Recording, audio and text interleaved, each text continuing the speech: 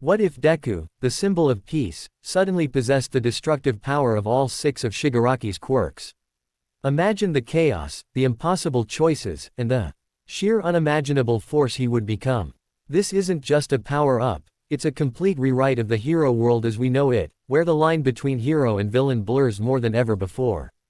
This is movie. And please give me feedback on this story so I can know where to improve. Also, if you enjoy the watching videos, please leave a like, share and comment, and check out my Patreon for early access. Jump right into the video. By the time the sky turned the color of a bruise, the city had already been chewed down to ribs. Skyscrapers stood like broken teeth, traffic lights blinked to no one. And the air itself felt smoked, heavy with powdered concrete, ozone, and the thin, coppery tang of fear. Sirens wailed and cut off. Somewhere, water mains geysered into the dusk. Somewhere else, heroes shouted for a medic and never finished the sentence. Deku, Izuku Midoriya, could feel one for all thrumming through his bones like a drumbeat that wasn't his. It had that familiar resonance, the comforting, impossible weight of 1,000 hands bracing his back. It spread through him in bright ropes of pressure, coiling in his shoulders, surging down his arms, humming in his legs. He drew that light in and kicked off the shattered freeway barrier. Detroit. The word cracked out of his throat but didn't finish, swallowed by the wind as he blurred forward, a green comet blowing rebar dust into glitter.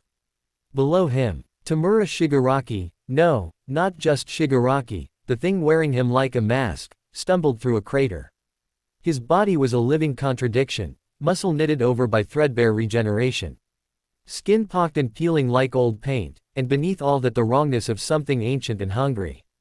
Smash! He landed with a shockwave that turned the crater into a bowl. Stone broke, a wave of force rolled outward, flipping burned-out cars like toys. The hit should have driven Shigaraki AFO deep into the ground.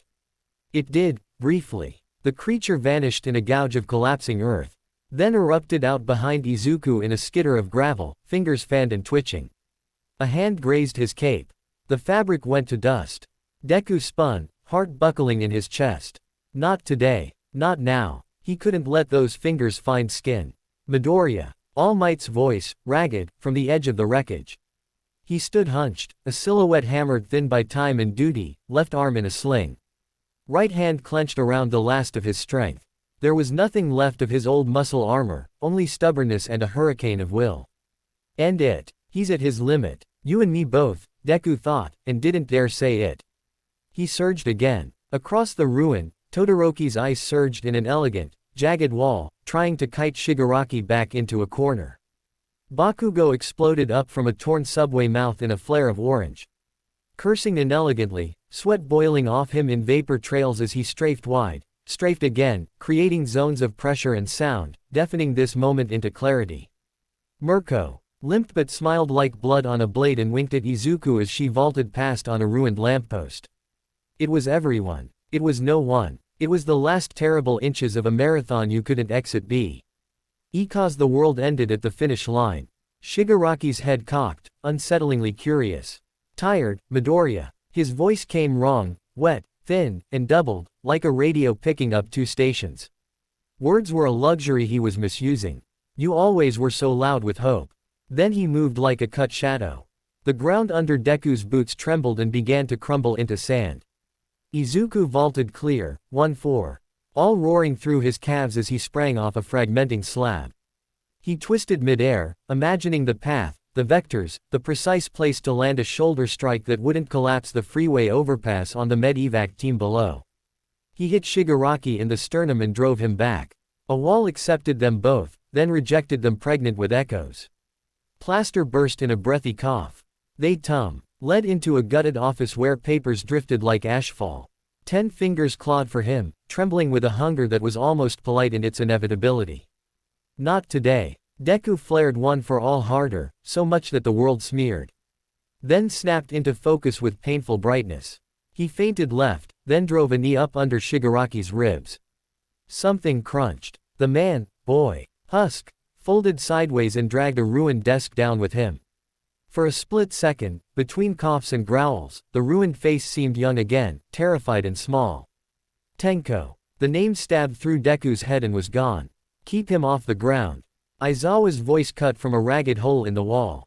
His hair hung limp, his eyes red-rimmed, but they were open, and for a moment, Deku felt the lift of relief, the quirk killer's gaze stripping, peeling. Denying. He saw the twitch in Shigaraki's fingertips stutter. Now. Deku moved. But from the ruined body came a laugh like splinters. You think you understand limits. The other voice said, the voice that didn't belong to Shigaraki. All for one had the rhythm of an old lecturer, patient as a guillotine. There's always one more cardinal sin in the body, one more fraction of spite in the soul. The roof above them sighed and dropped a panel. Izuku ducked, then shot forward, rotating into a blow that would have folded a tank. Shigaraki took it and cratered through the far wall, leaving a chalk line of red. He landed in a parking atrium yawning open to the sky, an exposed rib cage of beams and broken glass. The wind moaned steadily. Below, a long way down, an ambulance crawled like a toy across broken asphalt. Somewhere high above, a helicopter winked a blink of green. Shigaraki staggered to his knees. His breath wheezed through collapsed cartilage. For a heartbeat, he might have been a man drowning on land. Then something inside him took offense at that weakness and unrolled, smooth and glossy as oil. His hand rose, palm up, fingers relaxed. Not grasping, inviting. Izuku felt it before he understood it. A pressure in the air, a leak, a pulling sideways, as if the space between them were a thin membrane beginning to sag. The quirk that had stolen quirks countless times reached not outward, but inward, cannibalizing the last of its vessel's integrity. The body was failing, the core was not. Run, something in Deku's head suggested, Clea. R is a bell and wearing All Might's voice. But Izuku didn't run. Heroes didn't. There were medics below. There were classmates, friends, flanking. If he gave ground here, if he let this thing past him by even a foot, it would reach someone else. He planted his feet on a beam that sang under his weight and pulled one for all up like drawing breath for the last time. Aizawa's shout arrowed across the space, Midoriya. His eyes must have blinked. Or maybe the dryness had finally shredded the last of a human limit. Erasure slipped. Shigaraki AFO lifted his hand the rest of the way. The world bent. It didn't look like a beam or a line. It felt like a polite suggestion to the universe, rearrange yourself around me. Air wobbled. Dust motes traced the invisible currents like iron filings toward a magnet. Lights flickered and died. Izuku's mouth went unexpectedly dry as the taste of old copper filled it, a phantom hemorrhage. This is it, he thought distantly, with both terror and an odd calm. He turned his shoulder, presenting cloth and gauntlet instead of skin. He had seen this move enough times, studied fate lines and contingency charts. One for all burned brighter, brighter, body screaming at the misuse. The pull found him and locked in.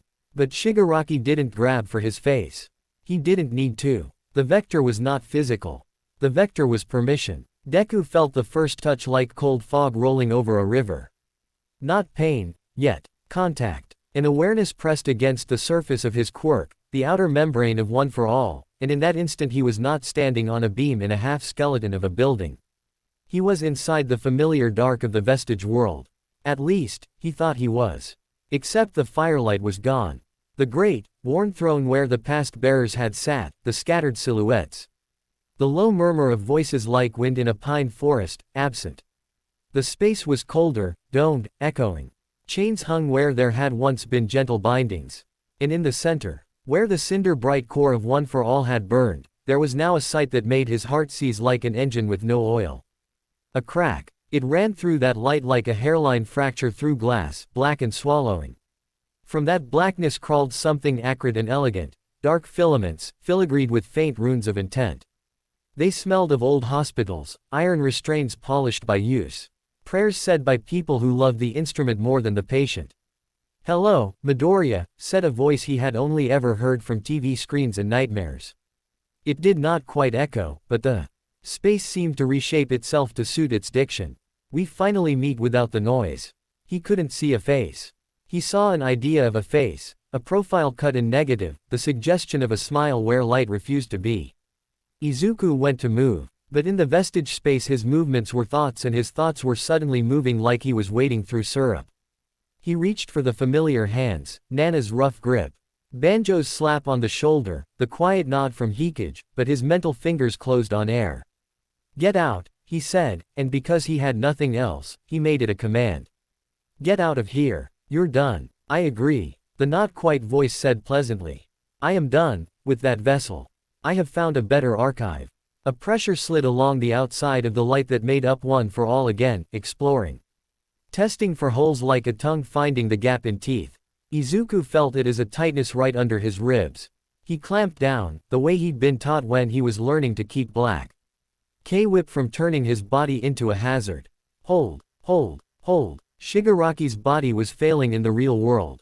Emergency lights painted everything with intervals of orange. Bakugo shouted something profane and beautiful. Aizawa swore, rare, and therefore terrifying. Mirko, somewhere, laughed like a promise. Izuku couldn't look away from the crack. It didn't widen. It didn't need to. The thing behind it knew patience. He felt it probe along the edge, and wherever it touched, the light hissed, not in pain but in offense, like a cat lifting its lip because someone walked in wearing the wrong smell. Then, with a terrible simplicity, something slipped through. It was small. It had to be, to fit. A flake of black snow, a seed, a core. The vestige world lurched. Izuku's breath punched out of him. One for all, his warmth. His anchor didn't vanish, it recoiled. It drew back from the point of intrusion the way skin goes goose pimpled around a thorn. The light reconfigured, gathered around the S-ed like ice forms around a piece of grit. The voice exhaled, not pleasure, relief, as if an ache had resolved in a joint that had always sat wrong. There we are, all for one said. Izuku lunged, thought hands out. Trying to seize the seed, to crush it, to tear it free. Chains he didn't recognize rose from the floor and kissed his wrists, soft and cold as fog, and with the gentleness of a well-practiced nurse, arrested him. He wrenched and found his will sliding on something oiled. Not total control, no. Not yet. Simply friction. Resistance. What he could do, he would now have to do through drag. You are not my enemy. The voice went on, conversational.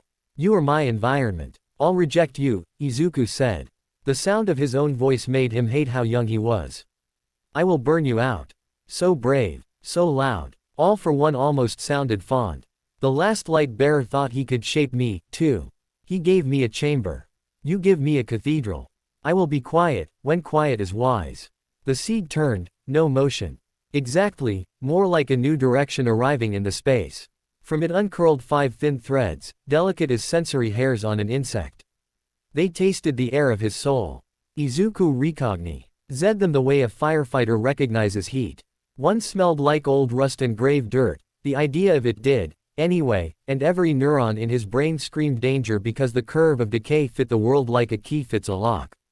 Another was a bellied hollow, a chamber that wanted to fill and only knew how by expelling. Air cannon, a launch, a blast, a lung turned wrong side out. A third was precise ND predatory, a mapmaker's quirk without a heart, search, not observation but inventory. The fourth glittered like a cluster of steel burrs, rivet stab, the geometry of pain, leverage and pinion. The last was a coolness at the edges of pain, a solvent scent that said don't worry about damage, damage is the easy part, super regeneration. Izuku's stomach flipped hard enough to make him swallow bile. No. Yes. The 5 hairs slid into him so smoothly that for a second he didn't feel the pierce. Then they were there, within, not just near. He was a house with 5 new rooms he hadn't consented to build. Outside, time crashed back into him like surf. He was falling. The beam his boots had been gripping dissolved under the lightest kiss of Shigaraki's fingertips, and there was nothing under him but air and a long drop into flashing ambulances. Wind roared. He reached for a snag of rebar and caught it with his left hand. His shoulder yelped. His other hand skidded along a secondary beam, palm leaving skin and blood. Shigaraki's body toppled, a puppet with slack strings.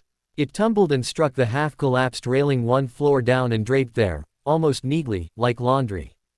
A helicopter lurched, a medic swore. Aizawa hurled himself across a gap at a reckless angle and nearly didn't make it. He did, by a mean inch. Izuku. Ochako's voice, where had she been hiding all this time, came brittle with panic. She floated a wave of debris out of the yawning space below him. Knives of glass, stray bolts, somebody's tablet still tracing a map that no longer applied. Hold on, I'm okay, he lied. Because heroes lied like that to the people they loved, because the truth would have made Ochako's voice break and then he'd break. He hooked a leg, swung, found purchase. His boots hit metal. He stood. The wind hitched. He looked at his right hand, open. Dust stippled the palm, and, God, there, along the outside edge of his thumb, the glove had worn through, and there was a patch of bare skin the size of a coin. A flake of paint lay near his fingers. He hadn't touched it. It crumbled to powder. Izuku's throat closed. His heart tried to fly up into the space where his voice should live and found gravity instead. The quirk wasn't on, he hadn't done anything, and still some reflux of it, some cunning static, had reached out, tasted, and broken. No, he told himself, ragging the word through the mud of panic. No, it could have been the wind. The stress. A coincidence. He closed his hand carefully, a monster sealing its own mouth, and curled his fingers into a fist. So tight his nails left crescents in his palm through the glove. Shigaraki moved. Or rather, twitched, then stilled. The twitch wasn't human, it was the last garbage left over when a program finished running. His chest rose and fell once more, a dry leaf lifting, and then it didn't. Mirko landed on the balcony above his body and crouched, eyes narrow. He's not getting back up, she said, and if there was disbelief in it, there was also awe. Did you? No, Izuku said, but the word felt thin. The truth was that he hadn't. He had not delivered the killing blow, he had held the line. And something else, something in him now, had used it to migrate. All Might limped into view, leaning on a bent railing. The wind tore at his coat and made it into a flag with no country. He was SMI. Ling the way you do when you've just realized you've made it through the worst hour of your life and the bill hasn't arrived yet. You did it, he said hoarsely, and in that second, Deku wanted to be reckless enough to accept the gift of those words. Then All Might's eyes, still so blue, even when the rest of him had dimmed, flicked to Izuku's right hand, and the smile died quietly. He hid it well, but Izuku had spent years learning that face. He saw the infinitesimal recoil, the phantom of a flinch, the calculation. A new battlefield had opened, and it was inside his student's skin. Midoriya, Aizawa said. He had climbed down to the same balcony, breath hitching, eyes red and dry, voice killing all excess. Don't move. I'm fine, Deku said reflexively, stupidly, like a teen caught with a broken dish. Don't move. Something in the way Aizawa said it, quiet, final, glued Izuku's boots to the beam. Aizawa approached at an angle, using the kind of motion that didn't spook scared animals. He knelt, keeping his body out of the direct line of Deku's hands, and studied what he could see of the torn glove. Did he touch you? Aizawa asked. No, Izuku said, and in that, at least, there was a hard nugget of truth. But, he swallowed. All Might. Sensei. Something came across anyway. How much? Aizawa said. Not disbelief. Inventory. Deku swallowed. He didn't want to answer. Answering would make him hear it again. In his own voice, and then it would be real in a way it wasn't yet. The wind moaned through the bones of the building. Below, the sirens came back cautiously. Like animals nosing into a yard after the wolves leave. All of it, Izuku said, and that was not quite accurate, and somehow that made it worse. Not all his power, but something hard, something cold, and 5 pieces. His hand shook. He forced it to still.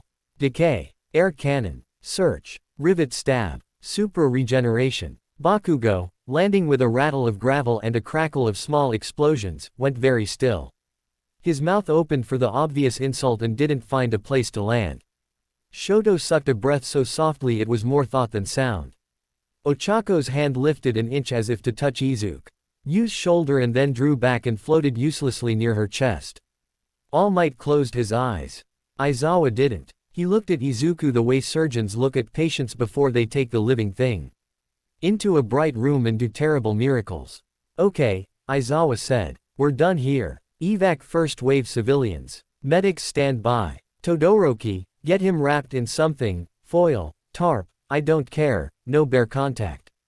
Bakugo, your point. Uraraka, clear the path. We don't touch him. Midoriya, you don't touch anything. If you think you're going to touch something, you warned me 3 seconds before. Where are we taking him? Mirko asked, rolling her ankle, testing it, ready for round 2. Underground, Aizawa said, as if the word had been waiting on his tongue for hours. Now, Izuku opened his mouth to protest. To argue that there were still civilians, that he could still help, that he had to be on the perimeter, that the 5 new rooms in him were still, for the moment, rooms with doors he could bar. He closed his mouth. He nodded. All Might stepped in front of him, close enough that Izuku could see the fine lines at the corners of his eyes, the skin polished by 100,000 smiles. Half of which were lies that saved lives. You did good, All Might said, and this time the words were paired with the knowledge of their cost. Now you do the next right thing. Izuku's throat burned. He nodded again. He let them wrap him in a silver emergency blanket until he looked like a rumor of a ghost. He concentrated on his breathing, in and out, counting, steady. He held his hands out and watched dust try to remember itself and fail. He focused on that failure as a win. As they guided him off the torsion-tired building, as he walked through corridors of broken glass his arms pinned to his sides like a man pretending he didn't need his hands, he could feel it, the seed in his chest, small and patient. It didn't speak again. It didn't need to. It was very good at waiting. It had waited decades for an opening.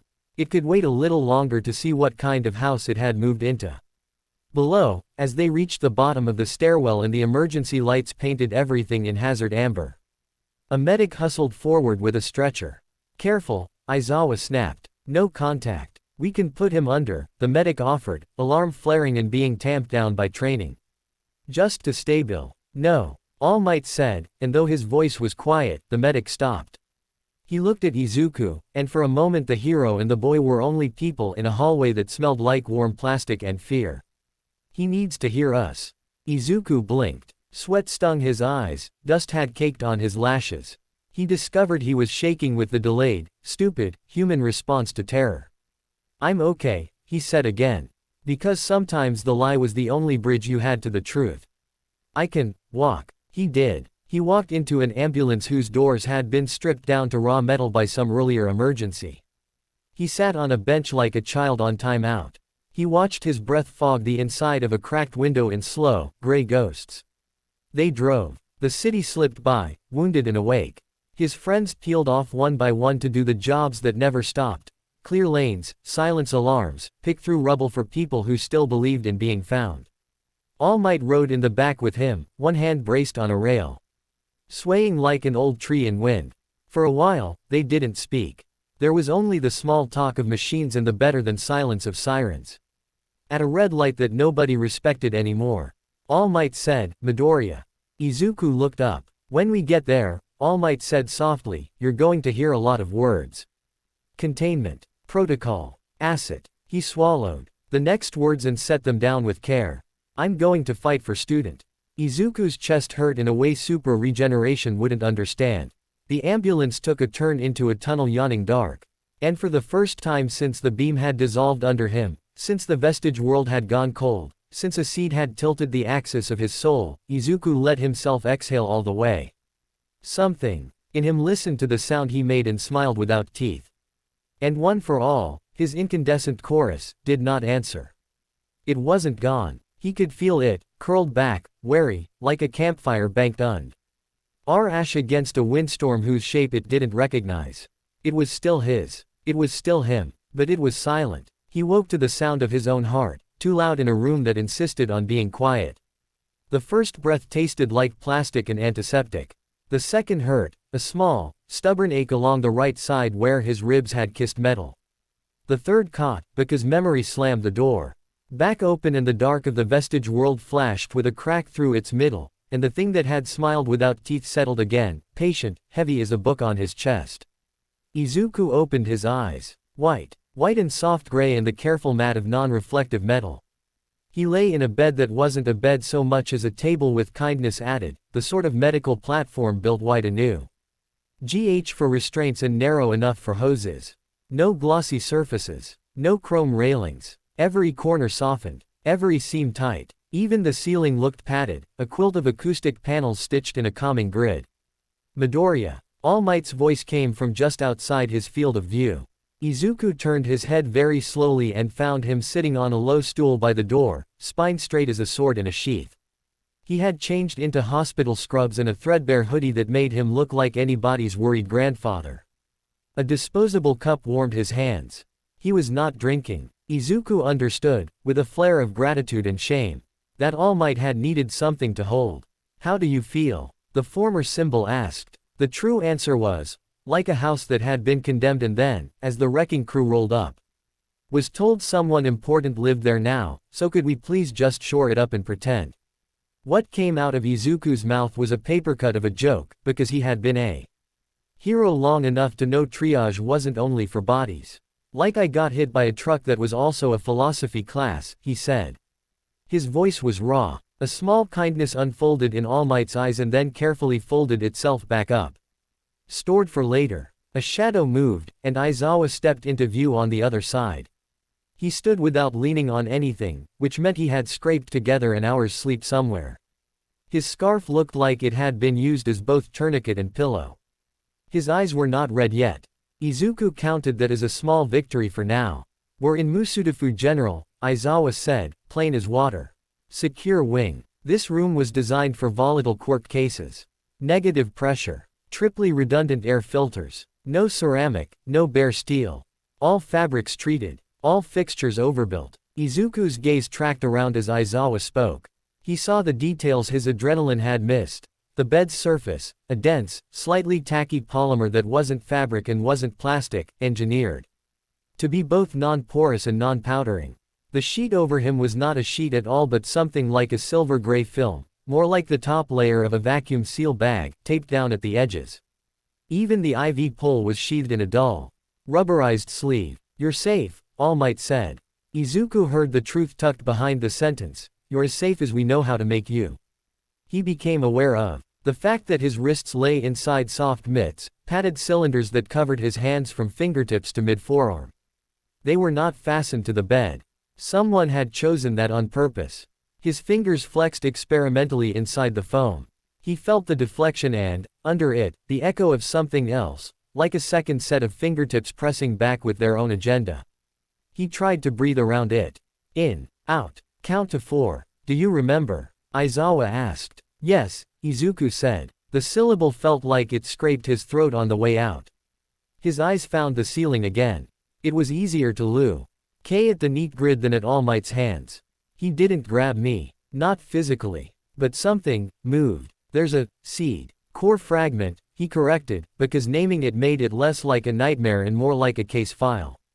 It's in there. And the 5 quirks. Do you feel them? All Might asked softly. Like new rooms in a house, Izuku said, the metaphor arriving because his brain needed a shape to hold the shapeless.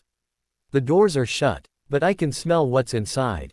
He didn't say the other thing out loud, that under those 5 new rooms, in the basement where he had stored his courage and his fear, something else had hung a sign that said office and moved in a desk. Vestiges. All Might asked, and the hope inside the word hurt more than his ribs. Izuku shut his eyes. He reached down into the place where he had gone 1,000 times before, when he'd asked Banjo how to untangle Blackwhip, when Nana had told him the shape of letting go, when the older first had watched him lead a man trying to decide if the boy in front of him would be a good steward of a family heirloom.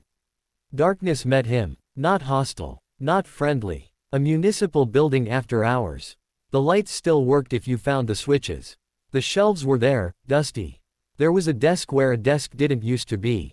But the voices, that always present chorus, warm and complicated and human, were not talking. They were not even whispering. They were elsewhere, deeper in. Banked. He opened his eyes. Silent, he said. The word scraped, too. They're there. But they pulled back. Like they don't want to be touched by it. All Might closed his eyes. A muscle jumped near his jaw. They're protecting you, he said, and whether he believed it or needed to believe it, Izuku couldn't tell. Aizawa did not offer hope. He offered procedure. He came closer, careful with the angles of his body, and set a small, black rectangle on the tray table beside the bed. Izuku recognized it as a sensor dock, commission issue. It wore the bored look of a machine that had planned to count heartbeats and was having a much more interesting day. We've got live monitors on your vitals, discharge, and particulate, Aizawa said. We also have a particulate trap in the room. If decay activates, we should see the spike first. Should, Izuku said. Aizawa's mouth flattened slightly. We've never watched decay from this angle. Izuku felt the laugh show up and decide, correctly, that now was not the time. Midoriya. All Might leaned forward, elbows on his knees.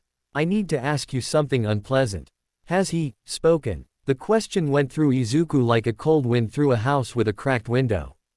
He lowered his gaze. He hated that the answer mattered so much to the person who had taught him how to be brave. He said, he'd be quiet when quiet is wise, Izuku said. He's very good at waiting. He searched for another word, something that wouldn't make All Might's hands tighten on the cup until it went oval. Polite. That's the worst part. He's polite. Aizawa's eyes narrowed, not in disgust but in the way of a man making a mental note and filing it under dangerous because it reassures. Food. A different voice asked, breezing in ahead of a body. A nurse in slate gray scrubs shouldered the door open with practiced grace. Her hair was braided tight and tucked under a cap, her name tag read Inoue. She carried a tray that smelled like broth, salt, and something pretending to be tea. Behind her, 2 more staff members hovered in the hall, their eyes flicking to Izuku and away again as if checking on a sleeping tiger. Inoue-san, All Might said, rising halfway out of habit and then sitting back down. Thank you. The commission's protocol says not to sedate unless absolutely necessary, Inoue said briskly. Setting the tray on the far edge of the table and pushing it across the slick polymer with a single finger so it slid within Izuku's reach without anyone leaning in too far. They also say no glass. No ceramic. No utensils sharper than a sai. She flashed Izuku a quick, fierce smile. I say you need calories, so drink. She popped the lid off the broth and said as. Draw in it with an absurdly cheerful little flag printed on the wrapper, you're doing great. Izuku almost loved whoever had chosen that, because it was so blithely wrong it looped back around to comforting. Thank you, he said. She nodded, all business again. We'll rotate staff every 2 hours so no one gets fatigued. And we're using a buddy system. If you need to sneeze, warn us. Her eyes flicked to the mitts, then to Aizawa. A brief conversation passed between them in the efficient semaphore of coworkers who had both lived long enough to be calm on purpose. The room settled after she left. Somewhere in the hallway. A comm beeped. Somewhere else, Shu Souls whispered. The hospital felt like a creature trying to lower its heart rate. Izuku took a careful sip of broth. It tasted lick, salt and bone and the way school cafeterias smelled on rainy days. He let the warmth sit in his mouth before swallowing. He felt it hit the hollow place where fear had burned through inside into it like water down a dry well. Can I see? He asked, after a moment that felt like a decision. Search. Aizawa's head tipped a degree. All Might's hand tightened on the cup and then loosened. If you can keep it passive, Aizawa said. No projection. No active scanning. I think it's ambient, Izuku said. Like a screensaver. It wants to show me things. He closed his eyes again and tilt. His head the way he had when he was 10 and trying to hear the TV from his bedroom through 3 walls.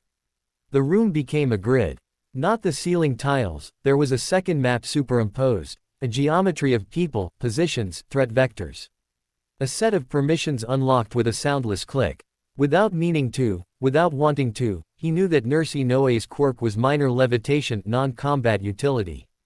That the guard by the elevator had hardened skin, class C, and a hairline fracture on the ulna from 3 weeks ago, that someone 2 floors down had a quirk that made their blood slow like syrup and that they were not doing well.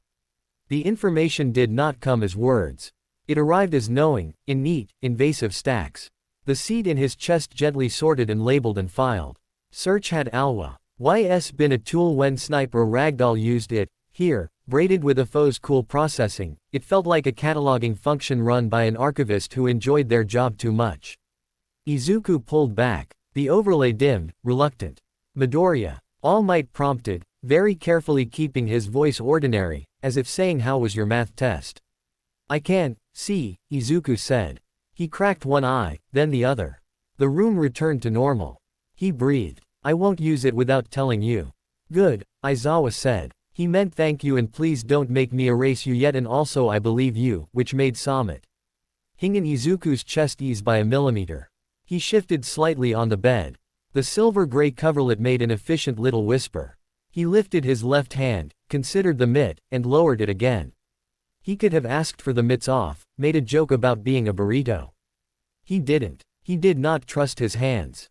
He realized belatedly that the IV in his arm had no needle. The tubing ran under the mitt, disappeared into a port on the bed. They were giving him fluids through the bed, not through him.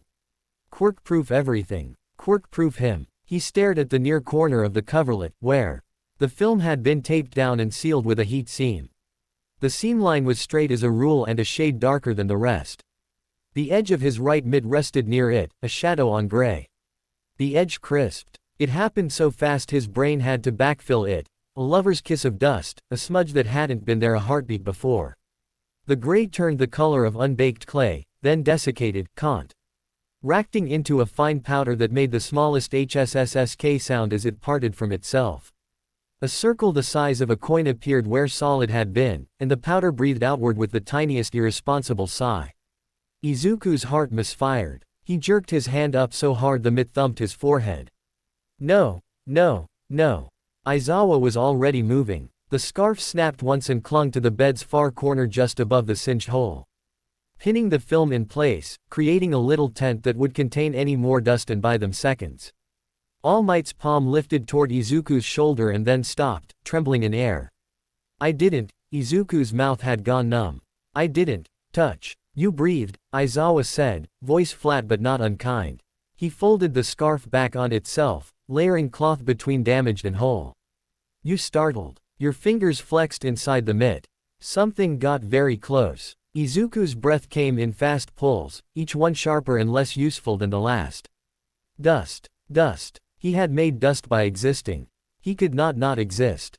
His vision tunneled, the overhead panels drew back into distance.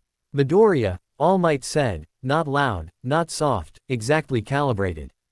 Breathe with me. Izuku found his eyes with difficulty. All Might drew a breath in for 4 counts, held 2, out 6. Izuku tried to match, failed, tried again. The edges of the room stopped doing that funhouse mirror move. He could hear the monitors again. Steady chirp, steady whir, a sigh of filtered air. Good, All Might said when Izuku's breaths matched his for 3 cycles. He let out a small breath of his own, the kind you don't show to cameras.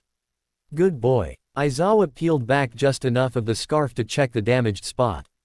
The circle remained a circle. No creeping edge. No slow, greedy advance. Localized, he reported. No progressive spread. Particulate trap caught most of it. He glanced at the little black sensor, its light pulsed green. He lowered the scarf again. We'll get you different mitts. Different. Layered. Aizawa said. Rigid inside, soft outside. If your fingers flex, they'll flex against resistance, not fabric. Less chance of compression changing pressure points internally.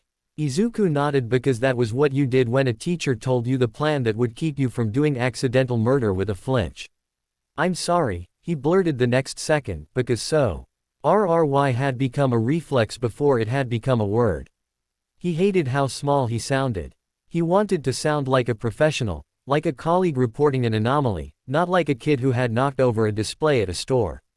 I didn't mean. We know, All Might said. Intent matters, Aizawa added, and though his face did not move, the sentence was as close to gentle as he got. But outcome matters more. We'll build process around both. Quote. Izuku swallowed hard around the knot of self-disgust. He wanted to tell them that if they had to lock him in a box, they should do it, that he'd rather learn to live inside a container than be a danger outside one. He wanted to tell them to put him in a field with nothing but dirt and sky like a dog with a history. He wanted to ask if you could file a restraining order against your own hands. Instead, because he was still All Might's student and Aizawa's responsibility, and because you learn to hold yourself together in public even when the public is 2 people who love you, he said.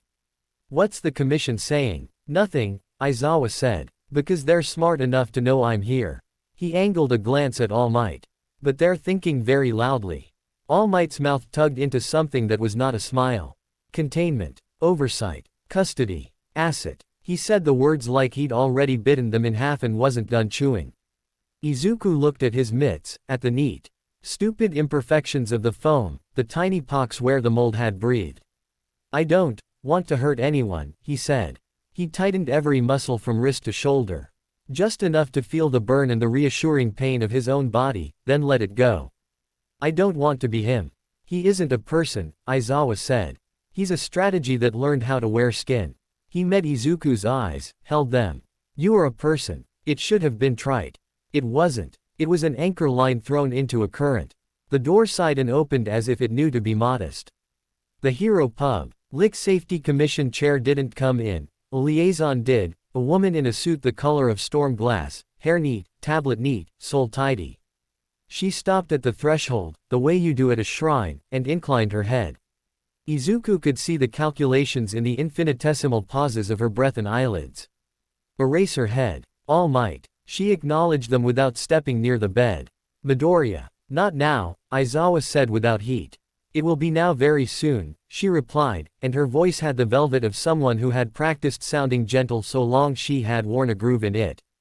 We're under extraordinary circumstances. I came to tell you our intent, not to argue. The Commission recognizes the implication of what has occurred. We will need to formalize containment protocols that. Not. Now, Aizawa repeated. The period's audible. He took one precise step forward. The liaison stopped precisely where he decided she would. If you want to be useful, go make a list of everything you think you need to say to me and All Might and the boy. Then burn that list and write a shorter one. Then fold it into a paper airplane and aim for the nearest shredder. The liaison's gaze flicked to Izuku. As if to check whether he found this funny. He didn't, but he wanted to. Her eyes returned to Aizawa, who stared at her like a man who had once held a line against a tide and had no patience left. Tea for people who didn't know how hard tides push. Erase her head, she said, a fraction less velvet in the fabric of her voice. We don't want to do this the hard way. Then don't, he said. He's my student. He's your problem. Learn the difference. All Might made a soft noise, the sort of laugh you only make when someone else is being bold on your behalf and you remember what that felt like in your bones. The liaison nodded once, deeply, and withdrew. The door closed very quietly. Izuku let out a breath he hadn't logged, even in his ledger of breaths. He wanted to ask what the hard way looked like. He did not. Because sometimes not asking is a kindness you give yourself. Sleep, Aizawa said, as if they were still in homeroom and he had just told the class to open chapter 3. We'll rotate watch. I'll be outside. All Might will be here for another hour. Then Present Mike. Then me again. All Might, who should have argued, didn't. He gave one small nod. He had learned something about listening when his body had stopped letting him shout. Izuku felt his body wanting to do something, run, fight, fix. He lay very still and let himself want without moving. He closed his eyes on a room full of careful materials and opened them again on the dark that had always been his meeting place with the dead. Hello. He tried, not loud, not soft. He didn't know if volume existed here. Silence. Not hostile. Not friendly. The sense of people present just outside the light. His light. He could wait. He had learned how. He wasn't the only one. The new desk sat where it had no right to be. Its surface shone without reflecting. There was a pen on it that didn't write, because it had already written everything it cared to. A whisper, not words, like a coat being settled on a back. He did not turn. He would not give it the dignity of being greeted. Instead, he reached for the memory of All Might counting breaths with him and held onto that until the shape of it filled the room like a candle that refused to blow out.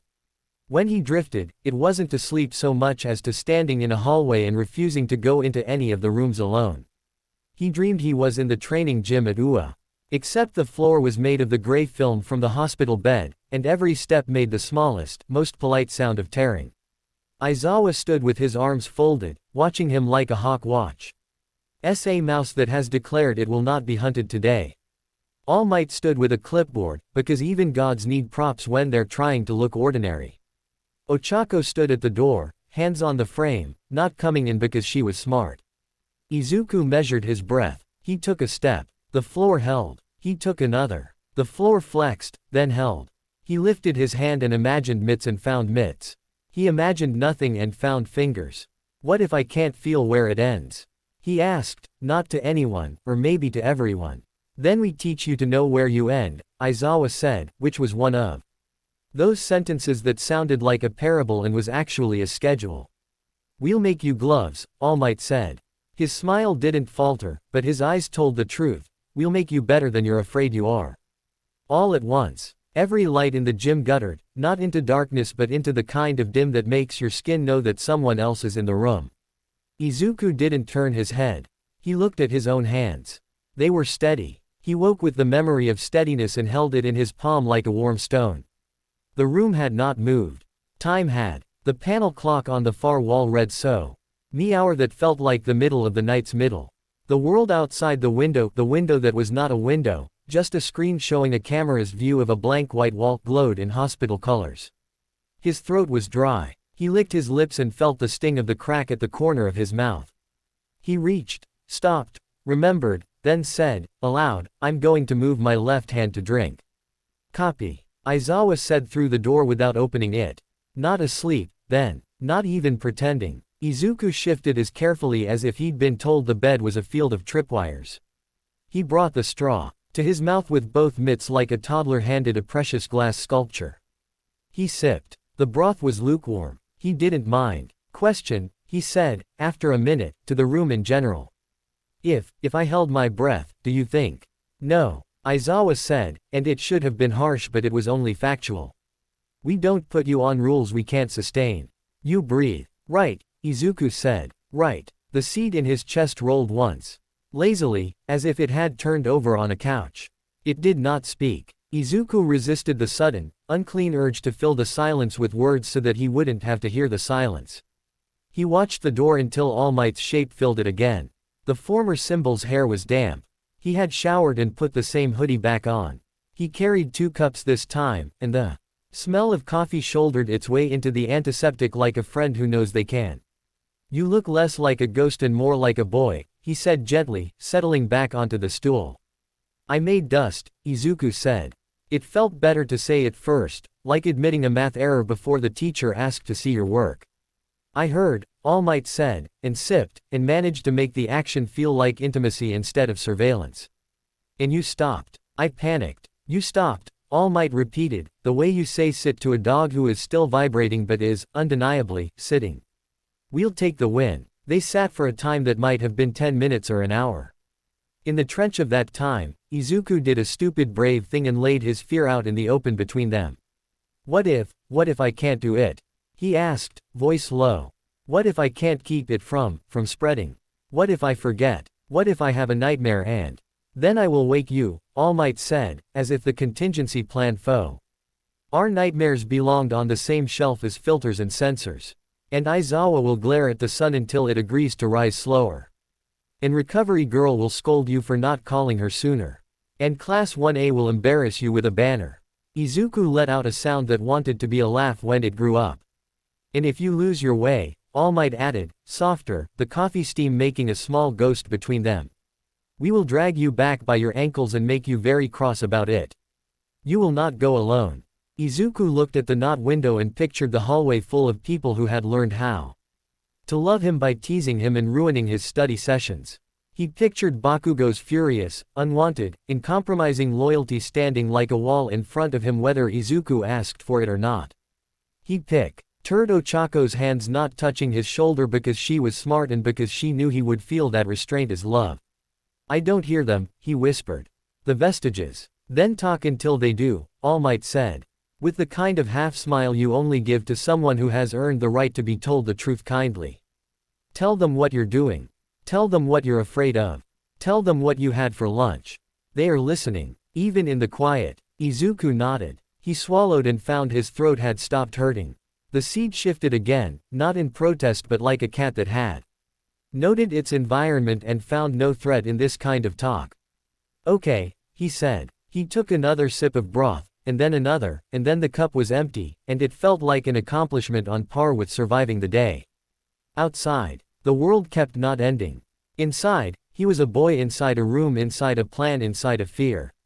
He rested his head back against the cushion that wasn't a cushion and closed his eyes because sometimes you have to practice the act of trusting your body while you still have people to watch you sleep. He drifted again and, this time, the hallway of his mind had one more light on than before. As he passed the weird new desk, he did not look at it, and the thing sitting behind it did not clear its throat, and somewhere deeper in the building of himself, someone pulled a blanket up over their knees and decided, reluctantly, that they were not going anywhere either. When morning arrived, hospital morning, screened and bleached and scheduled, he woke to the soft FFFTO.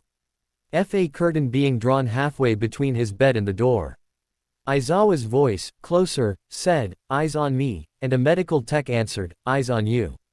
All Might stood, joints clicking like old wood, and stretched. "Shift change," he said. As if they'd just finished a patrol and were going to get to class late. "I'm going to step out." Izuku nodded. "Sleep more," All Might told him, as if that were a thing he could assign for extra credit. When the door closed and the curtain hemmed the rest of the world down to a gentle rectangle, Izuku turned his face toward the not window. He breathed. He counted. He told the quiet where he was. "I'm here," he said into the bank dark. "I didn't move. I made dust. I stopped. I'm going to learn. Don't go anywhere." Silence answered, which, for now, was not a refusal. Under the mitt, his fingers relaxed. He did not notice that, for a heartbeat, the monitoring sensor's green pulsing light paused, as if something had held its breath with him, and then continued, unalarmed. He slept without dreaming of hands. They convened the meeting in a room that was designed not to echo. The ceiling wore the same quilted hush as Deku's ward, the table was a lab of something that wasn't wood and wasn't metal, white enough to keep people from making the mistake of reaching. The lights had the good manners to glow without reflecting in anyone's eyes. A camera, small and embarrassed by its own presence, sat lipless in the corner and watched a red dot that Aizawa had taped over anyway. Izuku sat at the far end wearing the new mitts, layered, rigid inside. Soft outside, elbows on the armrests of a chair that had been chosen specifically because it let him pin his forearms at angles that didn't let his hands dangle. An unobtrusive harness crossed his chest from shoulder to hip. It didn't hold him down. It reminded him where he was. He hadn't asked for it, and he was grateful for it. Aizawa stood, because he always did. All Might sat at Deku's left, Amrod's spine softened by scrubs and hoodie, hands cradling a paper cup whose heat had long since fled. On the opposite side of the table sat Detective Tsukauchi, tie loosened and honesty quirk tucked eye. NTO the room like a fire extinguisher you hope never to use. Beside him, Commission Liaison Storm Glass wore a suit with no lint and a smile with no calories. Behind them, on the wall, someone had pet a piece of paper with a hand-printed name that was equal parts joke and spell, Project Anchor. Under it, someone had drawn a little green life preserver with cartoon eyes. Izuku suspected Present Mike, the dotted eye had a flourish. "This is off the record, by any definition," Aizawa said, without looking at the camera. "We will not be using Tartarus, nor will we be drafting any joint statement that includes the word custody. The only signatures I will accept are on the EMT chart and the meal log." "Eraser head," Storm Glass said, voice upholstered. "Our duty is to public safety. Mine is too. Think about worst-case scenarios and draft protocols when the rest of you are too busy being brave to be paranoid." "Good," Aizawa said. "Be paranoid somewhere else." Tsukauchi scratched a note he didn't need to make and glanced up at Izuku. "Midoriya," he said, "I'm going to ask you a version of a question I've already asked you 3 times in the ambulance. Has the thing inside you asked you to do anything?" "No," Izuku said. Tsukauchi's quirk leaned in like a curious bird and came away satisfied. "He's telling the truth," Tsukauchi reported, "for the record nobody was keeping." For now, Storm Glass repeated, as if agreeing with herself. "We can't assume it will remain so. The Commission's position is simple: secure containment, redundant fail-safes, controlled access, and strict information hygiene. The fewer people who know, the fewer variables we have to control when something goes wrong." "She means," All Might said mildly, eyes on the table, "keep the boy in a box." "I mean keep the world safer than it was yesterday," Storm Glass said, patience rimmed with steel. "Midoriya is a variable. A good one. A beloved one. An unstable one." Izuku had expected to flinch. He found himself nodding instead. Because euphemisms made him itch and there was relief in hearing the bad words said plainly. "I understand," he said. "I don't want," he stopped. Reached for sentence that didn't feel like begging for permission to be human. I don't want to be the reason somebody else gets hurt. Aizawa turned the full weight of his attention on Storm Glass. He goes underground, he said. My site, my watch, my rules. The only commission asset allowed into my radius is the food cart. Storm Glass's smile didn't move, the air around it cooled a degree. We have facilities. You have prisons, Aizawa said. I have a classroom with locks. All Might's mouth tugged into a line that would have been a smirk if he had any spare arrogance left to spend. Tsukauchi remained a study in attentive neutrality, but Izuku had learned to read him. The detective's shoulders had migrated a quarter-inch toward Aizawa. What is your site? Storm Glass asked. Aizawa flipped a folder onto the table. The cover bore no seals, just a picture of an old transit map, edges soft from thumb grease. He tapped a spot near the bottom where the lines tangled into a knot and a stat. Ion name had been scratched out decades ago. Quirk age year 5, he said. Before the commission existed. Before anybody remembered how to spell oversight. Musudafu built 3 civil defense shelters and then built a subway line over one of them. People forgot the shelter existed, the subway shut down that leg and nobody noticed. UA's original founders did. We've kept it in the ledger ever since. CE is a place with thick walls and no neighbors. Codename, well 13. Storm Glass didn't reach for the folder. She let the paper snake sit. How quickly can you bring it to? It's always hot, Aizawa said. We use it for drills I don't put on calendars. He slanted a look at All Might. And for boys who don't know how to sit still and are better for it. All Might didn't look at Izuku either. The corner of his mouth remembered how to matter. Describe the space, Tsukauchi said, for the detective portion of his brain that liked to inventory the physical world and see whether the facts lined up with the story.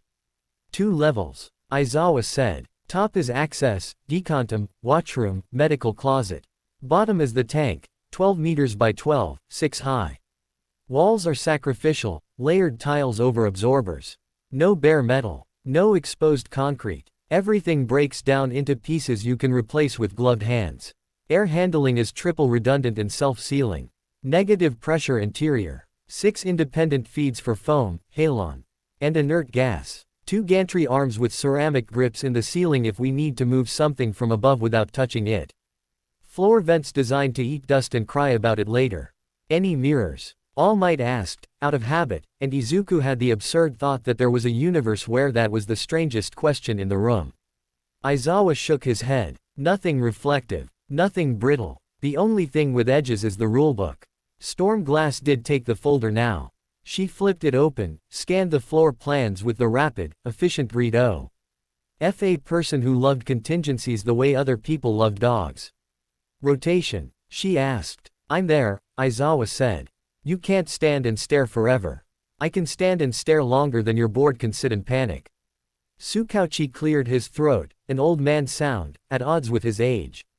You'll need redundancy. If erasure is the only thing between a boy and catastrophe, the first time you NK to yawn is the first time you wish you hadn't.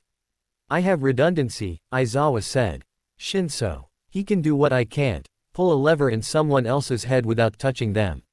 He's not a jailer. He's a safety. And he's my student. Storm Glass's gaze sharpened at the name. Commission approval for minors is not required for my students practicing my curriculum at an undisclosed educational site you've never heard of. Aizawa said, so politely it made Storm Glass's smile get 1 molecule thinner. We're not putting a kid in charge of pressing the red button. We are teaching a kid how to find the red button in case an adult falls down. Recovery girl, Tsukauchi asked. On call, All Might said. Her terms. She will scold all of us and be right. Information hygiene, Storm Glass said. Who knows? Exactly who? Aizawa counted on his fingers, not for effect, but because this was math that mattered. Me. All Might. Tsukauchi. Recovery girl. Mike, because he runs his mouth but knows when to lock it. And because if I collapse, he carries me. Shinso. The nurse who has already looked this thing in the eye and told it to drink broth. Nobody else in 1A unless and until we need them to be anchors. In Principal Nedzu, Tsukauchi said, gentle. He had once watched a mouse sell a government a building. Of course, Aizawa said dryly.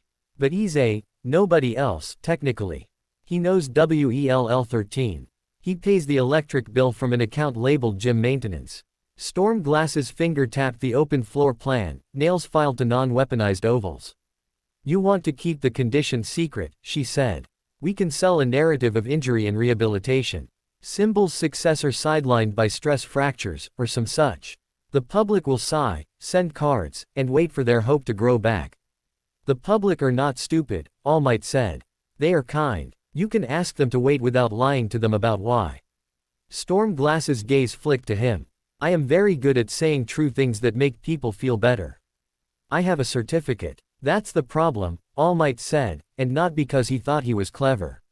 Tsukauchi rubbed his thumb along the edge of the table and looked at Izuku. Not as a detective now, but as a man who had watched too many brave young people be asked to carry ideas bigger than their bodies. Midoriya, he said, do you agree to be taken T? Oh, this well 13 and kept there until Eraserhead says otherwise. The truth quirk slid the question toward Izuku like a glass of water. He weighed it. He thought about the ambulance, the dust, the STR. A berry of panic in his mouth when the gray film had crisped at the edge. He thought about Bakugo's furious, unwanted loyalty and Ochako's hands gripping a doorframe, smart enough not to touch. He pictured the seed in his chest. Polite and patient. He imagined what it would do with a neighborhood. Yes, he said, and Tsukauchi's quirk felt the word and hummed along, satisfied. I agree. And if the commission overrides Eraserhead?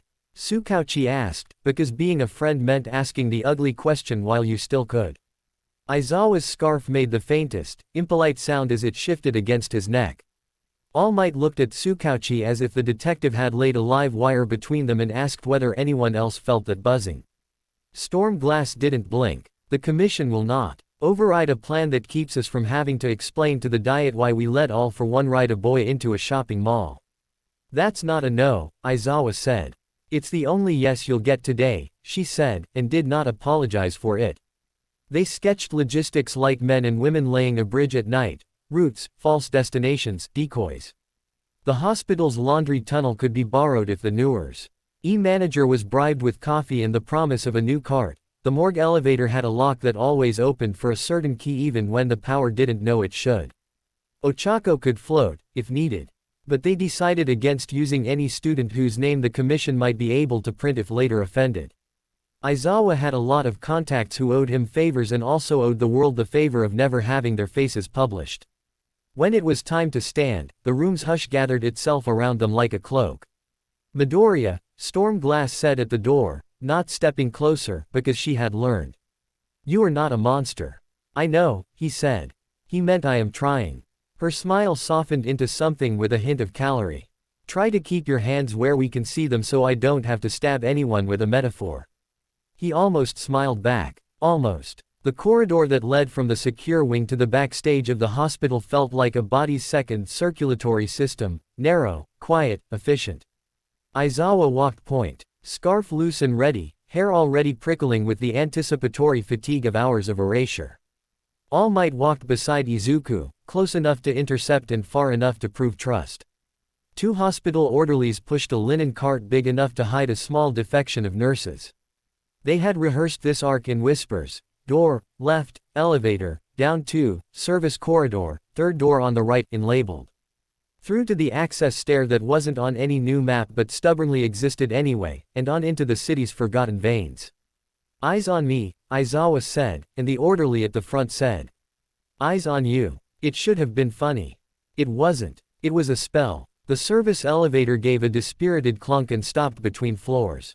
Of course it did, Izuku thought. With the weird clarity of someone who has been living in a streak of fate so strong it forgets to wash out of your clothes. The light flickered and held. The interior of the car was plasticized, as planned. The handrails were gloves, as planned. The mitts itched under his skin. Don't move, Aizawa said, not because he thought Izuku would, but because the first rule of bomb disposal is allowed. He stepped forward, fingers already tugging his scarf into a lasso he could use to hook the emergency panel. All Might braced the door with his shoulder as if he were holding up a mountain he'd previously sworn he could pick up anyway. Izuku felt it before he saw it, search unfurled like a dog on a leash that had been too short and suddenly wasn't.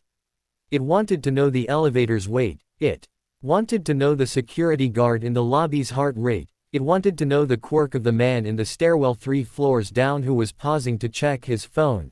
Hard nails, class E, bitten, nervous laughter pattern, frequent. It tagged the elevator's emergency brake, labeled it with a neat mind word, then cross-referenced that with air cannon's temptation, a directed burst to nudge the B. Rake into engagement so gently that nobody would feel the twitch but the car would settle on safe. No, Izuku whispered, to the something that thought it was helping. No, he looked at All Might. I can, gentle it, he said. Which was a bad sentence to say with mitts on your hands, but there were worse ones. He reported it like you do a weather change. How gentle, Aizawa said, face not moving. I can hold the air still. Izuku said, which was the wrong verb and the right idea. Look, he made his mouth into a line. I'll warn you. I won't, he swallowed. I won't, enjoy it. Tsukauchi wasn't here, but Izuku didn't need a quirk to know how stupid that sounded. All Might's eyes closed for a single second, the way someone blesses themselves without moving. He nodded once, the minimum approval required to proceed. On my say, Aizawa said. He had the emergency panel half open, scarf hooked around an inner latch. Now, Izuku didn't move his arms. He didn't need to. He imagined the quirk like a membrane and softened it without letting it billow. He exhaled in a way that wasn't physical. Air cannon uncurled a tendril and decided, for the first time since it had ever been used to blast, to carry. The elevator dropped a centimeter, as if relieved. The brake thunked into its housing, and the car settled with an embarrassed squeak. Aizawa did not say good. He finished opening the panel with his scarf, pulled the manual release with a wrapped wrist, and the door slid obediently. The hallway beyond looked like the back of a medium-sized grocery store, cement block walls paint. Ed in a color with a name like institutional beige, and a floor that had had enough wax coats to learn how to breathe on its own. Move, Aizawa said, and they did. No one noticed them. That was the thing about the hidden organs of cities. If you moved at the right velocity and wore the right expression, you could be the blood. Well, 13 announced itself the way an old house tells the truth too. You when you listen, with its temperatures, not its words. The stairwell down from the sealed door took them through air that got denser and quieter. The hum of the city receded into a memory you had to work to recall. The last flight opened into a vestibule that someone's grandfather had painted mint green 40 years ago and then sealed behind a false wall. A key Aizawa wore on a string under his shirt found a lock that had no right to still be the kind of thing that answered to a key. It turned with a groan that could have been protest or relief. The door swung inward on hinges that had been oiled in this decade. They entered a room that wasn't a room so much as a decision someone had built. The watchroom was long and low, a control panel on one wall wearing friendly old toggles labeled in someone's careful hand. Beside it, a row of chairs with the kinds of cushions you can clean with a hose and a sense of humor. A narrow window, ceramic, not glass, looked down into the tank. Through it, Izuku saw light, soft, even. He saw a floor, matte, grippy. He saw walls, tiled like a bathroom designed by an anxious god. Mike was there, jacket half on, tie slung over a chair like a pet snake that had fallen asleep. He threw both arms up when they came in, hands splayed, voice automatically throttled down to respectful. There they are, he said. The boy, the myth, he fished for a word, found one, was proud of it. Variable. Don't start, Aizawa said, but the sentence lacked teeth. Have you slept at all? I nodded aggressively at a wall for 20 minutes, Mike said. His eyes went to Izuku and did a thing All Mights had done, softened and sharpened at once. How we doing, kiddo? I didn't explode in an elevator, Izuku said, because sometimes your standards adjust on the hour. I made an air hug. Mike's grin went comet bright. Already rebranding, he said. Love that for you. A small, efficient cough came from the corner. Recovery girl, cheeks pink with kind of irritation that only means I'm glad you got here, emerged from behind a partition carrying a tablet and a metal tin of old-fashioned candies that looked like they could power a small town. Quote, this place still smells like we stored mushrooms in it in the 70s, she declared. I'll have someone run a scrubber after you two boys stop posturing. She tilted her head up at Izuku. You look pale. You need to sit for 10 minutes before you try to be noble. I can stand, Izuku said. It came out too fast. He corrected it. I'll sit. He sat on a chair that could have held a bull and say. His mittened hands on his thighs like contraband. The seed in his chest turned the tiniest quarter-inch. It was listening. It liked plans. Aizawa pointed with his chin toward the tank. When we go in, he told Izuku. I will be looking at you. That will take the 5 quirks offline. It will not erase the container. You will still feel it. You may feel it more, because nothing gets to distract you by being flashy. You will hate it. You will live. Izuku nodded. Good. You will speak before you try anything, Aizawa continued. You will warn me if you're going to sneeze, yawn, cough, cry, scratch, think about your hands. Remember having hands, or consider developing a new attachment to the concept of hands. Mike snorted. Recovery Girl made the face of a woman who had never laughed in public and did not plan to start now. You will tell me, Aizawa said, and his voice slid from dry to flint, if he talks. Izuku looked up into Aizawa's eyes. They were already red around the edges. Already tired in the ways heroes pretend not to be in front of cameras. I will tell you, he said, and the truth quirk that wasn't here nodded in an imaginary corner. They went in. The tank swallowed sound. The door sealed with the careful intimacy of a bank vault closing, less slam than acceptance. The air was different, filtered, cool, flat. The floor gave half a millimeter and then didn't. The walls did not echo when you breathed at them. Aizawa stepped in front of Izuku and let his hair fall forward like he was ready to be a weapon. He didn't activate erasure yet.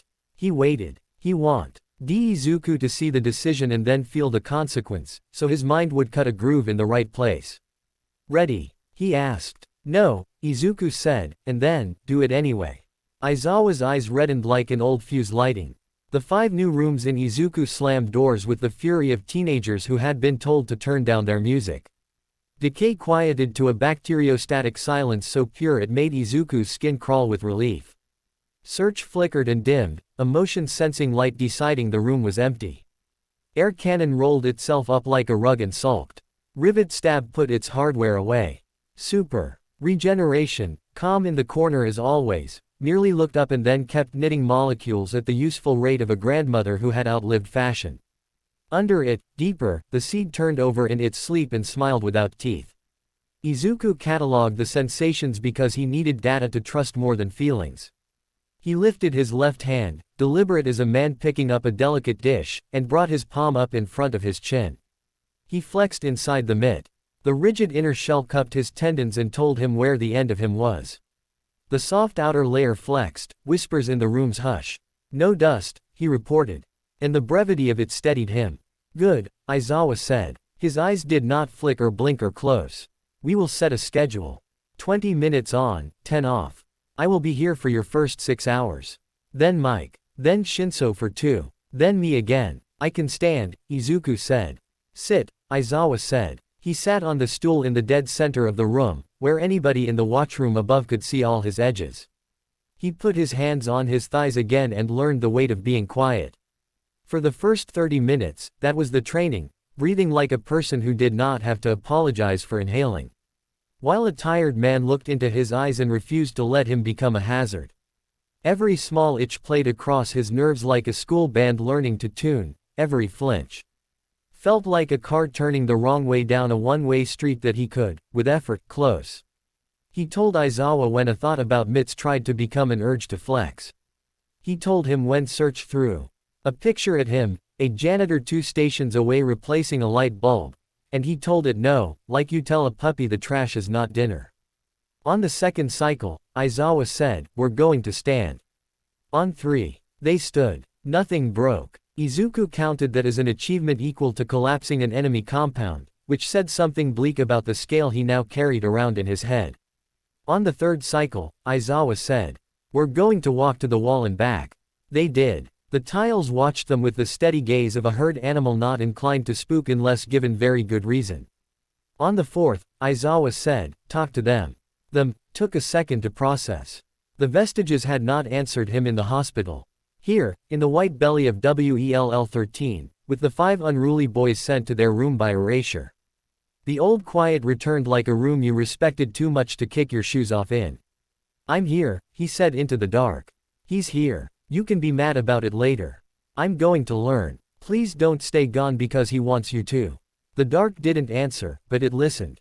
That counted. Aizawa's eyes flickered the tiniest bit in a way that meant the grit was getting under his lids. Izuku wanted to tell him to blink. He did not, because rules gave you less freedom until they gave you more. 5 minutes, Aizawa said, eyes still a weapon. Then I blink. Copy, Izuku said, and some thing in him that had learned to be a soldier logged the word and felt steadier for having said it. When the blink came, it was a mercy delivered like an insult. The 5 doors inhaled. The rooms behind them woke, stretched, took stock. The seed did not move, because it didn't have to. Aizawa lifted his eyes to the ceiling, counted to 2 in his head, and knifed his gaze back down into Izuku's. Izuku realized his jaw had clenched. He made himself unclench it. Okay, he said. He was sweating. He'd been sweating. He felt stupidly proud of the stupidly human detail. Okay, Aizawa agreed. Again. They did the math until the numbers began to believe they could add. Up in the watchroom, Mike did a crossword and scheduled 3 emails he never planned to send. Recovery girl scolded a gantry arm for squeaking and made a note to have someone with small hands get inside it later. In the corridor, the motion sensor watched a mouse decide whether it wanted to join a quirk class. In the tank, time wore down to the plank of the moment and got polished. Shinso, Aizawa said into his comm after the 5th cycle. Bring your chair. A few minutes later, the door sighed and the boy walked in, slouched hoodie, messy hair. Eyes that were older than the rest of him like someone had stolen years from his sleep. He leaned on the doorframe and didn't speak until Izuku looked at him without flinching. Aizawa didn't erase him, because Shinso did not need to be made into a patient. Hey, Shinso said. We're doing the freaky room again. Cool. Hi, Izuku said, and because the rules here were honesty and consent, he added. If I look at you and say something, and it's not me, I want you to make it me until it is. Shinso's eyebrows inched up, because people usually dance around their O.W.N. terror with politeness, and this was an invitation painted in bright colors. Roger, he said. I'll ask first. Consent, and all that. If you turn into a blender, Eraser's going to squint and make you not a blender anyway. I'm not going to be a blender, Izuku said, which was the kind of joke you make when you are learning how to stand still while your life rearranges itself. Aizawa's mouth moved a millimeter. It might have been a smile. They stood. They sat. They breathed. Aizawa glared the 5 boys back into their rooms every time they tried to sneak out for a cigarette. Mike dropped in a portable speaker and set it on the watchroom ledge and played something soft and stupid because even steel holds better with songs. Recover Girl made Izuku drink something that had the moral fibre of a spinach smoothie and the taste of boiled boot. Storm Glass texted Aizawa a list of euphemisms and he sent her back a picture of Well 13's door with a thumbs up emoji. At hour 5, AFO spoke.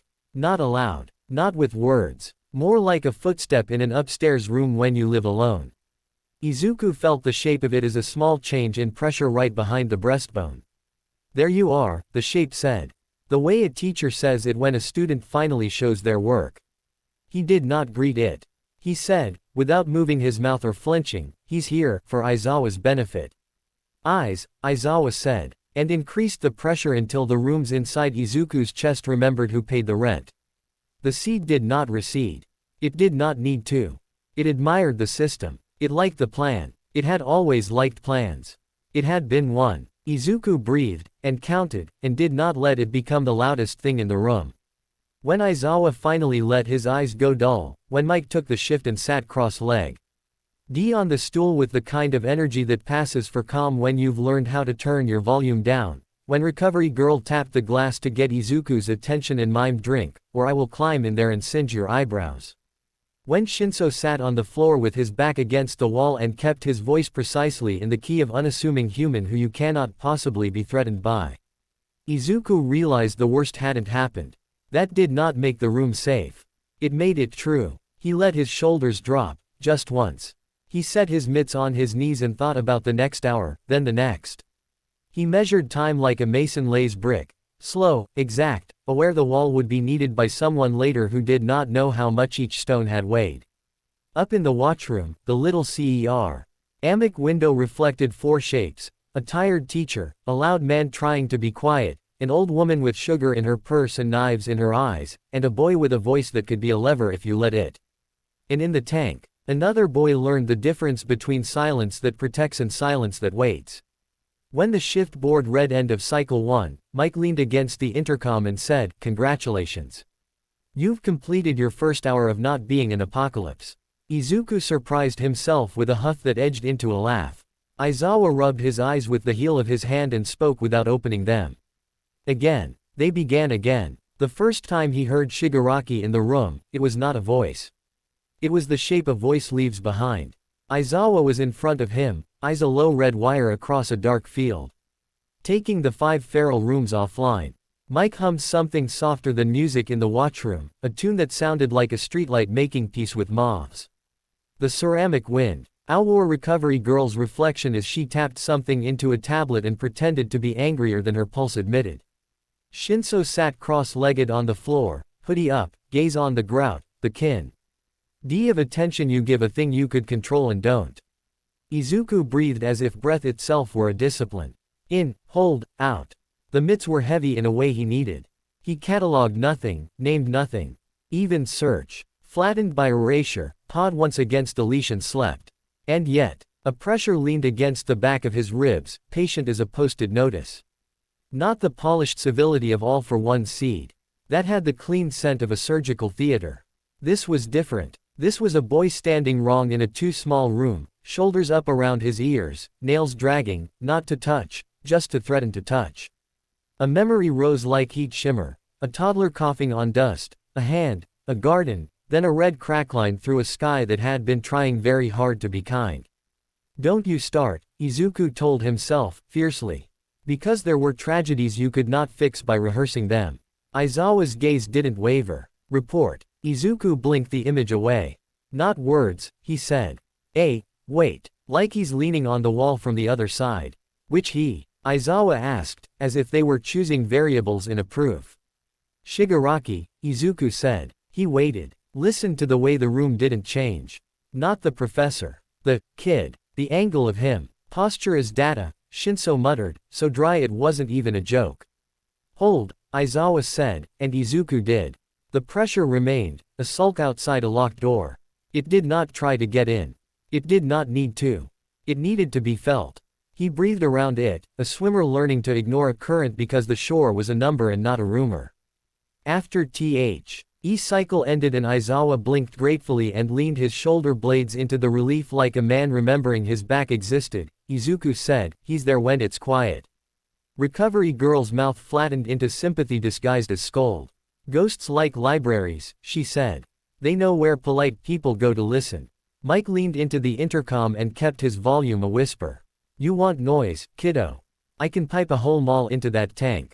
Toddlers with balloons. Pop ballads from 5 years ago. Every escalator sighing like it has opinions. Not yet, Aizawa said. If we drown him today, he'll learn to hear the footsteps in the noise tomorrow. Better we teach him to hear them now with the names attached. He turned back to Izuku. Language, he said. Izuku swallowed. If I call him Shigaraki, I'm still putting a person at the end of that sentence. Try Tenko, recovery girl said sharply, and when 3 heads turned, she added, names are levers. Shigaraki is the mask the older monster made and taught the younger monster to wear. Tenko is the boy the world failed first. See which one listens. See which one leaves the room. Izuku nodded, small and grateful. In the vestige dark, he didn't dare speak the name aloud, not yet, but he thought it as if he could set it down gently on a desk that had never had a gentle thing placed on it. Tenko, he thought, and the pressure changed. Not softer, never that. But less theatrical. The posture untensed by a hair. A breath he didn't know he'd been holding left him like a coin he couldn't afford to drop. Response? Aizawa asked. Izuku shook his head. Just less corner. Aizawa accepted the data, put it away, brought the moment back. Again, they practiced the basics until basics layered into something that began to look like skill. Stand, sit, walk to the wall, stop on the seam, pivot without scraping a shoulder. Warn before adjusting the mitts. Count, recite, breathe. When Aizawa's eyes burned too much to trust, Shinso's voice took the room. His tone flat as felt. He didn't press Izuku's mind unless invited. He irritated all for one seat occasionally simply by existing as a lever under the floorboards. Every 40 minutes recovery girl bullied a nutrient slurry into him and threatened him with a spoon wider than a dignified boy would ever want to imagine. Every hour Mike spilled a stupid observation into the intercom, and have you ever noticed how every no slip floor dares you to slip, not to pull laughter out of him but to remind the room that it was still a room with people in it. Every Fort change All Might stood in the doorway of the watchroom, as if there were a ritual of saying I am still here that had to be observed on the hour. Through it all, the not voice pressed at the periphery at unpredictable intervals. A boy's stance, a man's ruin, a habit of being that had forgotten how to be. Late on the second day, when the tank's air was the temperature of a polite office in Izuku's legs had decided to tremble or be angry but not both, All Might entered with a rectangle of old green cloth folded into a smaller square. He didn't bring it into the tank. He lifted it to the ceramic window and let Izuku see it. It was a hand towel, washed thin. Someone had embroidered slanting stitches into one corner, practiced, ordinary. Nana's. This used to sit in a locker where some of us kept a kettle. He said through the intercom as if telling a ghost story with the lights on. On bad days, we burned our tongues on tea, and Nana scolded us that it wasn't a flex. Izuku's throat tightened in a way that made recovery girl glance up without looking like she was checking. The hand towel was the opposite of power, a domestic scrap that had outlived wars because it had been useful. He stared at the stitches until the desire to cry got embarrassed and went to sit in the corner by itself. Aizawa watched, then said, very simply, talk. To who? Izuku asked. All of them, Aizawa said. Even the one you don't want to. Izuku closed his eyes and did what All Might had told him to do in the hospital, he narrated. Like a man calling the positions of stepping stones across a river out loud so the people behind him could use his feet as a map even if they couldn't see. I ate the thing that tasted like a shoe, Grandma, he told the space where Nana might be listening, and felt, absurdly, a cold kiss on the drag of his humor. I learned where the tile seam is. I didn't touch it. I want to. My hands remember touching as a language. I am teaching them dialects. Shinso's sitting on my right, pretending to be less kind than he is. Aizawa-sensei's eyes look like they'd like a vacation in a bottle of eye drops. Mike's pretending not to dance while seated. All Might brought something that smells like an old locker room and the inside of a laugh. Tenko, he said then, deliberately, a teacher saying a new student's name as if the syllables weren't already cursed. You're not a weapon in here. Neither am I. You can stop leaning on the wall. There was no answer, but there was a pause, a hitch in the draft under the door. The boy in the hall didn't leave. He shifted his weight. The professor farther in, all for one's seed, turned a page of a book that did not exist and smiled without teeth. Training, the third day, became something you could point to on a chart.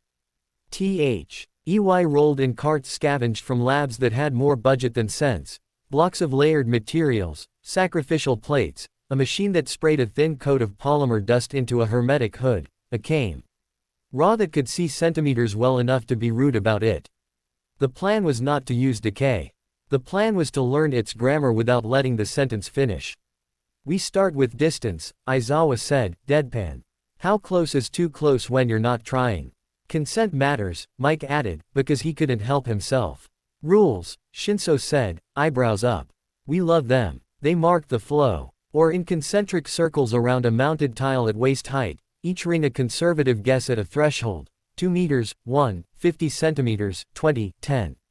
The entire apparatus sat over a mouth in. The floor that breathed filtered air down and out to a trap named, in somebody's sense of humor, the crybaby. Aizawa erased, and 5 doors slammed. Izuku stepped up to the 2-meter ring and held his hand out, palm up, mid-on. The room waited. Nothing. Good. He stepped to 1 meter. His breath wanted to quicken. He told it no, polite but firm. Nothing. 50 centimeters, nothing. 20. Sweat gathered between skin and foam. The metallic taste of Ono licked at the back of his tongue. He held still. He could feel it now, not working but wanting to practice later, a nascent itch where tea. He knew room inside him held its breath like a child at recess. Nothing. 10. A faint dryness ghosted across the back of his knuckles. He froze. Not active, he began. A moon-thin ring of polymer. On the tile's surface crisped in a quiet tisk, as if the tile had found reason to be disappointed in the quality of the room's manners. Aizawa didn't blink. Shinso's hoodie didn't move. Mike's knee went perfectly still. The ring held. It didn't creak. The crybaby sighed a little and ate a thread of gray. Izuku eased back until the air stopped tasting like a hospital waiting room at 3 a.m. He swallowed while recovery girl dissected the ring with instruments better suited to an expensive manicure. Localized reaction at first contact air boundary, she reported. Likely electrostatic driver. She glanced at Izuku. You're a storm right now. We ground you with mitts and a floor in humility. Sometimes storms still crack their knuckles. Aizawa's eyes dimmed for exactly 2 seconds, blink break, then burned again. We don't seek proximity, he said. We make the world come to us. Sit. Breathe. Log. Izuku sat on the bull chair and logged sensations as if they were inventory, the itch that hadn't become a flinch. The stillness that had held, the stupid human pride at making nothing happen. On his next pass, he closed at 20 and stopped. No ring. Something in the new room inside him pouted and then put its chin in its hand and pretended to listen. By the 4th pass, they had a list recovery girl liked. Humidity, yes. Temperature, yes. His pulse rate, yes. The emotional equivalent. NT of a tongue pressed to a broken tooth, very yes. Hooks, Shinso said. Brains love them. We make the wrong ones all the time and call them habits. Let's make you 3 right ones you can trip on when you're tired. They built anchors. First, voice. Shinso taught him a phrase cut to the bone of utility. Say, pause, Shinso, and I will grab your rail, the boy said. You're giving consent now, while you like me. If you withdraw it later, I'm going to argue like hell. Consent persists until revoked, Aizawa said, unflinching. This is revocable. Not advisable to revoke, but revocable. Pause, Shinso, Izuku repeated. And felt the phrase lay a path of littered breadcrumbs across a wood he knew he'd be asked to run in the dark. Second, touch. Recovery girl and Mike produced a set of haptic clips that looked like someone had turned anxiety into hardware. They fastened inside the mitts along the bones of his palm and sparked the faintest buzz pattern when a threshold approached. The idea was simple. If Izuku didn't trust the air yet, he could learn to trust the buzz. Feels like nervous bees, Mike reported, palming one with vengeful curiosity. Good, recovery girl said. Let them sting before the world crumbles. Third, language. All Might brought in an index card and a pen and made him write, in careful block letters, hands to yourself. He taped it at eye level on the far wall of the tank. It was both an instruction and a joke that was only funny because they were all too tired. Rule 0, All Might said, as if there had always been a Rule 0 and they'd so Mahao forgotten to say it out loud until now. We are not our power. We are the thing that decides. If we can decide small today, we earn deciding big someday. Izuku stared at the card until the whir. DS turned into black shapes with edges he could rest his mind against. When Aizawa let his eyes rest and the room inside Izuku got noisy again, he tried to hear the urge to do without answering it with doing. He learned the taste of the moment before. And when the not voice pressed the wall again, boy in a too small room, shoulders sullen up, Izuku tried something that felt both dangerous and right. He took the pressure and folded it, like origami, into the feeling of the bees. You want to touch everything until it stops hurting, he told the space where Tenko might be. Me too. We are not that. We are not allowed. If there was a reply, it was the kind the body makes. His shoulders lowered by a centimeter he had been pretending not to grip. On the 4th day, the commission sent a box. It arrived escorted by a courier who looked like she'd practiced hand-delivering bomb parts to temples without upsetting the monks. Aizawa met it at the threshold like a man frisking a metaphor. Store. Glasses note in the lid said only, for your workbench. Use or don't. I am trying to be useful. Inside, a set of ruined objects gathered from safe houses and raids over the years, things decay had taken bites out of. A kettle with a sunburst of rust at its base where the world had let go. A plastic toy with a perfectly circular crisp through its torso, a concrete core sample pinned to a paper with patient's chart annotations. 3 digital counters and a dust capture kit bearing a warning label that read like a confession. Evidence, Tsukauchi said, appearing like a ghost at Aizawa's should.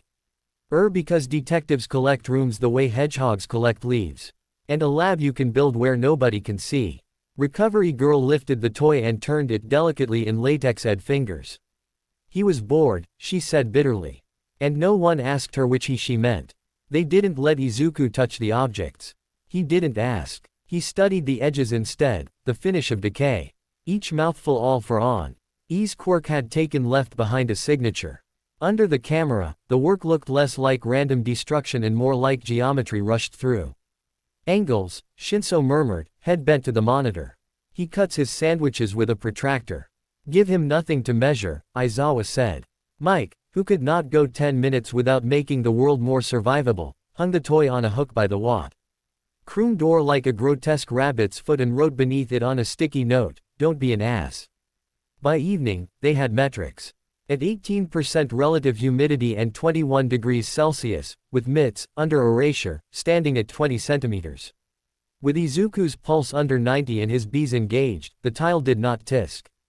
If Izuku's concentration slid and his breath stumbled, the bees sang louder. If anger arrived, in a flash, at nothing.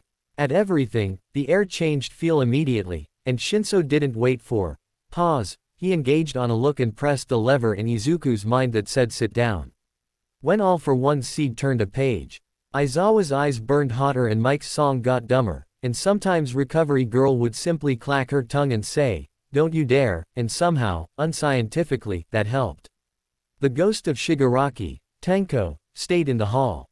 Late, when Mike went to get coffee and didn't, when Shinso slouched lower as if trying to put more earth behind his spine, when Aizawa's blinking had become something visible and reckless. All Might stood with his hands behind his back and said, I want to tell you something I don't tell people. Izuku looked up, wary, grateful, 16 feelings unhelpfully trying to be useful.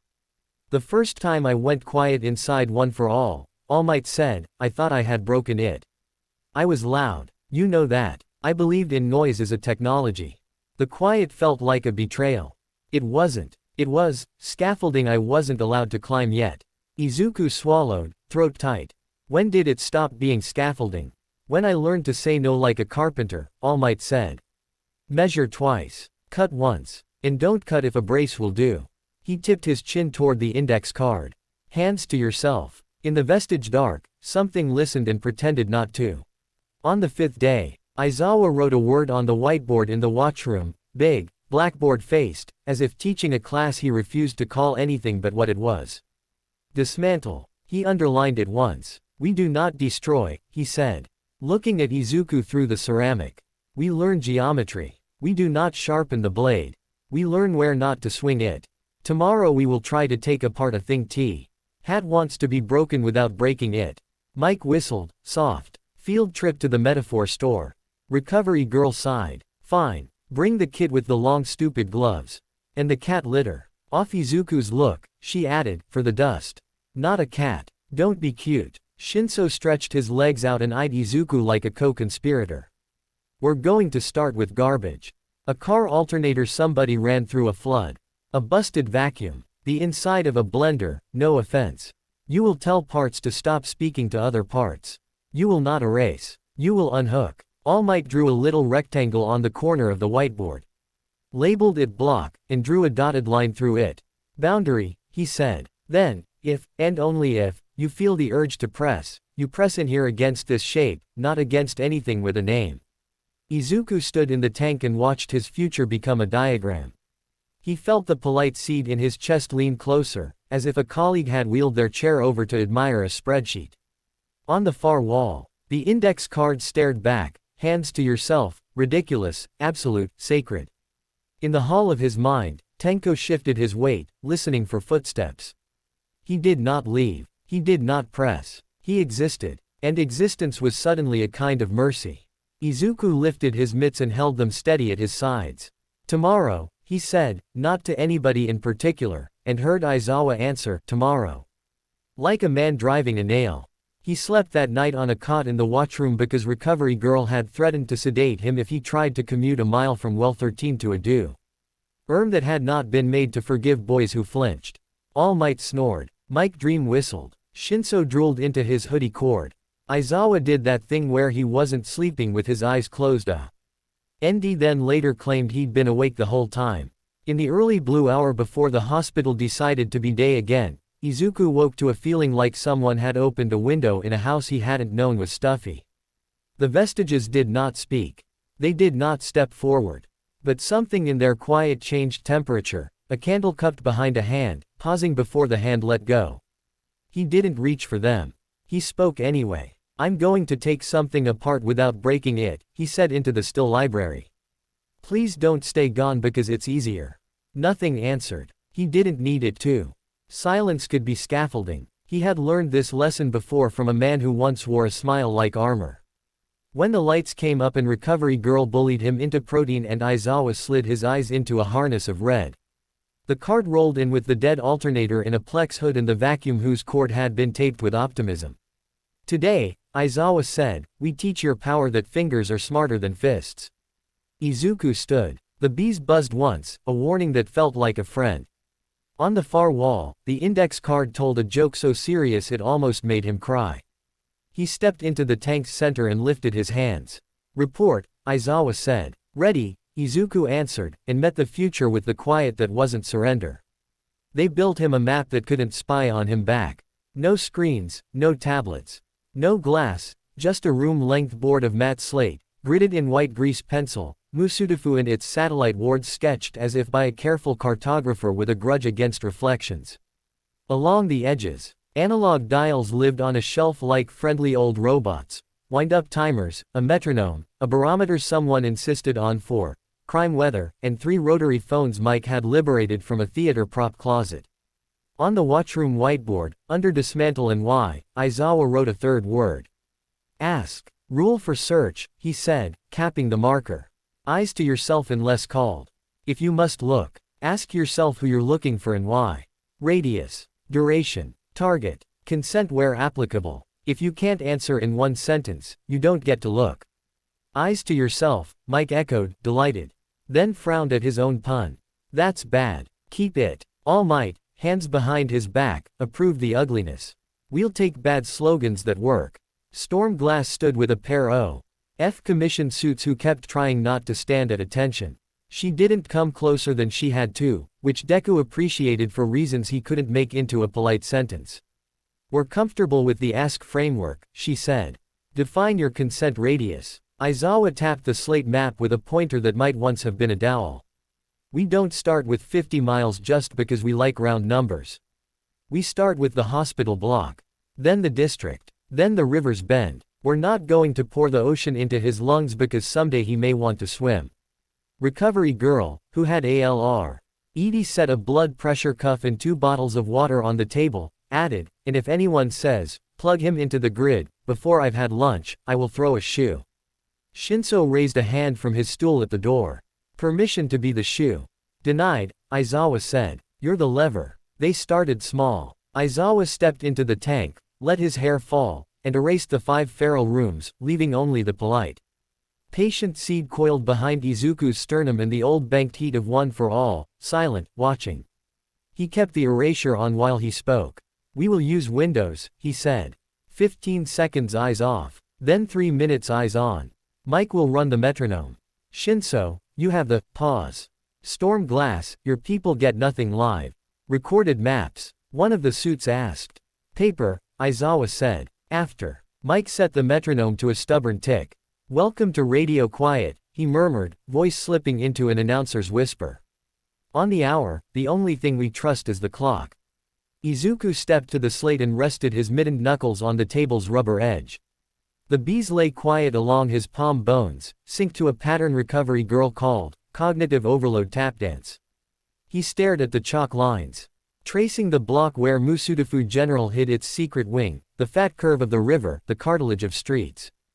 "Ask," he said, out loud, to make the ritual real. Target. Known escapees from last month's raid on the Kurogiri cell. Radius. 1 block. Duration. 15 seconds. Purpose. Verify none are within immediate proximity of hospital grounds. Aizawa nodded once. Window on 2. 1, 2. Erasure stepped aside like a bouncer admitting a regular, and Search surged up with a joy Izuku hadn't let it feel yet. It wanted to name everything: the nurse with minor levitation, the security guard with hardened skin and a healed ulna, the janitor with clean touch and a fondness for grape soda, and he gave it fences, escapee names only, faces only, queryable matches only. The seed in his chest leaned in, interested, as if it appreciated good cataloging. Names floated like buoys for a heartbeat, crossed out immediately by the honest emptiness of the map. The hospital block held no ghosts of those men. Clear, Izuku said as Aizawa's eyes relit. He wrote it down in grease pencil with blocky care. Block, clear, 15s. Names, negative. Again, Aizawa said. They widened the circle. The world wanted to slide in. Izuku laid down sandbags in the hollows of his mind. Ask. Radius. Target. Time. 15 seconds turned into 30, 30 into 60. With each window, the shape of too much made itself known, the bite line where search would become hunger. When he felt it, he said, pause, Shinso, and the lever went down gently, his breath smoothed by AV. OICE that had learned to be velvet when it needed to be. At 5 blocks, the hum changed. Not words, not pictures. A pressure pattern, like feeling a subway train long before the rails began to sing. Izuku focused, narrowed the aperture the way you do with a camera because you can't trust your hand to hold steady. Target: violent felonies in progress. Radius: 5 blocks. Duration: 10 seconds. Purpose: dispatch. Window: Aizawa said. 10 seconds of murk, then a clean flare. 1. An attempted mugging behind a convenience store, the attackers quirk a half-grown thing that made their nails into hooks when they were frightened. Izuku drew a circle on the map and said, 2 alleys east of 9th and Kome. Attacker: hook nails. Victim: not quirked. No weapons. 4 minutes until police patrol arrives. 30 seconds until injury. Tsukauchi, who had been leaning against the wall with that attentive neutrality he wore like a badge, didn't look shocked. He lifted a radio, spoke 3 centiliters. Ipped words to an officer who would never know how the map had whispered, and set it down. He scrawled time in the margin. Response en route. Izuku tasted adrenaline in his mouth and swallowed it like medicine. He felt the urge to zoom, the high of seeing and seeing more, and told it no.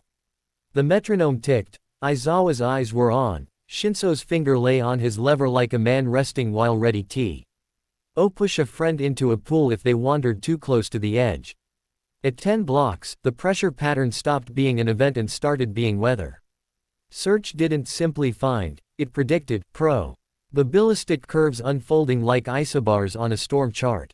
Quirk signatures clotted and thinned, certain corners wanted bad nights, certain intersections promised collisions because a man with a quirk that stiffened his skin always took the same shortcut, and the boy who couldn't make his hands not burn when embarrassed had decided to confess to his girlfriend under a streetlight that sometimes flickered at the wrong moment. All for one seed loved this. It thrummed a polite approval under Izuku's ribs, the utility of knowing. The efficiency of acting before asking. The board inside it had always been a map and men had been pieces. Izuku held up the stupid index card in his head like a charm against panopticon. Hands to yourself, and under it, the new one, ask. He made search trace only the lines that could stop pain. If a shopkeeper's bruise whispered for help, he looked away unless the bruise was new and the voice under it was afraid in the register that meant tonight. If a teenager's quirk jittered on the cusp of a panic attack in a crowded train car, he breathed and counted and called the station chief, not the cops. He did not inventory for inventory's sake. By afternoon, his chalk marks looked like a weather forecast, circles and arrows, little sticky notes Mike had drawn with smiley faces to prove the world still had a sense of humor. The barometer on the shelf had moved 3 millimeters. Mike declared it legally binding. Sector 3, Izuku said, barely aware that his voice had discovered a calm cadence. Warehouse row by the reclamation canal. 4 signatures I don't like. Quirk classes B through D. Synchronized motion, low heart rates. If they were bored, their rhythms would wander. These are targeting. Pattern repeats every 7 minutes. Looks like casing deliveries. Tsukauchi's pencil hovered. Targets. Not cash, Izuku said, listening without eyes. Wait. Cold chain. Insulin depot in 18 minutes. 2 trucks due. If they don't hit the first, they'll hit the second. On a 7-minute loop, that gives us, he ran the cadence against the mapped scale and the tick of the metronome, a visceral arithmetic his body was learning before his brain. A narrow window between patrol rounds and the truck's sensor making the turn. Aizawa didn't ask how he knew. He asked the only question that mattered. Why intervene? Patience, Izuku said simply. It's medicine. And the second truck will have a driver with a quirk that makes him feel nothing when he panics. He could drive through a barricade without meaning to. We stop this before we ask forgiveness. Who's closest? Tsukauchi asked. Izuku closed his eyes, the city unfurled.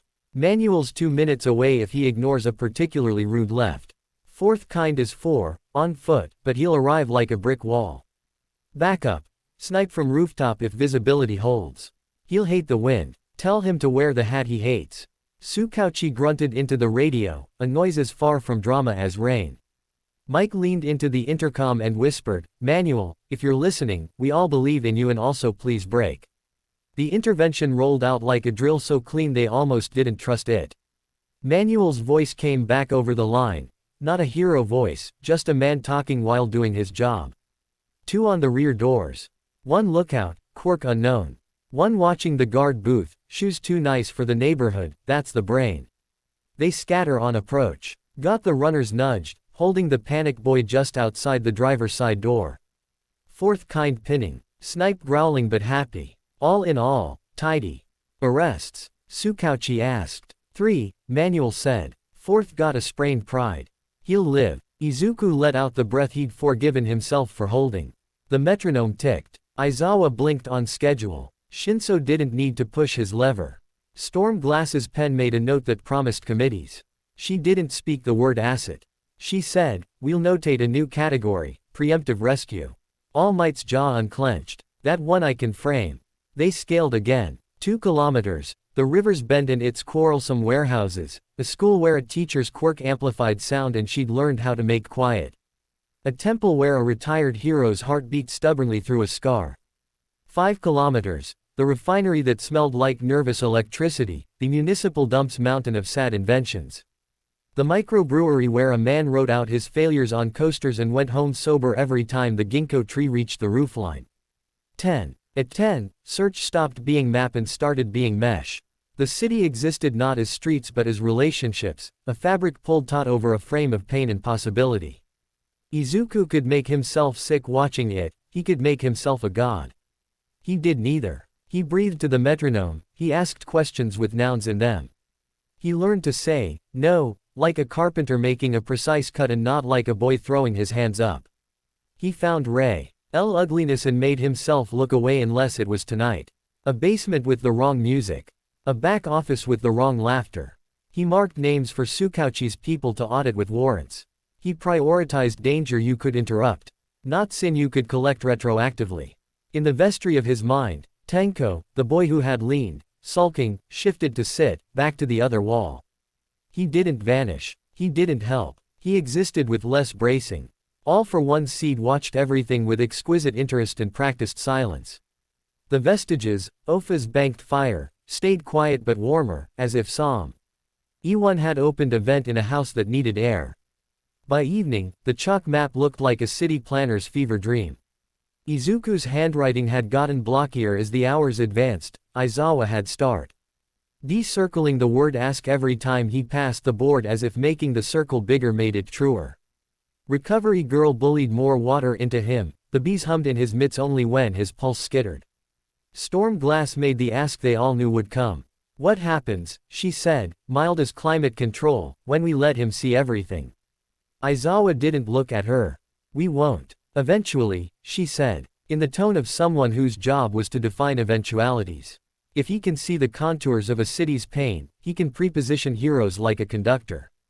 Crime weather. Evacuation tides. This could be a panopticon, Mike said. So softly it only broke 2 rules of theater. With the nicest boy you know as the lighthouse keeper.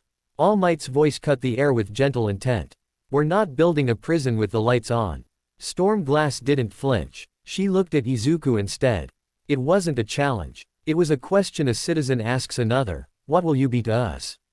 Izuku rested high. S mitts on the map and asked himself out loud. Target, violent felonies in progress. Radius, 20 kilometers. Duration, 5 seconds. Purpose, preemptive rescue. After, we narrow to dispatchable. We do not inventory. We do not collect blackmail. We do not police thoughts. Aizawa weighed the sentence and found it held. Window on 2, he said. 1, 2. For 5 seconds, the world told him its worst places. Not all of them. Not enough to drown. Enough to learn the shape of a night. He saw a cluster by the train yard, a knot by an unlit park, a bright, hot thread running down the ward with the payday lenders. He spoke only what could be caught. Train yard. 2 men moving a third toward a car. Quirks. Push, stun. Response time. 4 minutes if manual jumps the divider. Park. On. E-flare and a wretch, panic quirk plus stim.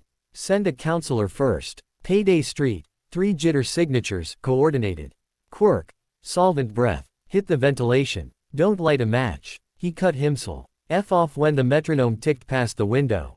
Aizawa's eyes were back on, his breath found its lane. Shinso didn't have to say the word to make his mind sit. Tsukauchi moved 3 pegs on a pegboard. That hadn't been in the room an hour ago. Mike's rotary phone rang with a sound like a cartoon.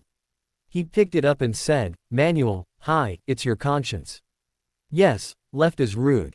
Be ruder." The next 10 minutes were ordinary hero work dressed in careful choreography.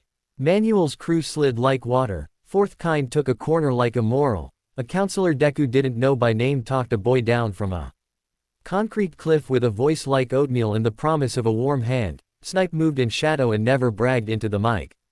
The crimes they didn't touch on principle would be handled by law.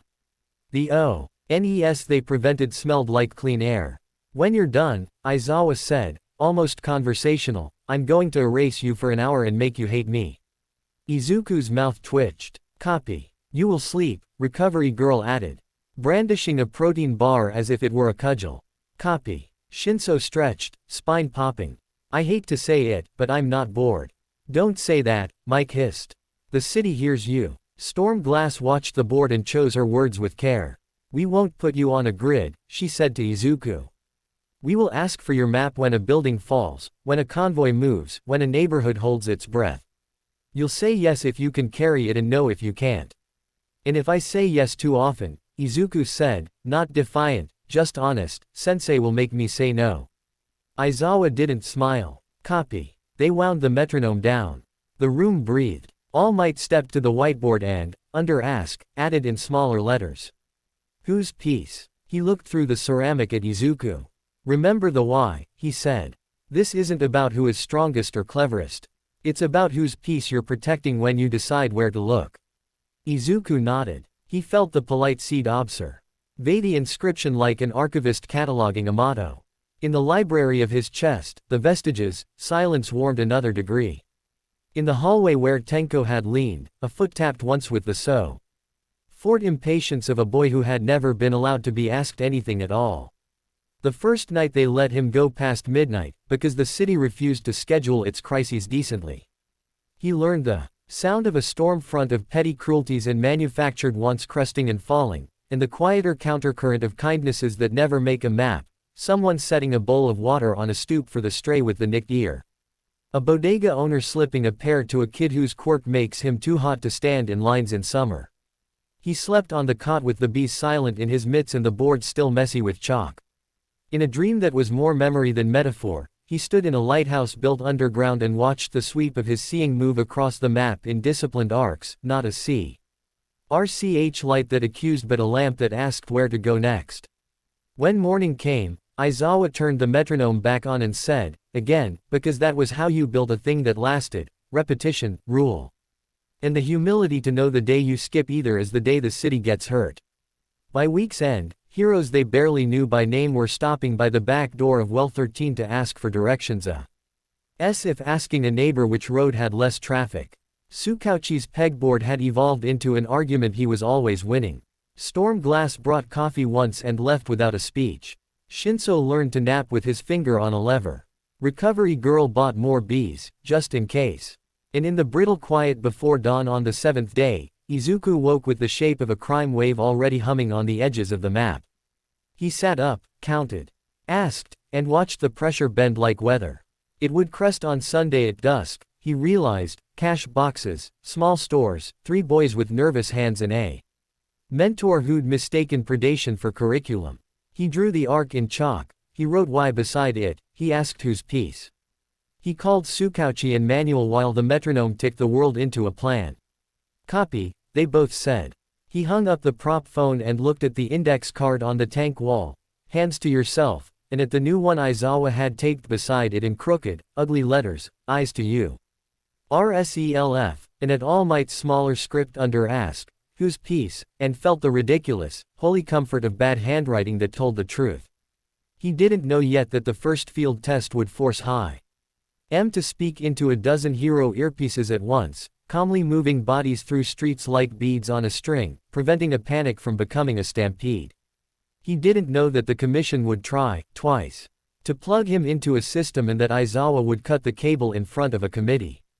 He knew the map, and the beat, and the taste of limits he could live with. He knew that seeing was not the same as touching. He knew that omnipresence wasn't power if you said no at the right time. He breathed with the city and waited for the metronome to tick. The map warned him before the sirens did. Izuku had been standing at the slate. Grease pencil balanced between mittened knuckles, arguing with a stubborn intersection about whether it wanted trouble tonight. The metronome ticked, a patient heartbeat for a city that rarely had one. Pressure changed on the edges of his knowing, a ripple in the mesh, the way train rails hum before the light appears. Search reached for context and brought back a handful of sharp nouns: transfer, convoy, bridge. The hum had an ugly undertone. Low heart rates braided with synchronized acceleration, a rhythm that said timed rather than panicked. Convoy attack, he said. Already circling the river's south bend in chalk. Judicial transfer. 3 vans, 2 decoys. Attack vector, choke point at the Shudo Bridge. 30 seconds until first impact. Quirk classes C through A, at least 8. 1 gas signature. 1 hardening. 1 kinetic, weird cadence, might be recoil control. Tsukauchi was already off the wall, radio up. Units. Manual is closest I. F. He cuts across the service lane and pretends the cones are a suggestion. 4th kind is 3 minutes out, he can block the outbound. Snipe has a perch on building D, line of sight past the billboard. Tell him the billboard is hollow, the top plank flexes, don't trust it. Aizawa didn't waste a syllable. We move. Sensei, Izuku began. I'll meet you halfway, Aizawa said, already shrugging into a jacket that had seen better cases. Eyes when I can. Else use anchors. No decay except boundary tasks. Say the word if you drift. Copy. Izuku's chest was already tight, not with fear, yet, but with the animal efficiency of a plan arriving in his bones. Recovery girl shoved a bottle at him on the trot. Drink and don't die, in that order, and Mike grabbed a rotary phone like it was a relic that still deserved to save lives. Shinso stood, rolled his neck, and nodded once, finger hovering over the mental lever Izuku had asked him to hold on a private channel. Pause, Izuku started. And I pull, Shinso finished. You're allowed to hate me, later. Manuel's van screamed up the access ramp like a conscience running late. The passenger door banged open. Izuku climbed in, mitts tight. Bees humming along his palm bones like a hive sinking to the metronome still ticking on the watchroom shelf behind them. The van fishtail out, Manuel's quirk whispering friction back into the tires as if the road loved him best. You're my GPS, kid, Manuel said, not unkind. But, like, ethical. On ramp, then left, Izuku said, overlay sliding into being without permission and being cut back by it just as fast. He kept the aperture narrow. Ask. Target, convoy attack. Radius, 2 kilometers. Duration, rolling 5-second windows. Purpose, preemptive rescue and containment. We've got 6 hostiles on foot in construction vests. 2 in vehicles flanking. Gas quirk is upstream of the choke, he's going to trap the vans in a pocket. The recoil control is on the median. He's going to aim the vans for us if we let him. Manuel grunted, gathered the van like a rugby ball, and slid it somehow between a bus and a woman in a hatchback who had opinions about turn signals. The bridge rose, black ribs against a yellowing sky. The convoy's lights shone sterile and calm, like they hadn't been told yet that their story had changed.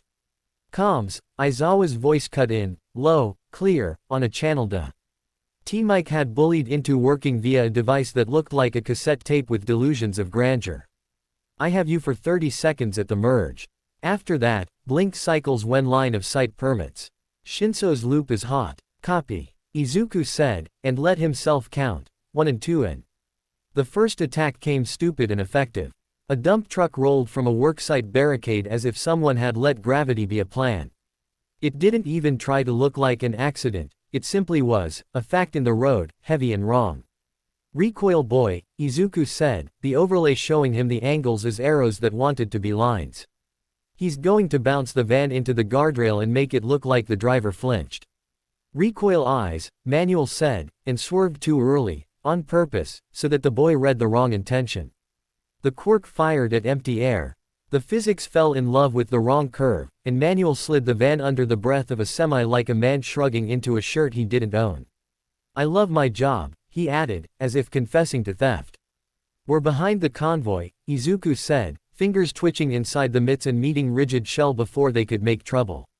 The bees buzzed once, threshold. Gas in 3, 2, now. White rolled in from the left barrier as if someone had unspooled a fog bank from a can. The convoy's brake lights stuttered, then held, good drivers, trained. But the end of indecision was the point of the attack. In the gap between what is this and drive through it lived panic. Air cannon in pulses, Izuku said, before his body could love the idea too much. 30%, conical, low. We want to clear a corridor, not turn the fog into a hammer. Manual, brake steady on my count so the pressure smear doesn't put them into the rails. Your count, Manuel said. And his hands respected the wheel the way some men respect altars. Izuku exhaled, not physically, but in the shape air cannon had decided exhalation should be. The pulse went out in a shallow con. That nosed the gas like a sheepdog convincing a flock to identify as over there. The fog peeled back from the convoy's faceplates in strips, enough for drivers to see lanes and not each other. The Econ pulse pushed a wedge between the hostile on the median and his target, and the third made the cowardly thing the gas was doing in the lungs into a discouraging breeze.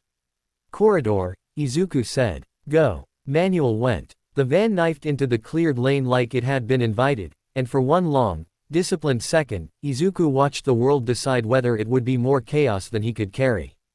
On the median, the recoil controller saw them and chose the wrong time to perform. He raised his hands and made a come-at-me gesture with a hipster's lack of sense. Air cannon longed to be more than polite. Izuku let it be exact, a clean, flat burst at knee height that drafted the man's calves from under him. As the hostile toppled, Izuku cut the wind entirely, no chase, no shove, and the boy hit asphalt with humiliating mercy. He rolled in a way that would bruise his pretensions faster than his bones. Rivet, someone, the part of Izuku that had learned that decisions could become techniques, said in his head. And he did not say pause because he had decided before the window, because Aizawa's eyes were late and he had kept this line in his head all day. The mitt flexed, a gate inside his palm opened, and a thin, gleaming spike snapped out and into the asphalt an inch from the hostile's wrist, not flesh, not tendon. The sound did the rest, the unmistakable tachak of something that could easily have been an arm. The boy threw his hand the other way in a panic reflex, which Izuku used to place a second rivet into the sleeve cloth, stapling him to the road without using any of him as a folder. Pinned, Izuku reported, voice steady because rules had told it to be. Non-lethal. He can yell if he wants to. He will, Manuel observed, and the intercom obliged with a string of words that would make Mike blush. The gas chucker saw Manuel's van and overcommitted to drama. He puffed his cheeks like a whale and exhaled a curtain thick enough to make the idea of seeing feel like a rude request. Izuku tasted metallic fear and labeled it for what it was. He thought of the hospital room, the bees, the mitts, the card on the wall. Counterpoint, he said to himself and to the quirk that loved to exhale too much. Air cannon unfurled not as a push but as a hold, a bowl in the air that gathered the gas and let it sit. He didn't throw it back. He simply kept it where it already went. D2B and carved a gutter along the guardrail for clean air to hug. Left lane, he told Manuel. There's air. Bless the nerd, Manuel said, and took the lane like grace. Ahead, a van had clipped the wall. Balanced on the ridiculous edge between upright and disclosure. Inside it, on its bench, men who had done harm and would face more of their lives thinking about it were strapped and blinking in gas masks. A guard in the rear unit, back to the door, was weapon out, trying to hold brave while two construction-vested hostiles advanced with the kind of calm that never belonged on a bridge. Fourth kind? Izuku asked. 30 seconds, Tsukauchi's voice cut in. He's heavy. Snipe. Izuku asked. When's a liar? Snipe said, and it was music, hearing a man admit a condition and do his math anyway. I can thread a needle if you hold it. Hold. He could do that, guiding the air without pushing it. He made a lane, thin, complacent, between guard and attacker, precisely where Snipe's shot needed to travel to knock a blade out of a hand without making the hand re-evaluate service as a concept. Air cannon took the shape of a promise and kept it. The bullet went through the promise, tidy as law. Hands empty. Snipe reported, and then, more pleased, he said a rude word. Always like that. The second hostile decided to pivot to drama. He grabbed a civilian who should not have been on the bridge because civilians always are and dragged them toward the van's undercarriage because people who commit petty atrocities love leverage. He yanked, dragging the human shield into the slice of gas where breathing felt like filing paperwork underwater. The decay room inside Izuku purred with the easy mathematics of remove obstacle. He did not open that door. He did something uglier and harder. He cut open the world near the obstacle and left the obstacle itself untouched. Boundary task, he told himself, Aizawa, Shinso, any god who wanted to list themselves on the incident report.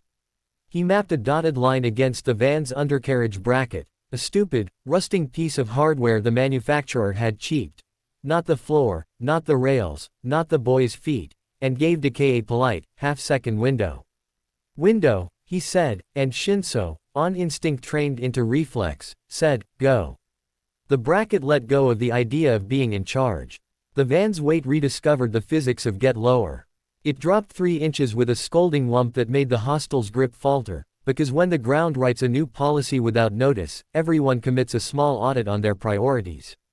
Air cannon nudged, not the man, not the hostage, but the space between, which is sometimes all you need to move a person without touching them.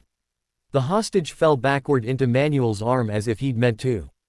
The hostile lunged the wrong way and found his sleeve stapled to the asphalt by a rivet that missed his skin by a doctrine. Two pinned, Izuku said, hands steady, mouth dry. The bees buzzed once in human solidarity. Convoy, a new voice panted, fourth kind, heavy in the good way heroes are. He arrived at a gallop and became a wall in the road that refused to go to the doctor. Were your brakes? Then be. Manuel said. It was ugly and then it wasn't. Practice does that to chaos. The last two hostiles tried the gall of running up onto the guardrail, because their quirk let their feet grip steel. And discovered that air cannon could put their hips exactly where gravity would like to have a conversation about hubris. Snipe took away a knife and then a second knife that had been hoping to be a surprise. Aizawa's gaze found the median for 3 blinks, enough to make a quirk remember it was only a letter in someone's alphabet. Rear van secure, a guard reported. Middle van secure. Front van, driver spooked. Spooked how? Izuku asked, and Search told him the answer before the radio did. The driver's quirk was the wrong tool for panic. Numb, the overlay wrote. The world had gone down to 2 colors in the man's head, both of them dull. No heroic speeches, Izuku told himself. Just physics. He stepped into the cleared lane, 40% air cannon across his chest, low. And held the front of the van like a man catching a stack of dishes to prevent a comedy. The vehicle shuddered against his pressure, regeneration muttered in his bones and got bored because nothing was braking. Manuel shouldered in, quirk kissing traction into the road, and the van stopped thinking about taking a flying class. It ended not with a bang but with the kind of atom illustrative-size cities make when they decide to keep existing. Sirens, finally. Radios chattering that ordinary end-of-fight chatter heroes make to prove they're not gods. Mike's voice in his ear saying, if anyone asks, we had a permit. Izuku stood in the lane and looked down at his hands. The mitts were scuffed. The rivet ports glinted, clean. The bees rested like good dogs. Clear, Tsukauchi reported. Casual as if they'd just finished grocery shopping. No civilian fatalities. 2 villain fractures, forearms, because they tried to prove gravity wrong. Guard bruised ego. Convoy intact. Prisoners intact and displeased. Gas secured. Manuel swears he did not hit a cone. I did not hit a cone, Manuel said, with the bare enthusiasm of a happy liar. Bridge reopening in 10, Snipe added. I'm going to go glare at a billboard. Izuku didn't realize how tight his jaw had been until he unclenched it and his ears popped. Aizawa's footsteps appeared beside him, quiet and unshowy. Had not managed line of sight erasure more than a minute, but he'd managed the other thing he does, being the rule that survives deployment. Report, Aizawa said. Izuku catalogued the night, neat and unafraid to include the parts that would make Recovery Girl scold. Air cannon in pulses, 30%, 40 at the end. Rivet stab, 6 placements, none through skin. Decay, half-second boundary on. A bracket with warning and consent from me to me. Search, 5-second rolling windows, targets only. No inventory. No trophies. Aizawa's eyes didn't move. Then they softened by a molecule. You held the line, he said. Izuku inhaled and discovered he'd wanted very badly to be told that by someone who would take it away if he hadn't. The public had been there, of course they had, because the public is the ocean and bridges are views. Phones had been out. The footage would be everywhere inside an hour. Green and black, a boy in mitts folding fog back like a curtain, spikes thacking into asphalt inches from wrists. A van that ought to have crushed a man and hadn't, because somebody had chosen the ugly work of no. By the time they rolled back toward WELL-13, the tags had already started UNF. Erling in the feeds might pretended not to check. Green Warden, architect of dust, don't touch him, he's saving you. The comments were a storm in miniature, praise, fear, theology, politics. Storm glass. Would text Aizawa later that the board called the result effective, chilling, discuss, and Aizawa would text back a picture of the index card on the tank wall with no caption. In the van, Manuel let the wheel be his rosary and drove like a tired priest. You did good, he said, and didn't look at Izuku, which was the kindest way to say it to a boy who was still learning how to be looked at. Izuku watched his mitts, studying the scuffs like they were hieroglyphs from a religion he was inventing on the fly. The seat under his sternum smiled without teeth and wrote a note in a language that loved lists. The vestiges were still quiet, but the quiet was a blanket now, not a closed door. In the hall where Tenko had leaned, the boy sat with his back to the wall and his knees up, watching arguments he'd never been allowed to hear. Pause, Shinso, Izuku said, softly, because you practice anchors when you feel like you don't need them. Copy, Shinso said in his ear, even softer, and pressed very gently. Like a hand on a shoulder reminding it belongs to a body. The lever's weight was a comfort. Izuku's breath did the right math again. Well, 13 smelled like metal and tea and people who were trying.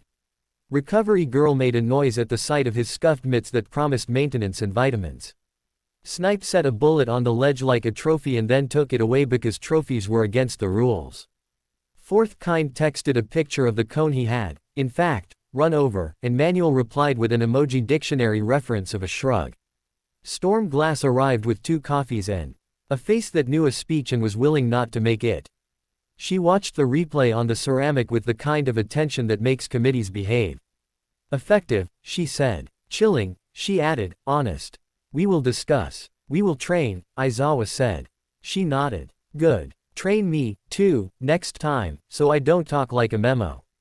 Mike tapped the index cards on the tank wall with a pen. Hands to yourself, he read, and then, pointing to the second, eyes to yourself. He added a third, in his atrocious teacher scrawl, under All Might's whose peace. Say it first. He looked at Izuku through the glass. You named the boundary before you crossed it. Keep doing that. Makes the rest of us braver. All Might didn't speak for a long time. He stood with his hands behind his back and looked like a man listening to the ocean in a shell he wasn't sure he'd earned. When he did speak, his voice was the old one, softened by grief into something you could actually use. You were terrifying, he said, not to injure. But because the truth would do less harm if he said it first. And right. And careful. I am proud of you for the right thing and not especially proud that the right thing looks like this. Izuku nodded. Me too, he said, because being a person was sometimes agreeing with 2 opposite sentences at once and getting to the next breath anyway. He slept like you do after a test you studied for and still hated. He dreamed of bridges that didn't end, and fog that learned how to be polite, and rivets that pinned shadows, not hands. In the library of his chest, the desk that didn't belong there wore a layer of dust he hadn't seen before. The book on it had a ribbon in place. In the morning, the chalk map would look like weather again. The city would wake to headlines that Sue didn't quite decide whether to bless or fear. Aizawa would tape another card on the wall with his ugly marker, boundary tasks only, and Recovery Girl would swap the bees for a fresher set and pretend not to be tender about it. And when the next call came, it would not be a convoy, it would be a prison. Locks underestimate engineers. Despair overestimates itself. He would have to choose whether to a hallway forget it was a hallway so hostages could come out alive. He would have to explain to a camera why he used spikes that close to wrists. He would have to watch as the country learned a new word for deterrence and tried to decide whether it tasted like safety. For now, he sat at the slate and wrote in block letters what he had done, and why, and where he had refused a luxury that would have broken something sacred. He said it first. Then he breathed. Then he did the next right thing. 72 hours after the bridge, the city learned a new habit. It glanced over its shoulder and assumed the air might move on purpose. Well, 13 learned one too, it counted. Aizawa stenciled it on a fresh index card in his crooked teacher print and taped it to the tank wall under hands to yourself, eyes to yourself, say it first. Boundary tasks only, and All Might's small need whose piece. Count the cost. He pointed at it the way he'd point at a quiz result that mattered more than the grade. You can't spend what you don't track. Izuku nodded. The bees under his mitts buzzed once, a hello from the anchor that had quietly become part of his palms. Across his sternum, the seat of all. For one turned a page in its imaginary book and appreciated accounting for the same reason it had always appreciated inventory, it made the world legible to hunger. Recovery Girl wheeled in a cart It looked like a kindergarten science project and a war room had had a fussy child. Vitals on the hour, she said. Lactate, CK, cortisol, temperature, and that ridiculous microfracture monitor Nedzu. Found in a catalog for paranoid astronauts. And water. Drink the water or I will put it in you through the bed again. Mike stood with a permanent marker like a conductor with a wand. On today's playlist, he whispered into the intercom. We've got crunchy math, crunchy tiles, and the slow jam of please stop dying so fast, young man. They began with the map. Search unfurled to its practiced radius. He asked. He said it first. He found pain he could interrupt and ignored sin that would need a warrant. He watched the pressure bend like weather, told Manuel which left turn was rude, told Snipe which hat would anger the wind least. And let fourth kind be the wall that made roads honest.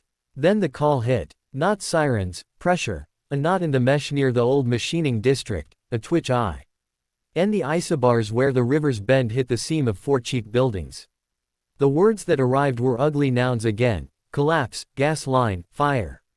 Factory fall, he said, chalk already circling the block on the slate. 3 stories. Old millwork. Additions done by optimism and duct tape. 12 workers unaccounted. 1 trapped under a service beam, 1 pinned in the stairwell, 1 in a cavity. Where the floor pancake didn't finish the job. Natural gas in the basement, line sheared. Fire just starting, east side. If we don't start now, we call it a morgue. Tsukauchi didn't waste sorry or surprise. Units. Manual and 3 engine companies, Izuku said. Fires there in 3. Manual's closer if he treats one ways as folklore. He didn't look at Aizawa when he added, I should go. Aizawa didn't blink yet. Why? Boundary tasks, Izuku said. No rhetoric. There isn't time to saw. We can turn beams into pieces without collapsing the rest, if I choose the lines. Air cannon can lift smoke into a vent without feeding the flames. Rivet can hold what shouldn't move. If I'm wrong, we kill people. If I'm right, 4 walk out who don't otherwise. All Might's mouth pressed thin. It wasn't no. It was the sound a man makes when his bones remember something better than his documents. Aizawa's hair fell, eyes red, rules ready. You are not fireproof. I can hold a corridor, Izuku said. And if I break, I come back. Quote. Recovery Girl shot him a look so sharp it should have counted as a cut. That last sentence is how people die slowly, she said. But go. I'll be on your channel. And if you let your body treat pain like spam, I will personally reprogram your nerves. Shinso lifted a finger without looking up from his stool. Consent for me to shove you into the floor if you start liking it too much. Consent, Izuku said. Revocable in theory, not today in practice. Copy, Shinso said, which in their language had become I won't let you make yourself easy to use. Manuel's van appeared again like a reliable bad idea and swallowed Izuku into its stale coffee smell. The ride was a blur of not killing pedestrians. The factory was a stack of bad decisions sagging toward failure. Heat hit his face like a sermon. Smoke pushed at his chest, sulking. Firefighters were already running the math loud. Ladders here, charge that line, vent there, language that turned panic into verbs. Incident command. Manuel barked, and a chief in a helmet that had seen more years than most of them looked up like a man happy to outsource miracles. We can cut with no load transfer. Izuku said before anyone asked him to explain his face. We have to pick the seams before they pick us. Gas is live, that we close last. You do what you do, the chief said. He wasn't relinquishing command. He was not wasting the only minute he would get to be grateful and efficient at the same time. Aizawa stepped into his line of sight like a human firewall. You narrate every action. If you stop talking, I will assume the worst form of improvisation and erase you mid-gesture. Copy, Izuku said. The bees buzzed once for courage and twice for measurement. They went inside with the heat a hand on their back. Air cannon wanted to be a shove, a gust, a theatrical thing. He made it a lift instead, a cupped palm under the smoke, guiding it up toward a hole the engine crew could open without waking the fire. The world felt thin and hungry in heat. His lungs burned, water soaked his hair, and the bees hummed their sympathy. Victim 1, he said into the mic, breath already bargaining with the room. Under section beam C12. Pinch point at knee height. We cut the weld here, he pointed with his voice more than his hand, and here. Not the run, not the anchor. Boundary task, 30 centimeter strip only.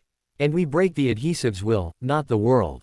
Window on 2, Aizawa said over the line, eyes weaponized and already stinging. 1, 2. Decay woke in a narrow corridor and obeyed.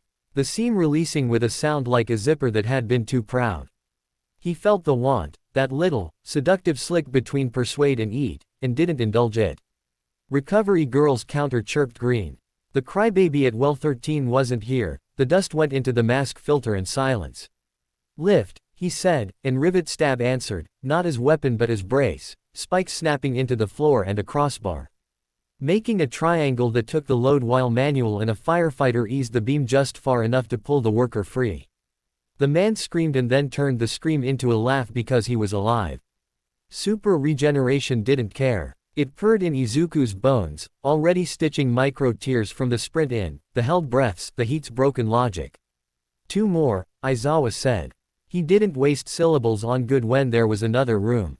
Breathe. Count. They moved. Stairwells, bad additions, stupid carpentry. He did the uglier, harder thing again and again. He see you.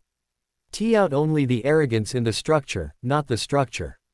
He held air like a bull to keep it from wanting to be a bellows. He let rivets behave like scaffolding and not like teeth. The building was an argument the world was having with physics. He tried to nudge grammar without having to win the fight. Something shifted. Izuku didn't see it, he felt it, the wrong silence that comes before too late. The east wall groaned, and the floor bucked in a human, stupid way. The beast inside him, super regeneration with its anxiety-eating calm, stood up from its chair and did what it was for. The floor dropped a handeswidth under him. Muscle tore in both thighs as he twisted to keep from crushing the pinned woman's chest with his knee. Ribs cracked like fingers bending the wrong way. A nail too. Okay, a long bite out of his forearm through the torn mid-fabric. His feet found the floor that had lied to him, and he moved anyway, body both failing and obeying. Pain popped and receded faster than his breath could log. He hauled the woman out and shoved her into arms he trusted. He kept moving because one body had decided to treat damage as details. Pause, Shinso, he said, words a reflex thrown through the smoke without air. Shinso's voice slid down into him like a weighted blanket. Sit. No, Izuku said, not because he was strong, but because there was one more breath below that mattered more than his moment. Hold. One more. Aizawa's eyes were blinking greedily now, the room's heat drying them cruelly. Last one, he grated. He didn't ask if Izuku could do it. He told the boy. The choice had already been made and the only ethical move left was to do it correctly and stop. The final victim was under the stair that thought it was a jaw. Izuku slid under and made the decision. That would matter. He would take the marble lip, not the teeth, not the hinge. He said it first. He said it with the same voice he used to ask the map for consent. He nodded at Aizawa's count. He cut like a dentist, not a butcher. Clear. He coughed, and the entire room decided to be a rescue instead of a scene. Outside, light was the color of judgment. Engines hissed. Manuel leaned against the wall and made a friendly noise that meant you didn't die yet, don't make me angry now. The chief sighted code at the sky to remind it who paid taxes. Recovery girl walked up to Izuku wearing a look-da. T-made men with steel skin check their charts. Show me your arms, she said. He peeled back mid and fabric. The forearm gash was knitting without scar, the blood slick turning pink and vanishing, skin pretending it had never met a nail. The cracked ribs had stopped singing. The fatigue in his quads was gone, replaced by an eerie, almost empty normal. Pain? She asked. Not now, he said. His voice sounded like a recording of him. She took his pulse. It was curiously even. That's wrong, she said in the tone she reserved for equipment and gods. She tapped a portable monitor onto his chest. CK is high. Lactate is, she made a face. Mood. Cortisol is playing piano on the rafters. Your feedback's lying. Super regeneration is writing over the logs in your nervous system. I'm okay, he said. Because he was on his feet and the building wasn't on him and men were alive who ought not to be. She looked at him for one long, generous second like he was a very good student who had just brought home an A in a class that ate children. You're functional, she said. That's not the same thing. Get in the van. We're going to go back to the bunker and teach your body the difference between no longer broken and unchanged. On the drive, his hands shook in the mitts and then stopped and he realized that wasn't victory, it was error correction being mistaken for courage. The tests at Well 13 bloomed ugly. Microfracture monitor. High. Recovery girl tutted at little needles that told a story about bones that had begun to treat stress as punctuation. CBC, normal in ways that were suspicious. Red cells look bored, she said, and scribbled, and drank tea angrily. Telemetry. Heart rate smooth enough to make a cardiologist write a sonnet and then ask about why it never spiked. CK, flirting with the kind of elevations you see in endurance runners and stubborn fools. Rule, she said, stabbing the whiteboard, and Mike dutifully wrote it on a fresh card. Pain is information. Under it, Aizawa added. In ugly capitals, don't mute the alarm. I'm not muting, Izuku began, and then shut up, because the way you earn mercy from people who can fix you is by not arguing that you did not misbehave. All Might stood with his hands behind his back and watched the boy whose heroics had not left him anything to do but watch. When I was your age, he said, and Izuku braced for mentor anecdote and got one that hurt in a useful way. I thought invincibility was a symptom of good character. I built myself to be a statement. I treated pain like an error message from a lesser world. He looked at his own thin arm and then at Izuku's mitts. I learned too late that pain was the thing holding me in the conversation with the people I said I was fighting for. The seed behind Izuku's sternum offered. Ever so helpfully, I can tune that for you. I can drop your nociception by 20% and your endocrine oscillations by 30%. You will never panic when you don't have time to. You will be exact. You will be elegant. You will be free of the trivia of suffering. The vestiges in the library said nothing, no chorus, no cinder light, but something in their quiet warmed like a hand shielding a match in wind.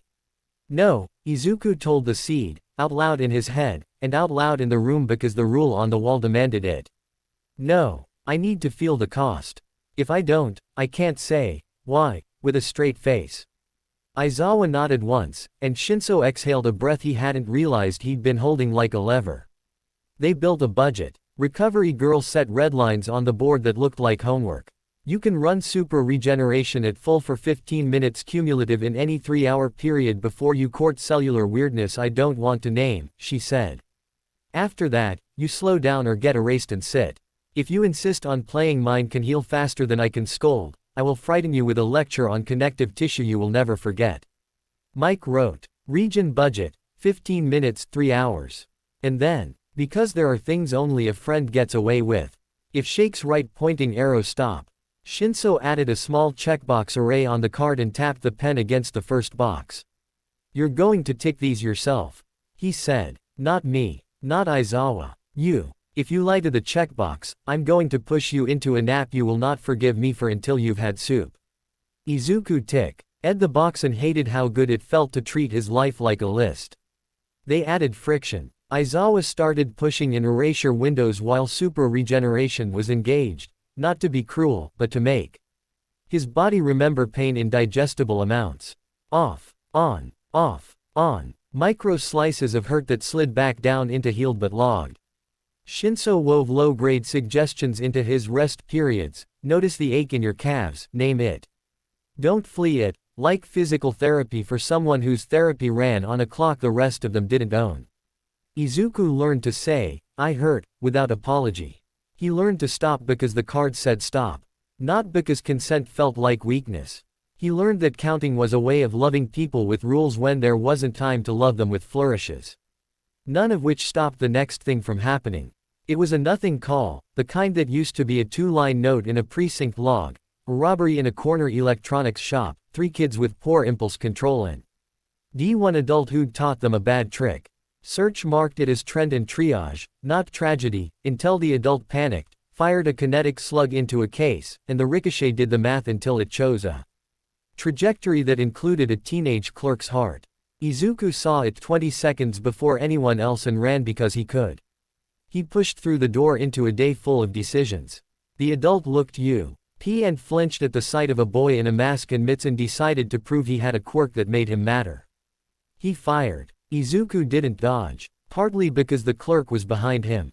Partly because, say the angle made deflection uglier than impact. Mostly because a bad idea arrived dressed as certainty and he didn't hold a meeting about it first. The slug hit him in the sternum like a low god demanding rent. Ribs cracked. Something tore. Skin bruised in the shape of a thesis statement. The floor briefly announced itself as important. Then super regeneration stood up and rewrote the log. Bone knit. Bruise faded. He inhaled air that had no right to come that easy. He crossed the floor as if the shot had been a thought he'd discarded, and he did exactly what he always promised he would. He took the gun without taking the hand. He stapled a sleeve to a counter and not a wrist. He said, calm and gentle, you've had enough choices, and then he put the man on the floor like someone who usted the court more than his own furious dignity. The clerk threw up, then cried. One of the teenagers dropped his stolen earphones and apologized to them as if they'd been waiting to be asked for it all day. Outside, the comments began writing themselves. He took a bullet, he didn't even flinch, he's not a person. Manual drove him back to well 13 with the quiet of a man who wanted to throw th. He ran into a ditch and yell and also wanted to go to a safety seminar at a reasonable hotel. Recovery girl met him with her tablet like a weapon. Don't you dare say, I'm okay, she said. You are functioning. Show me your chest. He did. The skin had the faintest wash of newness where life had been borrowed and returned. Underneath, the skeleton had no opinion about trauma. She ran the numbers. CK spiked, then dipped. Cortisol tried jazz. His heart rate kept reading as if someone had replaced his sinoatrial node with a metronome and a politeness filter. Izuku, All Might said very carefully, why didn't you duck? Because the clerk was behind me. Because I knew it would fix. Because I wanted to prove a point to a man who brought a weapon into a room with kids. Because the idea of being able felt too good and then I didn't correct for how good felt. He managed a version the adults could live with. I chose wrong and the world let me get away with it, he said. I won't ask it to again. Aizawa didn't soften. He didn't harden, either. He pointed at Count the Cost and then tapped the new card Mike wrote without being asked. Don't pay with numbness. Shinso, who had been silent. Because he was angry in the way quiet people or when their friend does something brilliant and irresponsible, said, say, pause. Pause, Shinso, Izuku said, and let himself be pushed into a chair in his own head. Shinso's voice came gentler than the lever deserved. Sit, hurt, drink, tell us a true thing you don't want to. Izuku swallowed, discovered swallowing had begun to feel like performance, and said the only sentence that cut straight to the bruise. It felt good to not be stopped by being breakable. Nobody coddled him. That was mercy. All Might nodded, slow, because agreement. T is love when you're teaching someone the shape of a hard sentence. Recovery Girl made the sound of a woman deciding to live long enough to scold 3 generations. Aizawa said, thank you, because honesty is a tool that works better clean. Mike added a comma to count the cost and wrote, say it first. They changed the protocols again. Aizawa introduced decoys, dummies throwing foam slugs at him. In drills with rules that said you don't get to be the shield for free. If the landscape allowed it, he learned to ruin trajectories with air cannon instead of taking the blow. If the only choice was him or a civilian, sometimes he took it. If it became a habit, the lever went down and the practice stopped until he could be trusted to trust his own reluctance again.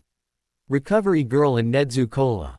Berated on a patch that delivered a trickle of sedative in a way super regeneration couldn't eat in one greedy gulp.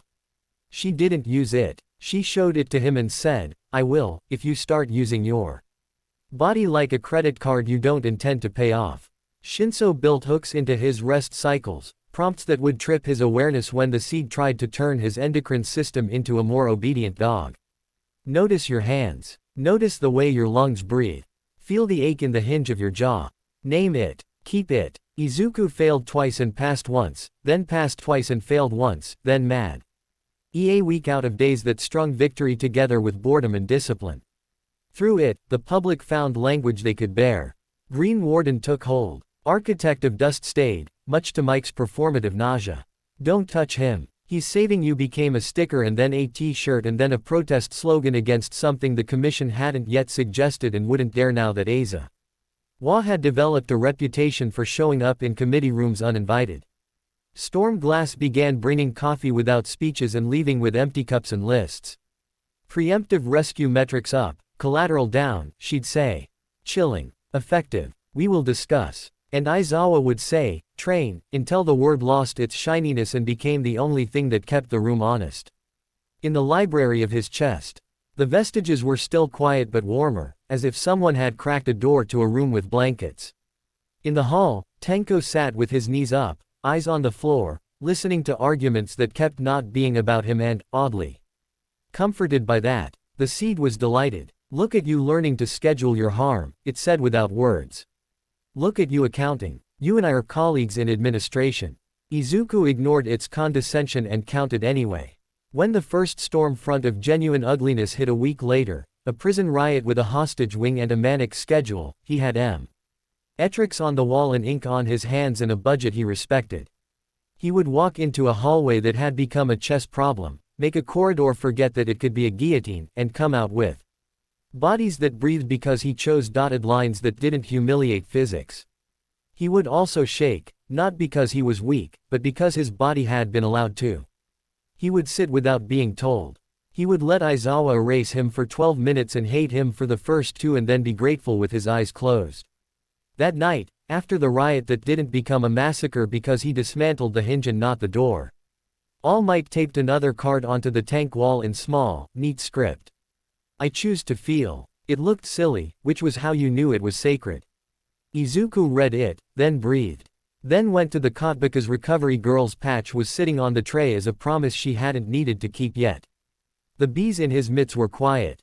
The map slept, chock feral with plans. The barometer moved 3 millimeters. In the dark of his chest, the desk that didn't belong sat under a layer of dust it hadn't earned. The match behind the hand burned steadier. The boy in the Tenko, had stopped leaning on walls and started sitting like someone who had been punished for running and was trying to learn the discipline of staying put without making it into a religion. He slept as a human. He woke as a human. His scars did not exist and he missed them, and said so, and nobody tried to fix that sentence for him. In the morning, Aizawa snapped a fresh index card onto the wall, scowled at his own lettering, and glared at the sun as if to ask it to slow down. Begin again. The day after the prison riot that didn't become a massacre, the bunker felt a degree colder, not in the ducts, but in the room behind Izuku's eyes. He woke to the metronome's tidy tick and the smell of tea someone had been kind enough to forget. On the tank wall, the pilgrimage of cards had grown into a catechism. Hands to yourself. Eyes to yourself. Say it first. Boundary tasks only. Whose peace? Count the cost. Don't pay with numbness. I choose to feel. Begin again. Aizawa taped a new one in his bad teacher print. As if the ritual were the only way to make mourning true. People greater than plan. Ugly, Mike said, admiring it.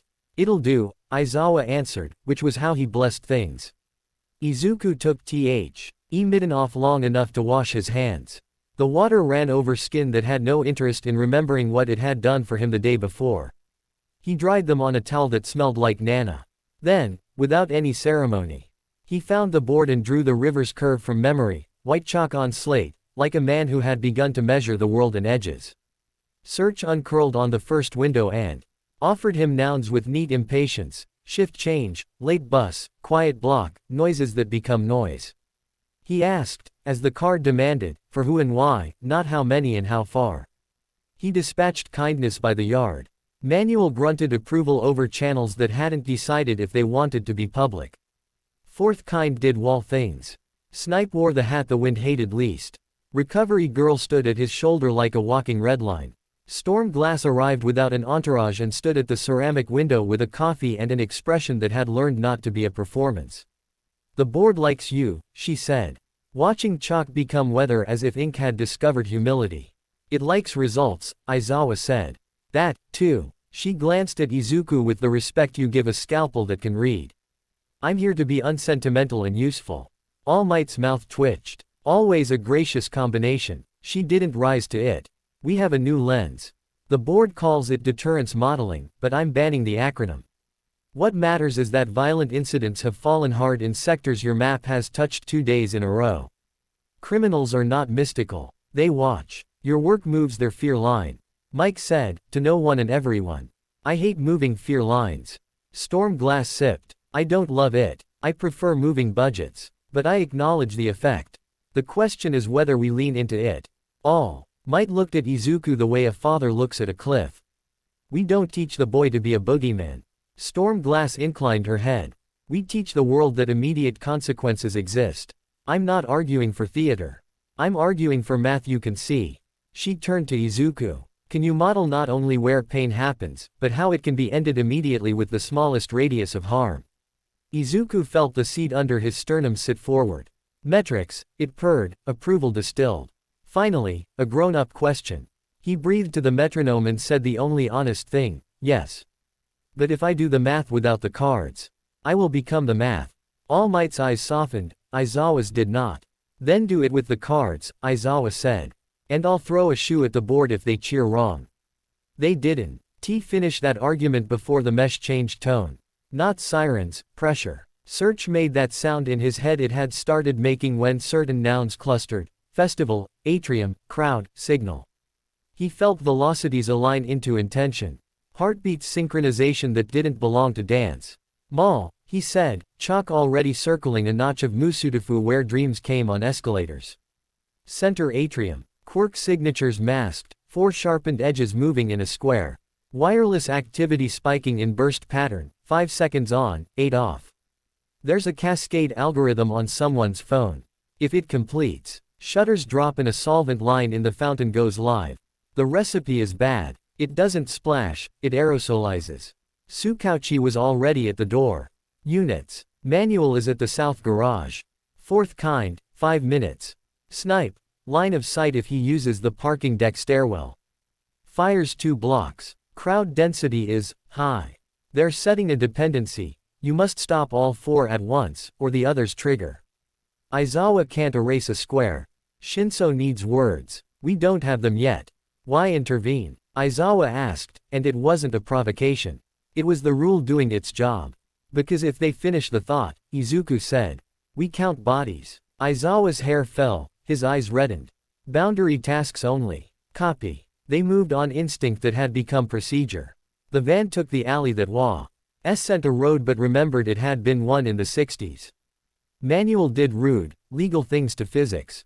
Izuku tried not to count how many people breathed within 200 meters of his pulse. The mall was 3 stories of glass pretending to be sky. The atrium was a curl of shops and food carts and the echoing noise you get when music, shoes, and decisions fight over the same air. He tasted it and they crossed the threshold. The square of it, 4 moving points that thought they were anonymous, triangulating. The pattern was sloppy. The idea was not. Positions, he said. Northeast kiosk, woman with a stroller. Not the mother. The stroller is gear. Southwest, 2 teens in matching hoodies, earbuds in, pretending to share a video. East balcony, man in a courier cap with nothing to deliver and too much posture. West aisle, old man with a cane. Cane is antenna. He's the hub. If we move on any but him first, the square completes. Snipe. Sukauchi asked, already on a tower of stairs with his eye against glass. Courier cap's mine, Snipe breathed. But the hub is ugly. The hat's a decoy. He's got a mouth switch. I can't bet the room on his tongue not pressing his teeth. Shinso's voice on loop, in Izuku's ear, consent.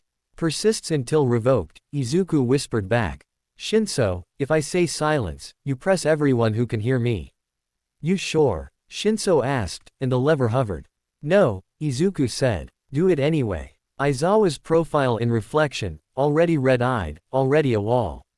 Narrate. Izuku stepped to the railing of the second floor and looked into a world he really didn't want to change as often as he was being asked to.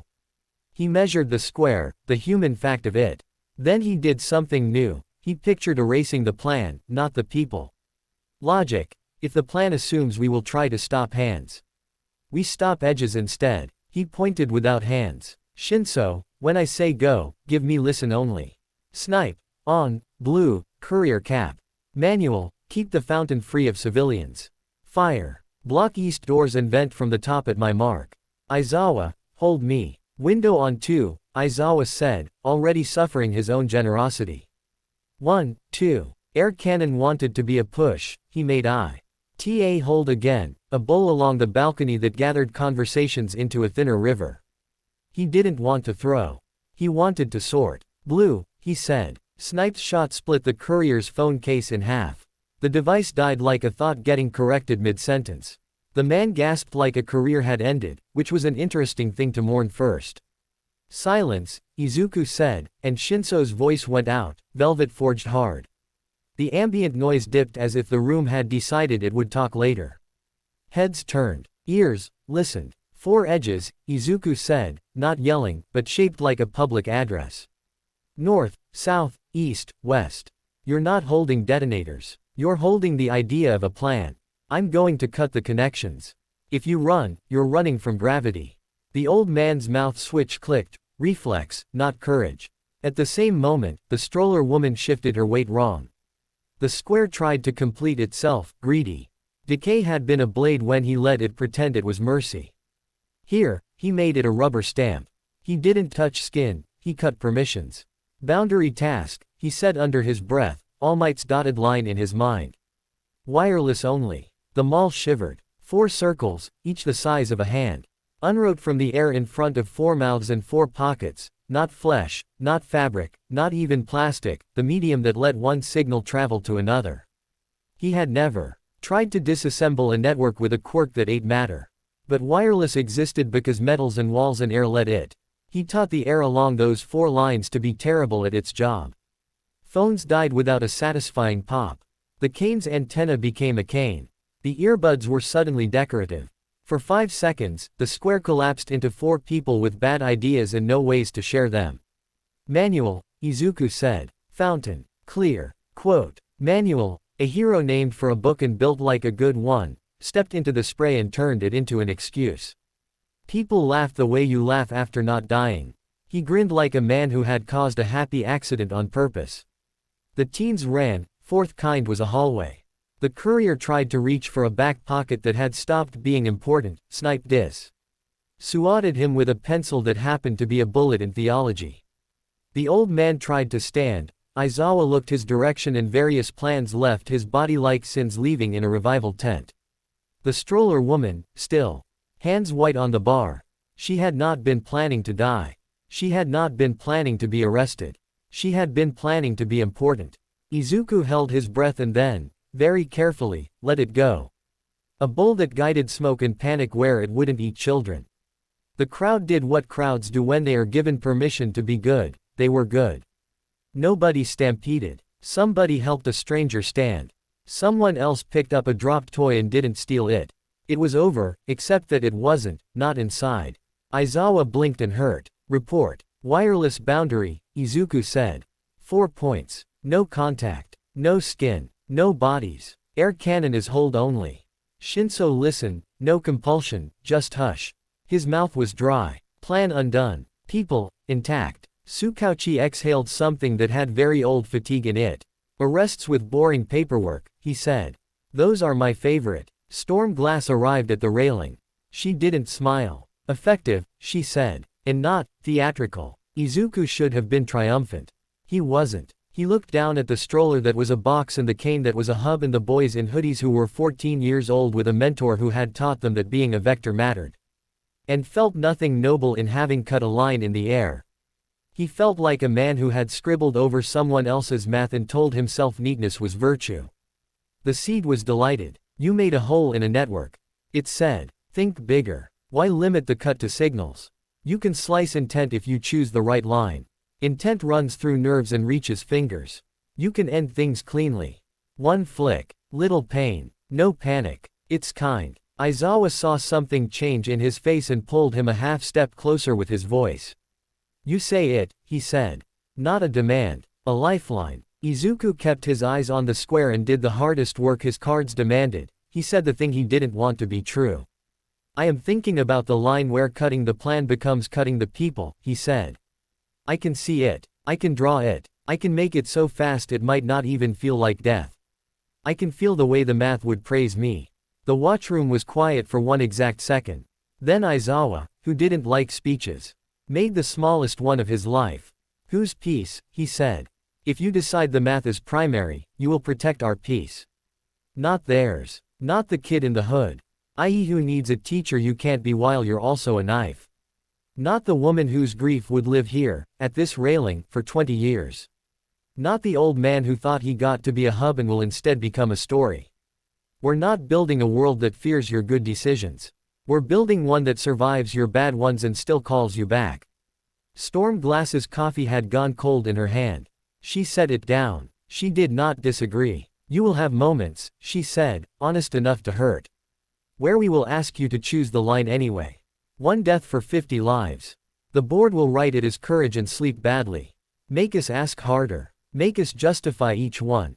Do not become helpful. Mike's voice, soft and sour, card for the board, no easy lions. He wrote it in the corner of his T-book because the tank wall had run out of space and also because some rituals are for family. They processed the atrium for law instead of legend. Tsukauchi asked the old man to set his cane down and he did, shriveled, ordinary. Frightened. The teens learned how suspension feels in a courtroom. The stroller woman cried with the stubbornness of someone who had thought she was a protagonist and was discovering, in real time, the mercy of being nearly alive. Somewhere behind them, a kid spilled a smoothie. Somewhere else, a woman called her sister to say, I'm fine, 3 times and mean it more each time. Back in Well 13, Izuku wrote what he had done and what he had wanted to do. His handwriting had gone soldier square. He hated that and didn't fix it. All Might read the report with his hands behind his back.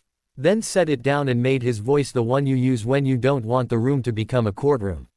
In my 3rd year, he said, and the sentence had the wear of a story he'd tested for usefulness before he'd ever thought of sharing it. There was a man in a bank with a quirk that made him very strong when he was ashamed. He grabbed a teller by the wrist when he realized the cameras had gotten his face and his mother would see. I could have broken his wrist. I had the right. I had the math. I destroyed the counter instead. He looked at Izuku. The footage made me look stupid. He let go anyway. He later sent me a letter from prison apologizing for the clerk's splinters.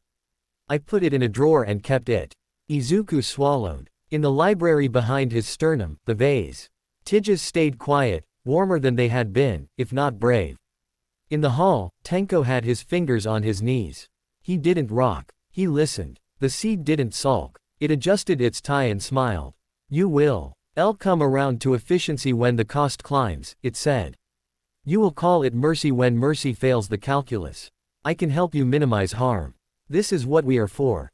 I know, Izuku told it, out loud. Because Aizawa had told him to say the bad things in public where they could be handled like bugs. I know how good your logic feels. I know how crisp it makes my head. I am not giving you the pen. Aizawa's eyebrows moved a millimeter. It might have been relief. Or he might have had dust in his eye. They went back to training like men who had decided the only convincing argument against inevitability was scheduled boredom. Izuku cut permission paths in the air, disassembled antennas, dismantled shutter linkages, dissolved just enough glue to make the door swing out when you pressed it. A thousand permissions rewritten without rewriting people. He failed once that day. It was stupid and human. A shoplifter ran. A guard grabbed. A third man, not involved, flung his arm out the way. Ovis teach us men do when their small righteousness gets bigger than their good sense. The arm clipped a kid. The kid cried. Izuku, who had chosen big lines all morning, chose a small one without thinking. He shaved a corner off the doorframe with decay so the man would bump it and stop. It was gorgeous work, clean, precise, surgical. It also meant a sharp edge where a soft one had been, and 10 minutes later a woman brushed it with her sleeve and said, "Ow," in a register he hated. Mike put a bandage on it that had a picture of a cartoon dog. Aizawa pointed at Count the Cost without looking at him. Izuku wrote on the board. I shaved a door. Why? Punish a man's arm. Harm. 1 sleeve plus 1 inch. Ow. Better why next time. He said it first. It felt terrible and right. 3 days later, deterrence attempted to become doctrine.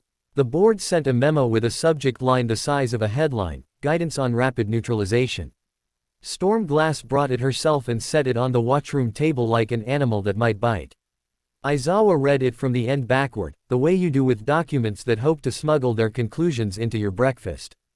The meat, in narrowly defined scenarios with mass casualty vectors. A hero with clean disintegration capability. They did not write decay, they were cowards may be authorized to terminate an active threat, when all other options are operationally non-viable. All Might's jaw climbed 2 notches. Terminate, he said, as if the word had walked in without wiping its feet.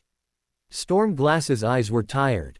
The law can't pretend your quirk doesn't exist, Midoriya. It can also not ask you to keep picking up chairs forever while fires burn. Someone will have to own the language before a prosecutor does. Aizawa set the memo on the ceramic as if it were gross. He will not become your active verb machine. No, Storm Glass agreed. He will remain your student, and my problem. The authorization lives on paper, the decision lives with him, and with you. I brought this early so we could nail boards over the loopholes. She wasn't lying. Izuku didn't feel better. The seed took off its jacket and rolled its sleeves like a man preparing to help with carpentry. That night, he dreamed of dotted lines drawn over people's names.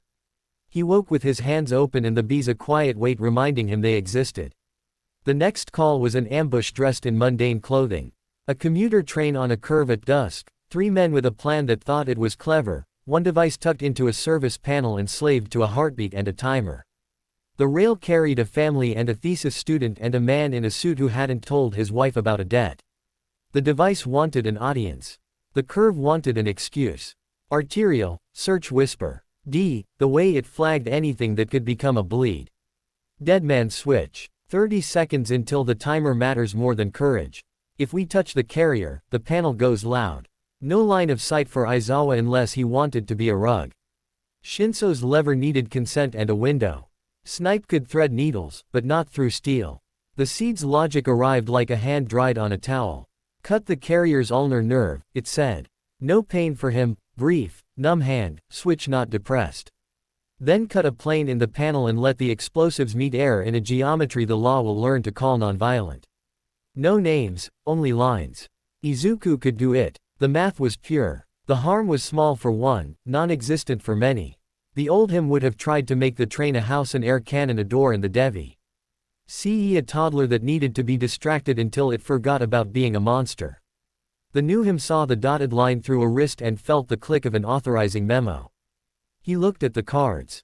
Whose piece? People greater than plan. Say it first. He said it, voice steady. I can take the switch, hand numb. He won't bleed. He won't even drop the phone on purpose. Then I can cut the panel into strips so the chemistry can't agree with itself. It will be kind and cold. A silence on the channel that weighed more than sound. Aizawa didn't say yes. All Might didn't say no. Storm Glass didn't say effective, chilling, discuss. Tsukauchi said. He has a name, because his quirk was honesty, and sometimes honesty is the only weapon you get to use against math. Izuku clenched his fingers inside the mitts. Until the bees complained and then loosened them. The train leaned into the curve. The device counted without knowing it had become a story. Shinso, Izuku said. On my word, if he hears me, listen. Copy, Shinso said, lever lifting. Manual. If the car jolts, be the floor. Copy, Manual said. Aizawa, Izuku said, and it was a prayer more than a report, watch me. Aizawa's eyes went ed across the open carriage like a line you hold because letting go would make gravity personal. Window on 2, he said, and Izuku wanted to cry for how ordinary he made it sound. 1, 2. Izuku stepped into the aisle. He did not cut the wrist. He cut the idea of directness. Hey, he said to the carrier, who was a man with a headache and a dare someone had sold him. Don't be a hub. Shin. So's velvet slid under the words without owning them. Listen, and for half a second the man's attention tilted to a boy in mitts instead of the timer in his pocket. Izuku opened air cannon not as push or hold, but as tremor, a subsonic ugly that made wires consider retirement. The dead man's switch took on a vibration it hadn't been rated for. He didn't shake the hand. He shook the circuit, then glued the panel's screw threads to their housings with a whisper of decay, boundary thin, so that when the device tried to complete its thought, it found indecision where completion had been. He stole dire CTNESS long enough for second company to pry the housing without adding force to motive. He did the worst, necessary thing. He trusted other people to finish what he had paused. The train rolled out of the curve offended but compliant. The device became a bag of parts and a case number. Clear, Manual said, breath he didn't know he'd been keeping leaving his chest like a confession. Arrest, Tsukauchi said, his voice the kind you use when you have a job you believe in even when nobody thanks you. Aizawa blinked and hurt and refused to say that it hurt. All Might adjusted the card in his head where whose piece lives and added theirs in small script. Storm Glass exhaled. Slow, she said, approving the speed of mercy as policy. The seed in Izuku's chest was not disappointed. We will practice until you can do both, it said. You will learn where to cut and when to hum. Your eyes already know the geometry. I adore the part of you that adores clean answers. We will get there. He didn't answer it. He sat on the edge of the cotton well 13 and wrote in block letters on the board what he had nearly done and how close his mouth had come to an authorization he had not earned. Near cut. Dead man wrist. Reason. Expedience called it mercy. Chose. Hum plus glue plus trust. Harm. None. Cost. Courage. Mike leaned on the ledge and read it aloud, bad on purpose. I love the part where you admit. You wanted to be a better machine than man, he said, as if a joke could be a salve. All Might set a hand on the glass, so lightly that even the ceramic didn't notice, and didn't tell him he was proud. He didn't have to. The pride existed in the unsaid condition of the day. Aizawa did the thing he did when he needed to give a boy back his shape. He taped a fresh, tiny, stupid card to the bottom corner of the wall. No easy lions. Izuku laughed once, against his will and for the right reasons. What does that even mean? It means, Aizawa said, dry as chalk, you don't get to go hunting for something to prove what your teeth can do when there are rabbits to save. Deterrence is what happens when the lion stays home. He slept that night with the metronome on his chest and the bees quiet. In the library of his chest. The desk that didn't belong had more dust than it had yesterday.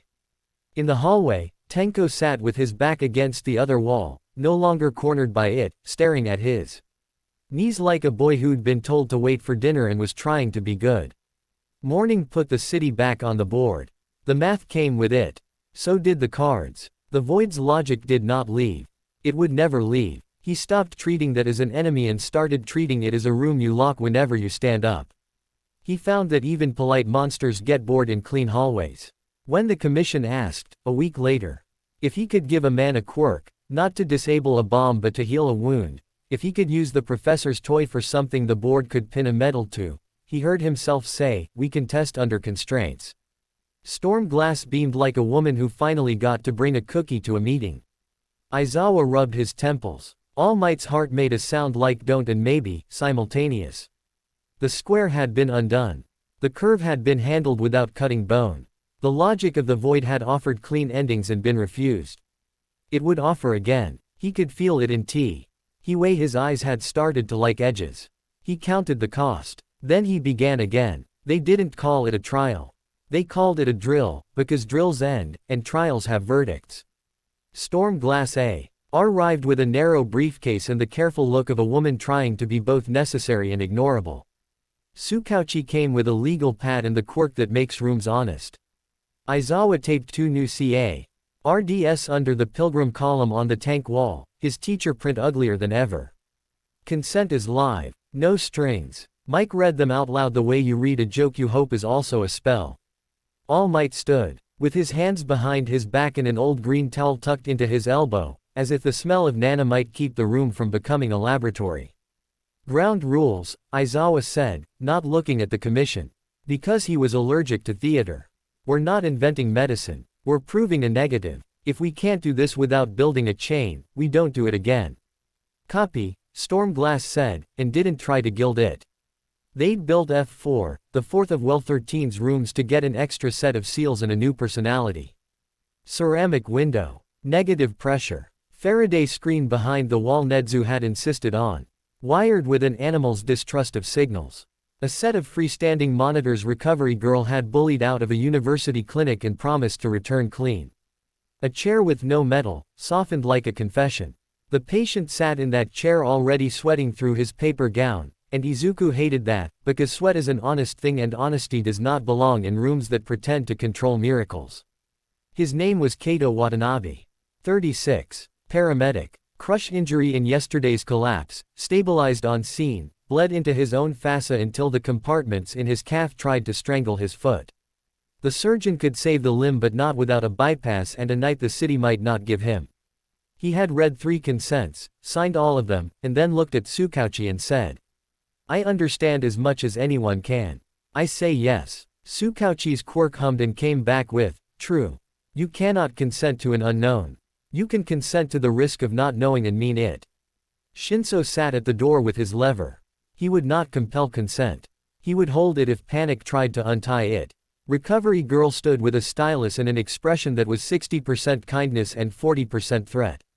Mike had drawn bees on the whiteboard because the ones in Izuku's mitts had become part of his religion. Storm Glass opened the briefcase like it was a lunchbox for a viper. Ins. I'd lay 5 laminated pages with words that hoped they sounded simple. Draft protocol, she said.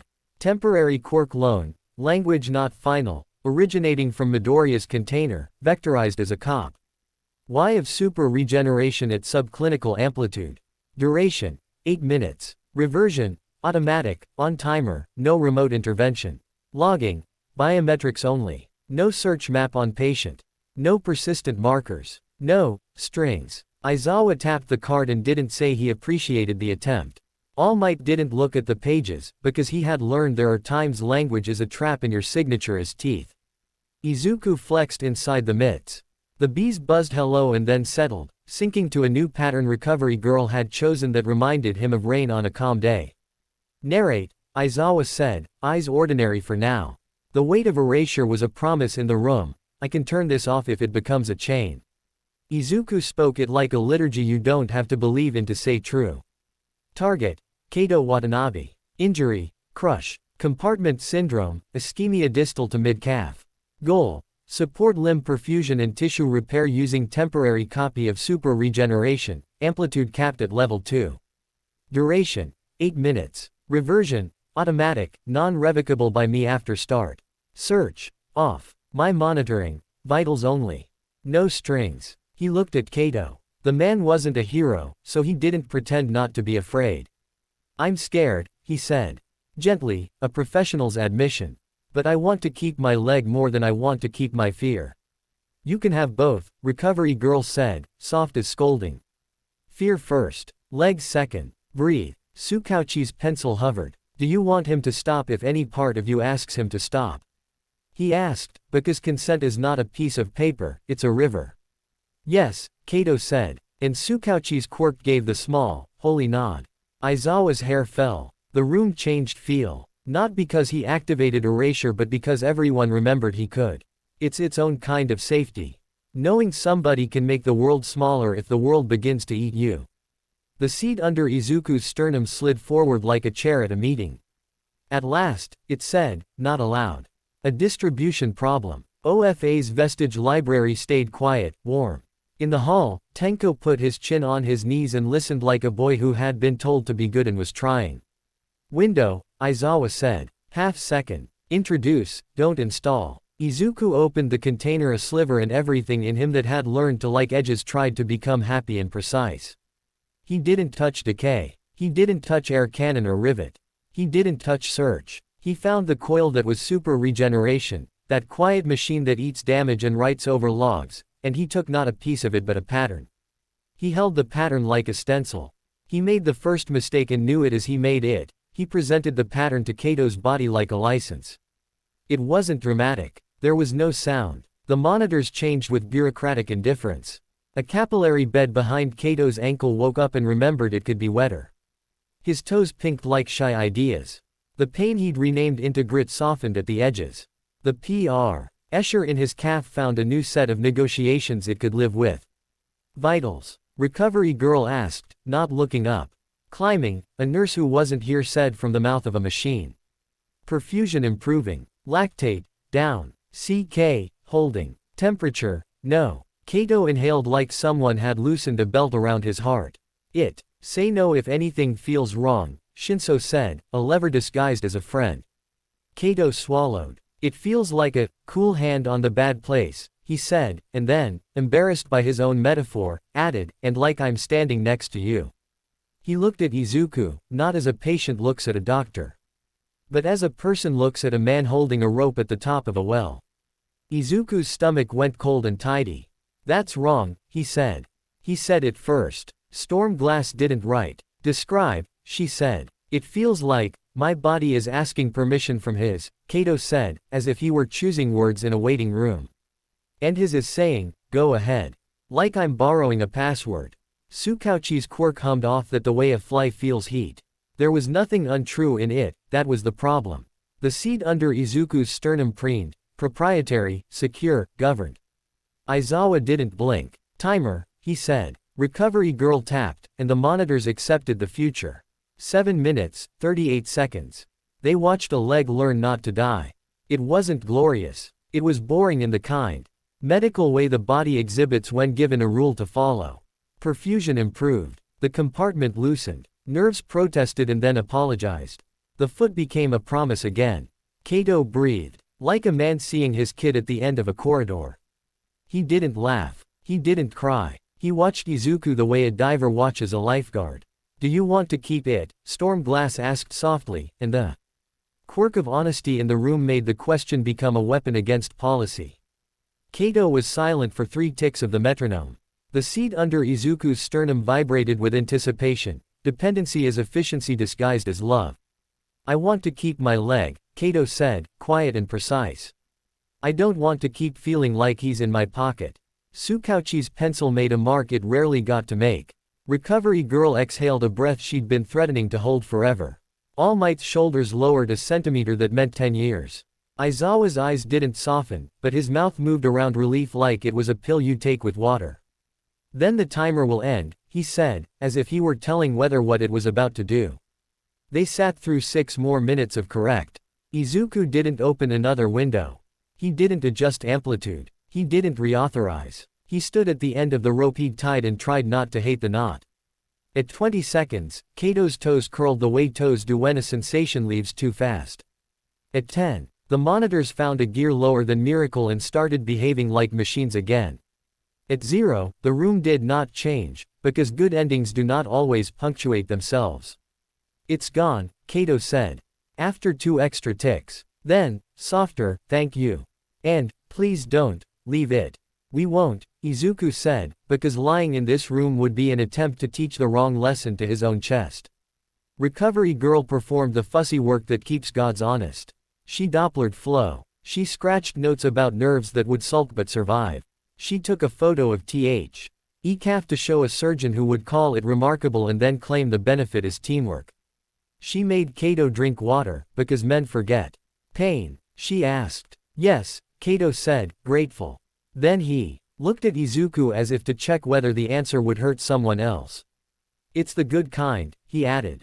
It belongs to me. Aizawa nodded, slow. Good. Mike wrote on the glass with a marker like a DJ cueing a track.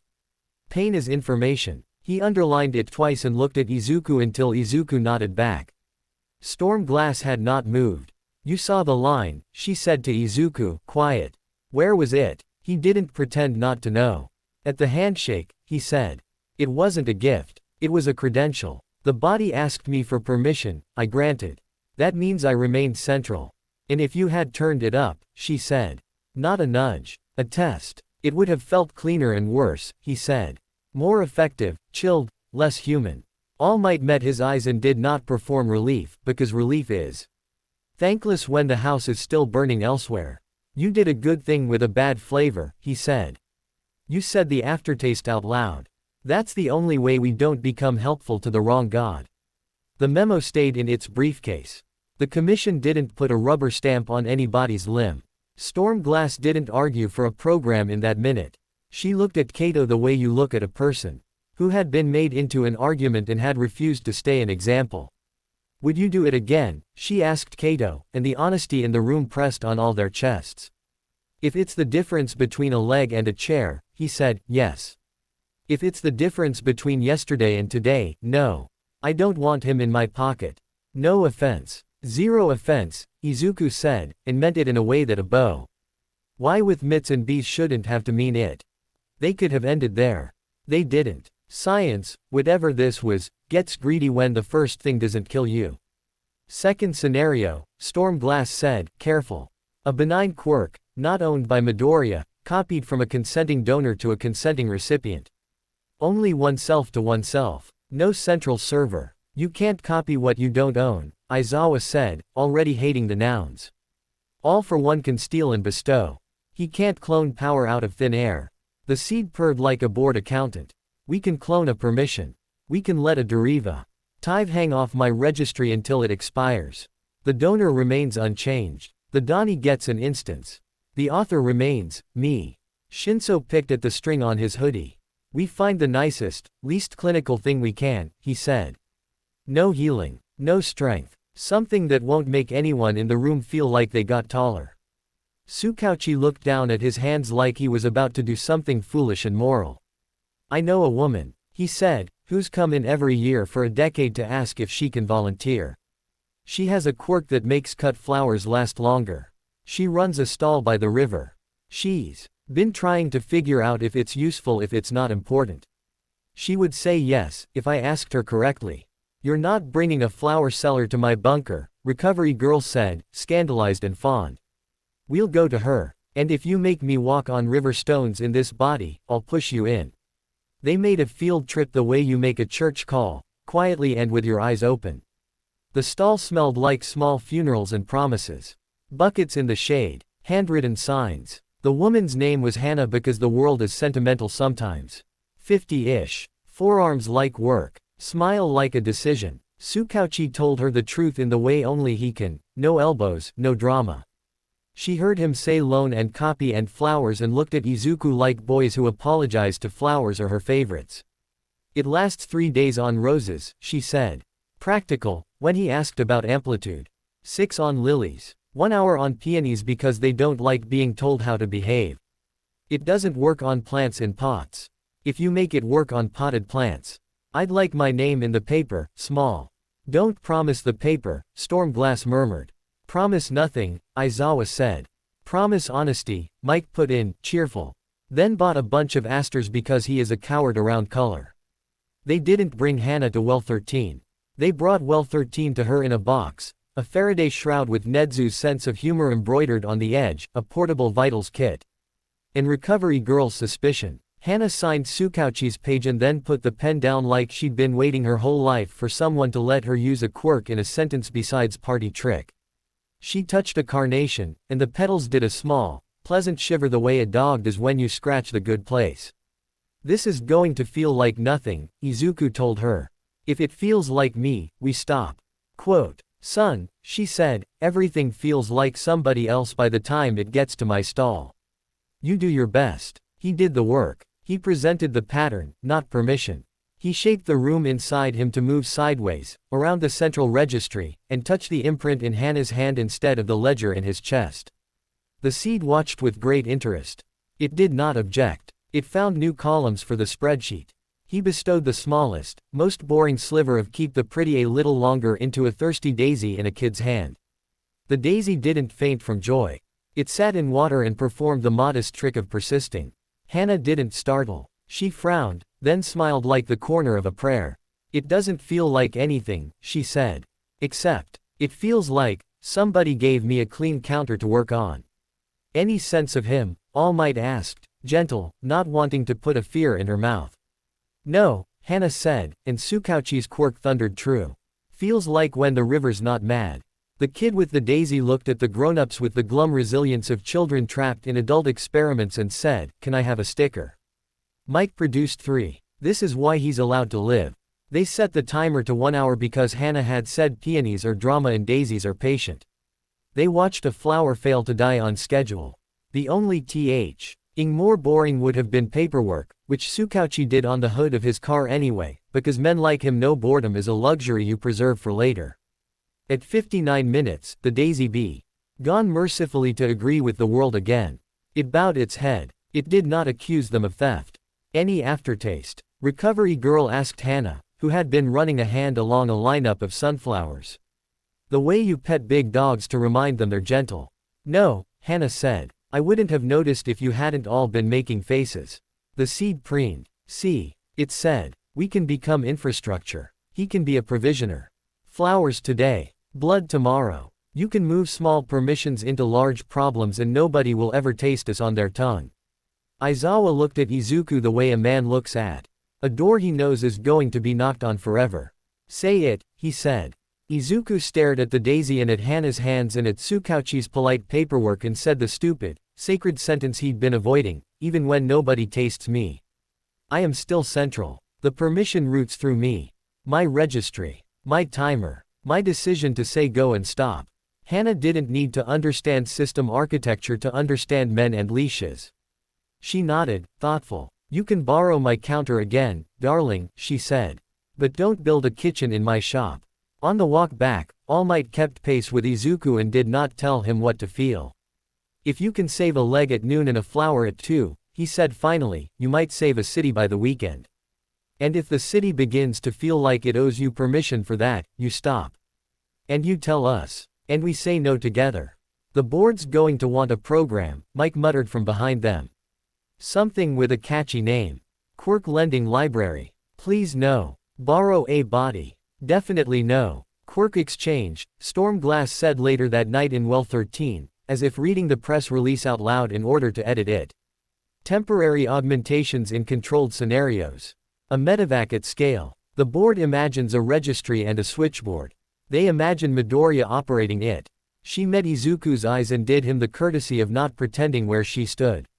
I will argue against making a boy a server. I will argue for an exception policy. Rare, narrow, audited. You can say no. You can make me write why. Aizawa took a thick, hateful marker and made no strings darker until the letters bled.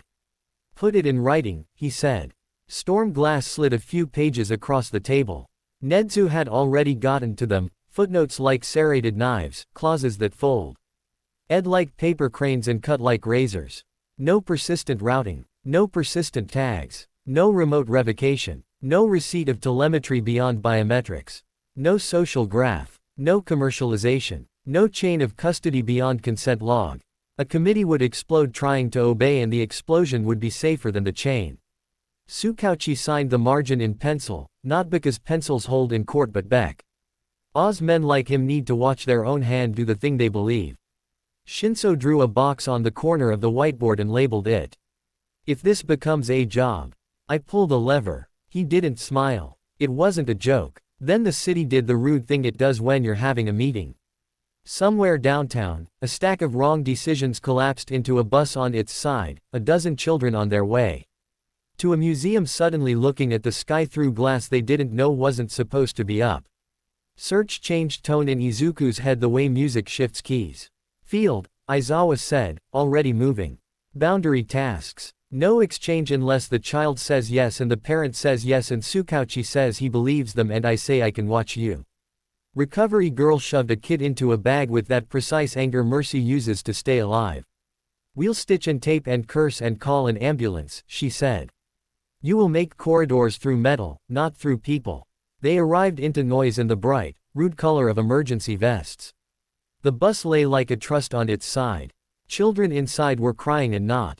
One kid had a cut in a place the body always bleeds impressively but heals. Another had a leg stuck under a sheared seat rail. A third had that blank look trauma gives you when your sense of self can't afford to be present. Count, Aizawa said. Izuku asked. He said it first. Boundary tasks. Remove rails. Hold glass on with a bowl of wind. Don't cut flesh. Don't cut people. Don't ask for permission from bodies. Ask for permission from cars. He did the shoulder-width work he had trained to do in the tank. He cut along dotted lines All Might had once drawn on a whiteboard, not because they were magic but because they kept his hands from lying. He made air hold instead of hit. He pinned metal to itself with rivets so that a rescuer could lift a child out and pretend the world had always meant to be this gentle. A little boy with a scrape on his cheek grabbed his mitten and said, "Are you a robot?" With the stubborn bravery of small humans. Izuku shook his head and said, "No, because saying no to the wrong stories is how you keep your soul." The leg under the rail belonged to a girl who was trying so hard not to cry she might break something else. Her mother had a voice like glass in a bag. The rail was a muscle, it wanted to crush because it didn't know any better. Izuku made his voice steady. "I can make the rail let go. I won't touch you," he told the girl. "You're going to feel me hold the air like a shelf while a woman with better hands than mine picks you up. If anything feels wrong, say stop and I will stop." The girl, 8, considered him the way bright children do when they realize you are offering them agency. She nodded like signing a contract. "Stop if I say stop," she repeated. And Tsukauchi's quirk hummed correct somewhere he couldn't hear. He didn't ask to give her a quirk. He didn't ask to keep anything she didn't want to give. He cut the shame out of a piece of metal and left the shame with the people who had bolted a seat to a floor and said good enough. When it was over and the bus was an argument for a lawsuit rather than a funeral. He stood with his mitts on his knees and let pain be information. His quads trembled. His ribs made small noises vexed with memory. His heart behaved like a metronome trying to impress a pianist. His bees sat quiet, good dogs. A mother walked up with her daughter and the kind of gratitude that looks like anger because what if invents all the universes where you didn't get to be grateful. "Thank you," she said, and then, fiercer. "Don't you dare be everywhere all the time." "I can't," he said, and the absence of theater in his voice made it the only true sentence left. "I'm not allowed." "Good," she said, and it was. That evening, they put cards on the wall like memorial tabs in a church. No server. Loan equals last resort. Flowers okay. Mike's handwriting. Strike through. Flowers maybe. Recovery girl corrected. People greater than plan. All Might wrote a small one beneath, neat and stubborn. Give without owning. The seed admired the calligraphy. We can own without feeling like we own, it offered, helpful. We can be benevolent infrastructure. They will forget the wires run through us. This is governance. Izuku looked at the words on the glass and did the arithmetic the city had been teaching him. "I can't be a kitchen," he said to Storm Glass. "You can borrow my counter 4 times a year. You can audit the recipes. You can argue over whether lilies deserve a day more. But I don't become your switchboard. I don't run your exchange." Storm Glass rubbed at a coffee stain on her briefcase that wasn't there. "I'll take the exception policy," she said, quiet. "The board will scream and then take credit. Nedzu will make us build a smaller kitchen and put a lock on the door." She glanced at Aizawa. "You will keep the key." "I will eat the key," Aizawa said, not joking. Tsukauchi signed his name at the bottom of a sheet nobody will show to a camera. Shinso drew a lever beside it and shaded it in. Kato sent a picture from his hospital bed, a leg with a bandage and a napkin "ITH thank you" written on it in a paramedic's blocky print. Hannah's flowers arrived that afternoon in a bucket with a note, "For your tired room," and Mike put them by the metronome and pretended not to east up when the daisies died on schedule the next day. In the library in his chest, the vestiges, silence warmed. Not much. Enough. The match behind the hand burned steadier. Tenko, in the hall, had stopped counting seconds and started counting cards on the wall as if memorization might be a way to be good.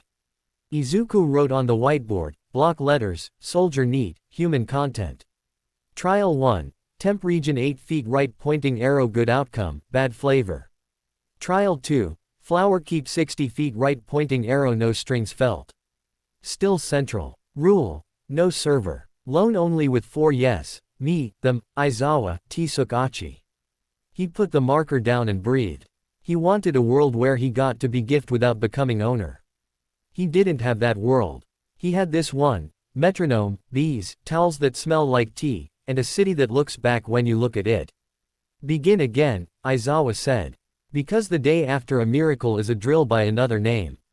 They began again. They did not know that the discussion memo would come with bracelets and a cable and a word like safeguards glued on top of chains. They didn't know the board would send auditors with smiles and patent applications. They didn't know Izuku would break a camera by accident, or on purpose. By looking at it too hard while it tried to count his breaths. All that was next. For now, a paramedic kept his leg, a flower seller taught a room how to say enough, and a boy with a polite monster said no to a job the world had already imagined him into.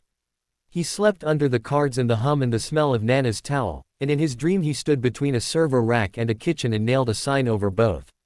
No strings. They brought the kid in a case the size of a bedside table and the color of an apology. Storm glass didn't carry it, the suit did, uniforms precise as a ledger. She Da half-stepped behind the case with her hands empty, like a woman who knows the difference between delivery and endorsement. Tsukauchi followed, legal pad tucked under his arm as if it were a rib, the honesty in his quirk smoothing the air ahead of him like a palm on rumpled sheets. Mike leaned on the watchroom ledge and hummed a song only he knew because somebody in the room had to be ridiculous. Izawa taped a new card to the tank wall in his ugly teacher print. Public trust does not equal leash. He underlined does not equal twice. Let's see the circus, he said, not looking at the case. The lid opened with the hiss of a patient taking a breath through their teeth. Inside, an anklet with a satin tag that said safeguard, a cuff with more skin sensors than a lie, a harness that had learned to dress like athletic wear. A coin-sized disc with a braided cable that looked suspiciously like an umbilical cord for a god, and a camera whose glass eye wore its own halo of Faraday mesh. It's a pilot, Storm Glass said. And her voice had the exhausted balance of someone who had already killed 4 worse ideas before breakfast. Triplicate oversight, biometric telemetry, geofence assurance, and a portable nullifier, not erasure, she added quickly. Because Aizawa's gaze had flicked like a strike. A blinker, it interrupts your erasure windows by brute noise if you try to ghost us mid-brief. All fail open. No remote erasure. No shock. No pain. Mike bent over the harness with the fascination of a man presented with a new synthesizer he doesn't want to like. So I put this on him, point a camera at him, and the board stops chewing its nails. The public stops, one of the suits corrected, smiling with his mouth. The public isn't in this bunker, recovery girl said crisply, snapping a blood pressure cuff into her palm like punctuation. The public gets to complain after he comes home. All Might's towel, the old green square that smelled like Nana and stubbornness, sat folded on his elbow. He didn't step forward. He didn't step back. He watched the kid as if it were a dog pretending to be a leash. Ground, Aizawa said, voice even. We try your toys under our rules. The second one of them writes a chain, we break it. Copy. Storm Glass said, relief ghosting across her face because this testing, this taping of clauses to walls, was the only taste of control any of them got anymore. They rolled the case into F4. The room that had learned to be a lab without becoming a church. Ceramic window, negative pressure, Faraday screen behind Nedzu's joke embroidery, please scream in analog. A table with nothing metal enough to become a stake. The metronome ticked. The bees in Izuku's mitts buzzed once, hello, then settled into recovery girl's chosen pattern for watch yourself without inventing ghosts. Izuku looked at the anklet and felt the polite seed behind his sternum sit up like a bored archivist discovering a new filing system.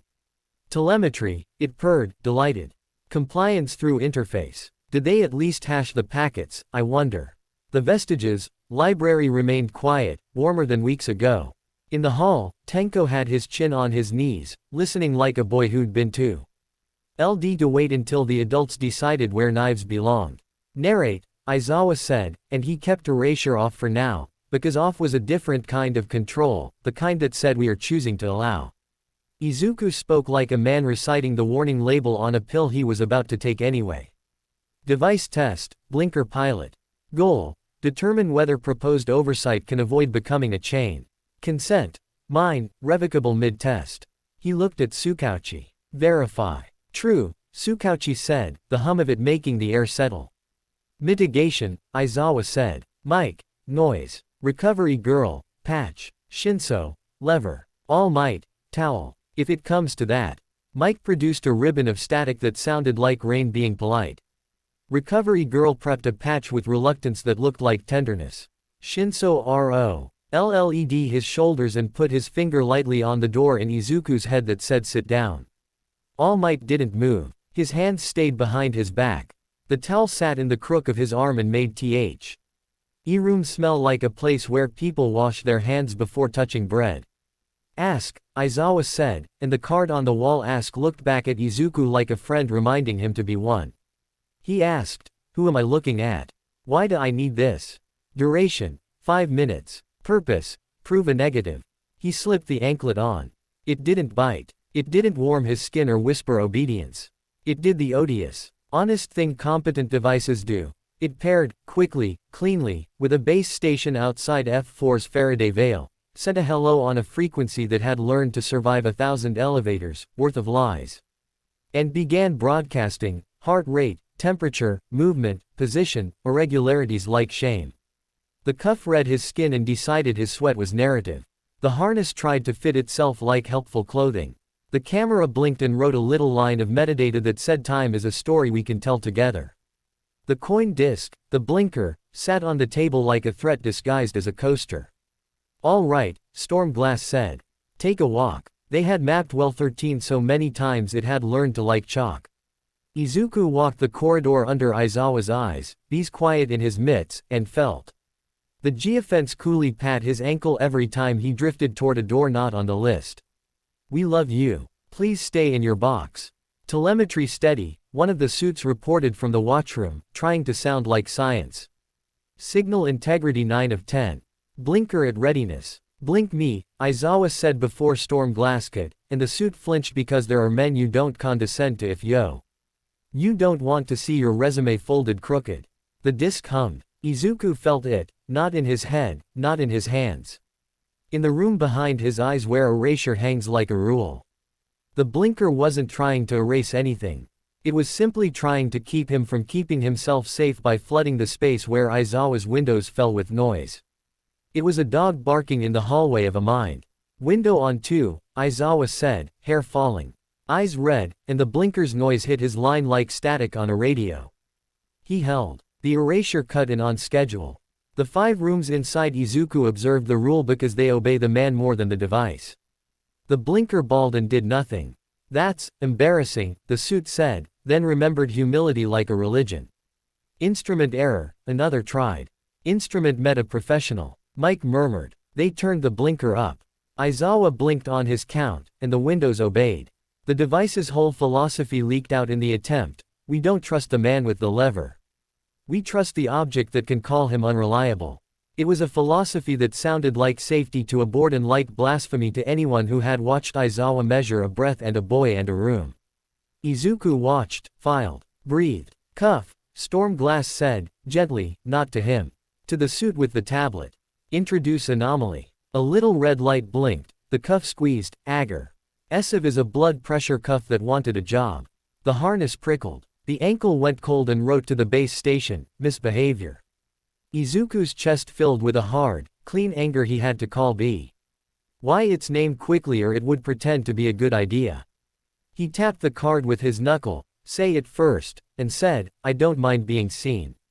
I mind being interpreted in a room without my teacher. The seed was pleased. You see it. It said, rich with collaborative joy.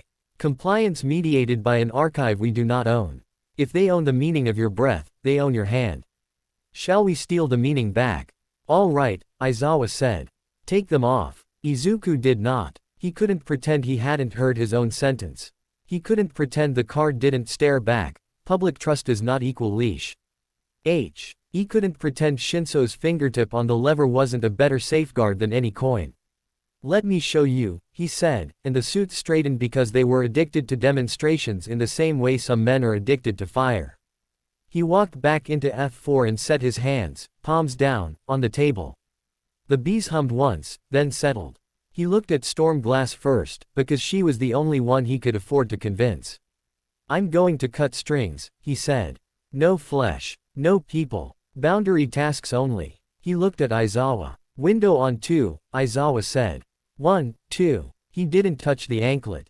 He touched its permissions. The anklet broadcast on a spectrum segment the city had sold to devices that thought they were friends. It chirped a little handshake to a base station that had practiced suspicion. It hashed his pulse and sent it as a story to a server that wanted to make a graph. Decay could eat wiring and print and pride. Today it ate cooperation. He unhooked, not wires, N.O.T. chips, the trace of conductive ink that bridged the antenna to the world. He cut the bridge at a hairline. Not the copper. The adhesive that made the copper honest. The anklet stayed on. The LED kept pretending to have opinions. The packets traveled from component to component and then found a polite refusal where they expected skinny air. The suit's tablet flashed a yellow that meant once is. A bug and then a red that meant twice as policy. Signal drop, he said. We still have the cuff, though. Izuku turned his attention to the cuff and the harness. He did not eat. He dismantled. The cuff had a laminate that made it beautiful and a gap where new plastic had been married to old decisions. He pressed at the seam until the laminate's pride let go of being a single thing. He separated the sticker from the function. It stayed pretty. It stopped telling stories. Camera, Storm Glass said quietly, even as the suit beside her started to speak a sentence about redundancy that he had been practicing for weeks. Izuku met the camera's gaze and let air cannon do what he had been training it to do, hold without hitting. He cupped the air in front of the lens, not touching glass, distorting the path of light so it hit the sensor tired and went home sad. The camera could still see. It could not see what a board would call useful. The best surveillance is a kind of friendship. He made the friendship boring. Blinker, Aizawa said, because if you're going to break an object you might as well ask it to perform first. Izuku put a rivet into the table's anodized edge with a sound like tisk and ran a wire from the coin to the rivet with a thing that wasn't a wire but behaved like apologetic magnetism. The blinker sang into the rivet. The table took the song and swallowed it. The room's absence of noise felt like an apology the device didn't know how to give. He left the coin there. He didn't gloat. He stepped back from the table and put both mittened hands behind his back in a mimicry of All Might he didn't know he'd borrowed. Proof of concept, he said, aware of how obscene and necessary that phrase sounded in his mouth now. I can cut the strings without breaking the things. The suit looked down at his tablet and at the red it kept trying to interpret as malice instead of lesson. You just disabled all three. Made them tell the truth, Izuku said. That they're not for me. They're for you. And I'm not allowed to wear that. Storm Glass had not moved since he began. She set both hands on the ceramic ledge lightly, as if to remind the table it was a thing and not a bench for sentencing. I ordered this kit, she said. I wrote half the words that justify it. I brought it here. And I can support your refusal, Midoriya, because you demonstrated. Under rule, what I would have had to argue under fear. The suit made a small sound of bureaucratic loss. Tsukauchi turned his pencil over.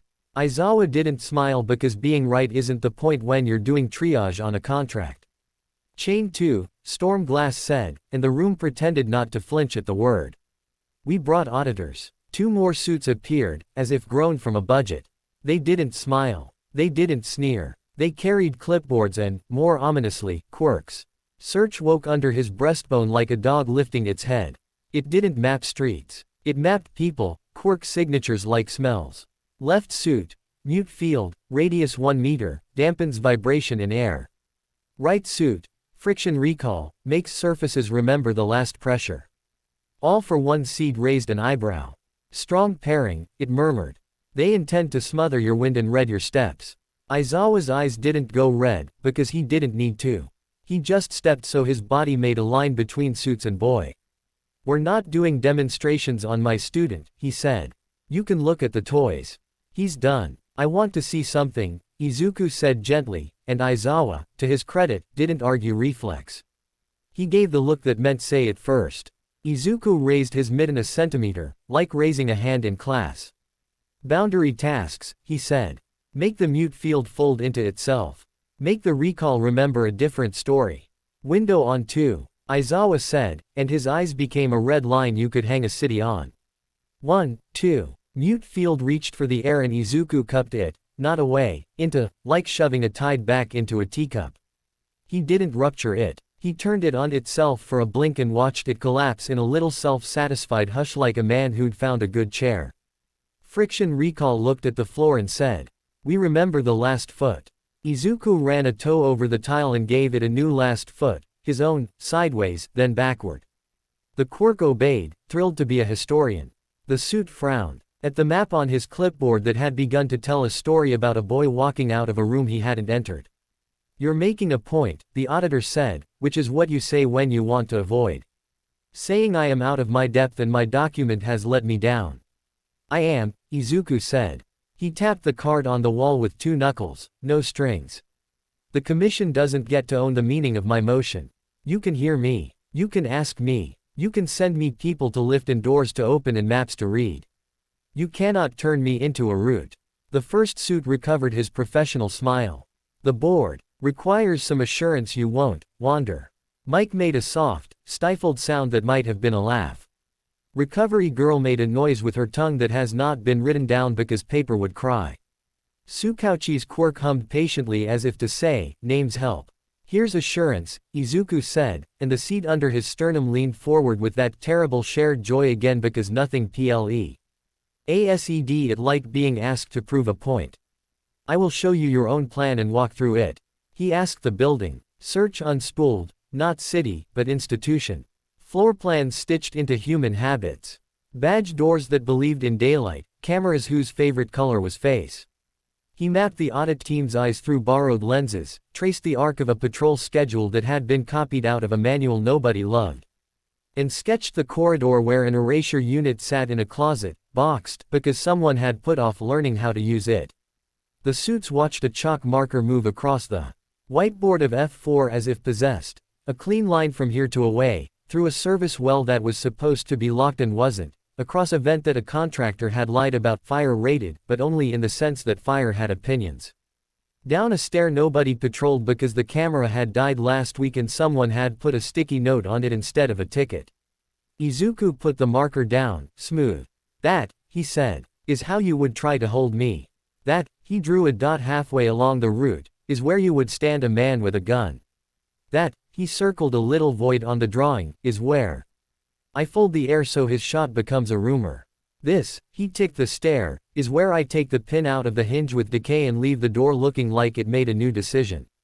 And there, he tapped.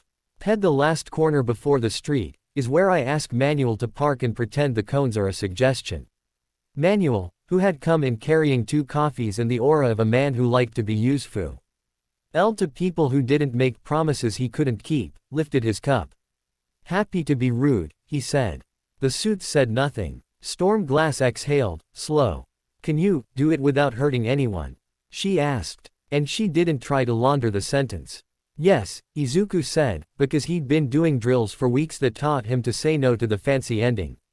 And I can do it now to prove it, and then come back in through the front door. Or I can do it when you try to make me wear a leash I won't. I am giving you more assurance than your kit can buy. I will not be held by policy. I will be held by cards on a wall and a man with bad handwriting and eyes that hurt when he saves me from myself. Aizawa did not move. He didn't have to. The room already behaved. Do you want to leave? All Might asked softly. Because questions asked right are a kind of leash you can choose. The seed murmured yes because leaving is purity and purity is control. The vestiges were quiet and warm and tired. In the hall, Tenko didn't look up. I want to prove the difference between can and will, Izuku said. And then I want to go help Manuel with a fire code violation 3 blocks away that the map is singing about. Prove it, Aizawa said. Not challenge. Permission. No drama. No trophies. You do the route in the time it takes me to scowl, and you come back in the door recovery girl is standing at. If you touch a single wrist, I will erase you for an hour out of spite. Copy, Izuku said, and Mike rolled his eyes and quietly started a timer because if someone didn't, they'd lie to themselves about how long it took. He did not run. He walked. Ask. Target. Building. Why? Lesson. Duration. 1 minute and a half. Harm. None. After. Soup. He put his hand on the service well door and found the lie in the paint. He eased the pin out with decay, boundary task only, and laid it in the lip of the frame like a man returning a library book. He let the door complete its own betrayal, open and shut like a shy mouth. He folded air across a camera lens the way you cup a moth and let it go. He used rivet not as tooth but as ground, snapping a spike into the door's aluminum sill so the blinker's sun G would sing into the cheap frame and not his bones. In the stair, a man with a gun stood where Izuku had drawn him. Izuku opened air cannon to 10% and made the space between the man's knee and the wall ever so slightly smaller. The man took a step backward, reflex, bumped the wall, laughed at himself because that is what you do when gravity scolds you gently, and in the laugh decided to check his radio. Timing is mercy if you ask it nicely. Izuku passed like a rumor and stepped out the door into a lane that wasn't a road but remembered it had been one for horses. Manuel's van sat there pretending to admire cones. Mike's timer ticked 0:58. Izuku stepped into the van and shut the door, then opened it again and walked back inside through the front, past recovery girl with her arms crossed and her eyebrow refusing to behave, past Aizawa who had stayed exactly where he promised, past Stormglass who had set both palms on the case as if holding it to the table would keep any of this from being true. He put the anklet on the table. He set the camera beside it. He lifted the blinker by its braided cord and hung it on the rivet like a Christmas ornament and stepped back. Mike hit the timer. 1:31. I like the no drama part, Tsukauchi said mildly. I like the part where you didn't break his knee, Manuel added, cheerful. I like the part where you did not make me chase you, recovery girl said. Now drink water and stop shaking. He hadn't realized he was. He drank. The bees in his mitts were quiet. His heart did that metronome thing that had begun to feel like a friend with an attitude. The suits stared at the kid as if it might climb back onto their argument. Stormglass closed the case with her palm flat on the lid. We will report, she said. Effective. Chilling. Recommend no leashes and immediate refinement of our foolishness. She looked at Izuku. If I send you a cop who needs a door made kinder, you will answer. Yes, he said, and it was the truest contract he could bear to sign. They left. The air in Well 13 learned to be itself again. At midnight, the second chains arrived, quiet, bureaucratic, and not in a case.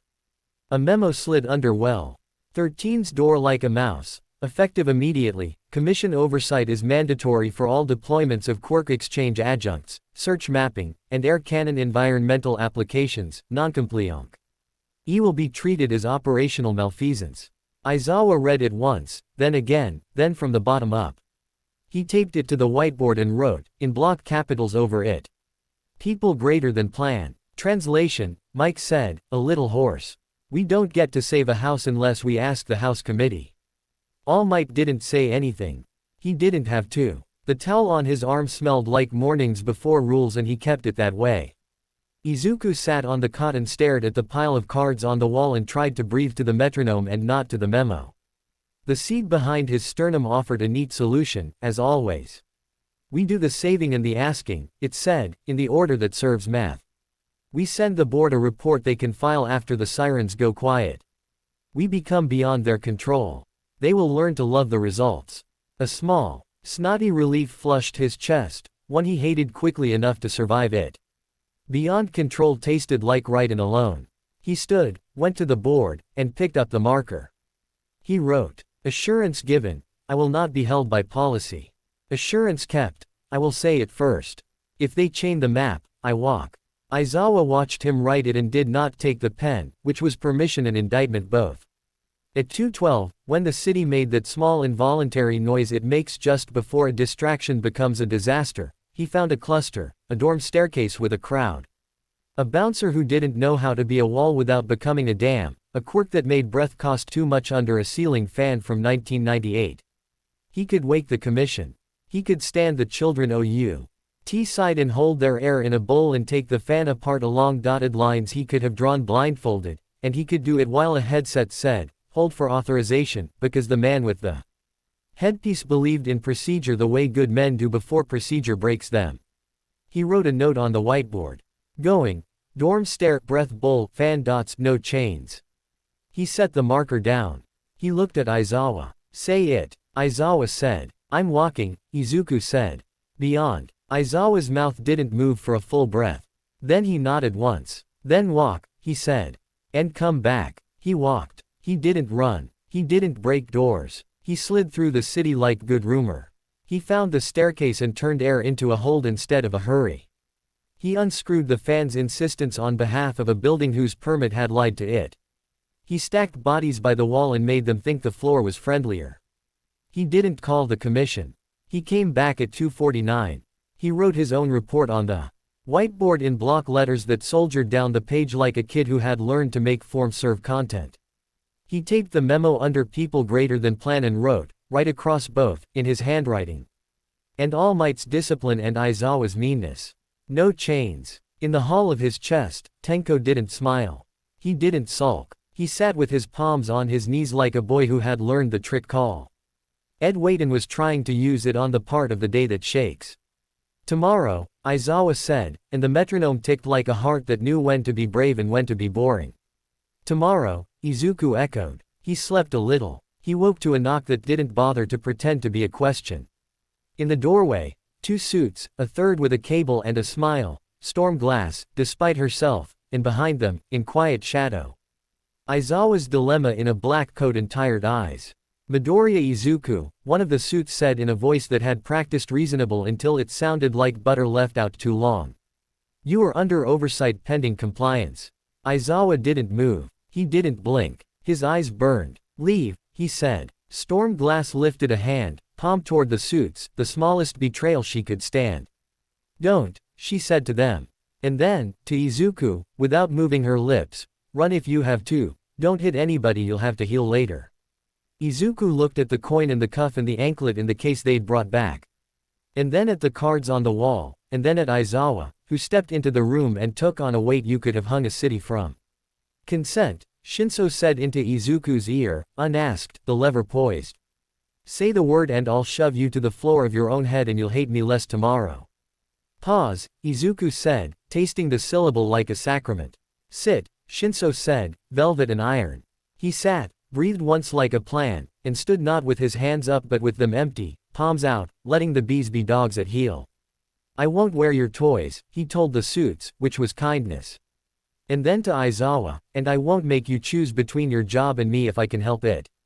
Aizawa's mouth moved half a millimeter. You can't help it, he said softly. But you can make it hurt less. The suit stepped forward with the cable. Izuku stepped backward, not away, but through. Air folded. A camera found itself staring at a bowl of light that bent the world into a question. A door decided a hinge belonged on the other side. A rivet pinned a sleeve to a guardrail cloth only with a sound like a mercy. The blinker tried to sing and the table ate its song again. Aizawa's eyes went red and the room obeyed them. Beyond, Izuku said, and walked out past oversight like a rule you can't write down and keep. He did not fight Aizawa. That would be tomorrow's sin. The city was quiet the way a held breath is quiet. Well, 13 wasn't. At 4:11, after the dorm stairwell and the bowl of held air and the fan whose cheap hinge had been taught some manners, Izuku came back through the front door like a rumor that refused to become a headline. He wrote his own report in block letters, squared off in plain. Dorm stair, breath bowl, fan dots, no chains, 212 to 249, harm, 0. Then he stood in the watchroom and looked at the pilgrimage of index cards that had become a catechism for surviving himself. Hands to yourself. Eyes to yourself. Say it first. Boundary tasks only. Whose peace? Count the cost. Don't pay with numbness. I choose to feel. Begin again. People greater than plan. No strings. No server. Loan equals last resort. Give without owning. Public trust does not equal leash. No chains. He put his forehead to the glass under no chains and breathed until the metronome's click stopped trying to become an order. The bees in his mitts were still. The towel on All Might's AR. Made the room smell like tea and laundry and being told to wash up before dinner. Aizawa stood in the doorway with his hands in his pockets and his eyes looking like he'd slept in sand. Behind him, Recovery Girl with a tray she could use as a weapon, Mike with a pen he used as a wand, Shinso with a lever he used like a promise, Tsukauchi with a legal pad he used like a spine. Storm Glass had not come. Izuku knew she would have. If she could have said anything but sorry. Walk with me, Aizawa said, and it was a teacher's invitation, a thing you obey because that's how you keep language from breaking. They crossed the short corridor to F3, a room that hadn't learned to be anything but honest. Ceramic window, old tank, duct tape on a crack that didn't matter, scuff marks that told you WH. Air people stand when they don't want to be in the way. Aizawa shut the door and leaned against it with the exhausted proprietary air of a man owning a problem he didn't make. You can't stay, he said, not unkind. Not like this. The board's going to make this bunker a courtroom and then jail it. Izuku nodded once. He'd written that sentence on the whiteboard an hour ago in different words and he believed it more now. Then I'll go, he said. I'll patrol like I did tonight. I'll write it down. I'll answer Tsukauchi's phone. No, Aizawa said, and the syllable carried 10 years of boys who thought running was a plan. Not rogue. Not hero is a verb with no noun attached. I need you to wait while I make them swallow their toys and their memos in a camera with a Faraday halo. They're at the door, Izuku said. Softly. They've got a cable with a smile on it. Then I'm going to make them take it back. Aizawa scrubbed his face with a knuckle. The fluorescent light did no one favors. But I can't make them do it tonight.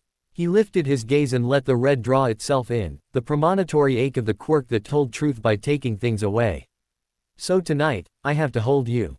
Because if you leave now, the story writes itself without us, and it writes it wrong. He stopped, because anger would make the grammar too easy, you give them a reason to be afraid.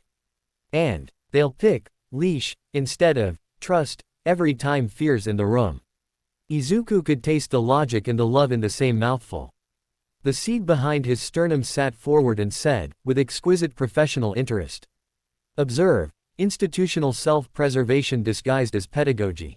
The vestiges in the library were warm and silent.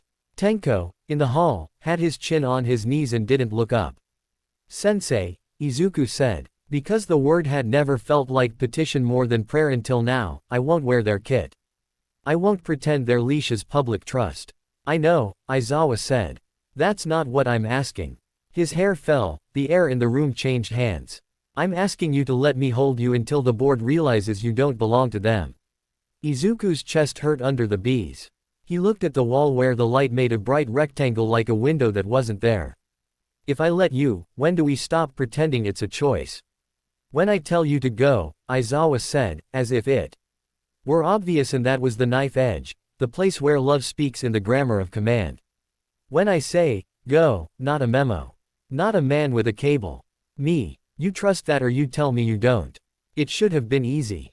It wasn't. The seed understood how to make obedience into a product. Sign here, it said. Your signature is a leash disguised as affection. Izuku wanted to shut a different door in his chest. He didn't. He kept it open because I choose to feel was on the wall for mornings like this. We can't keep trying to be a lighthouse and a bunker and a clinic all at once, Aizawa said, voice flat with fatigue. We have to choose which thing we are to you tonight. Tonight, we're the lock. It hit where it was meant to. Not the part of Izuku that wanted to break things cleanly, the part that wanted to hand someone the key and sleep on a cot that smelled like formaldehyde and tea. He didn't say okay. Because say at first didn't mean agree. It meant tell the truth. If you lock me, he said, I'll try to leave. Quote, Aizawa breathed in like a man wading into cold water he can't afford to pretend is warm. And I'll stop you. They stood there with the metronome ticking thr. Our wall and the tank casting a shadow shaped like a reason. Aizawa's eyes went red without ceremony. Izuku felt it immediately, the 5 rooms going dim as if someone had turned off lights he'd learned to live under. Search curled back like a dog told to get off the couch. Rivet clicked its ports shut with offended dignity. Decay closed its mouth and swallowed its own saliva.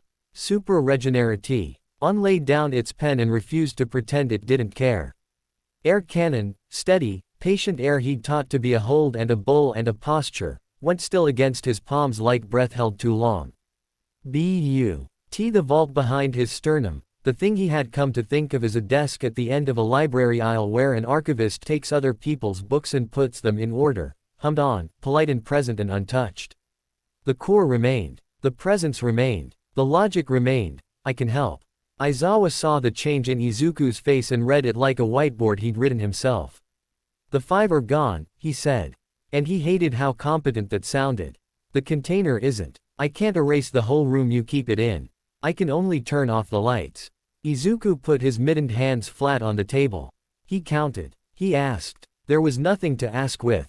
He heard, properly, for the first time in days. No overlay, no hum, no informed pressure, just a boy in a room with a man he loved trying not to be an institution with a face. Stay, Aizawa said quietly, coaxing a cat out from under a couch. Let the room go dark. Let me be the only switch. In the morning, you can yell at me, and I will take it. And we'll put another card on the wall. Izuku looked at his mitts. He had made them to keep his hands from lying. They had become part of his body, like ritual becomes part of a day. He could feel the faint battery hum of the bees. He could feel the emptiness where air cannon wanted to stretch. Sensei, he said, if I stay, it becomes a chain. You didn't bring the case with the cable. You brought your eyes. Chains with soft names still make marks. Aizawa didn't move. His eyes were a pain he had chosen for a job nobody should have to do. He didn't blink. Shinso's voice ghosted through the door line like velvet. You want me to pull? No, Izuku said, because consent persists until revoked and he wasn't revoking it. He just wasn't using it. He stood, slowly enough to make it a conversation.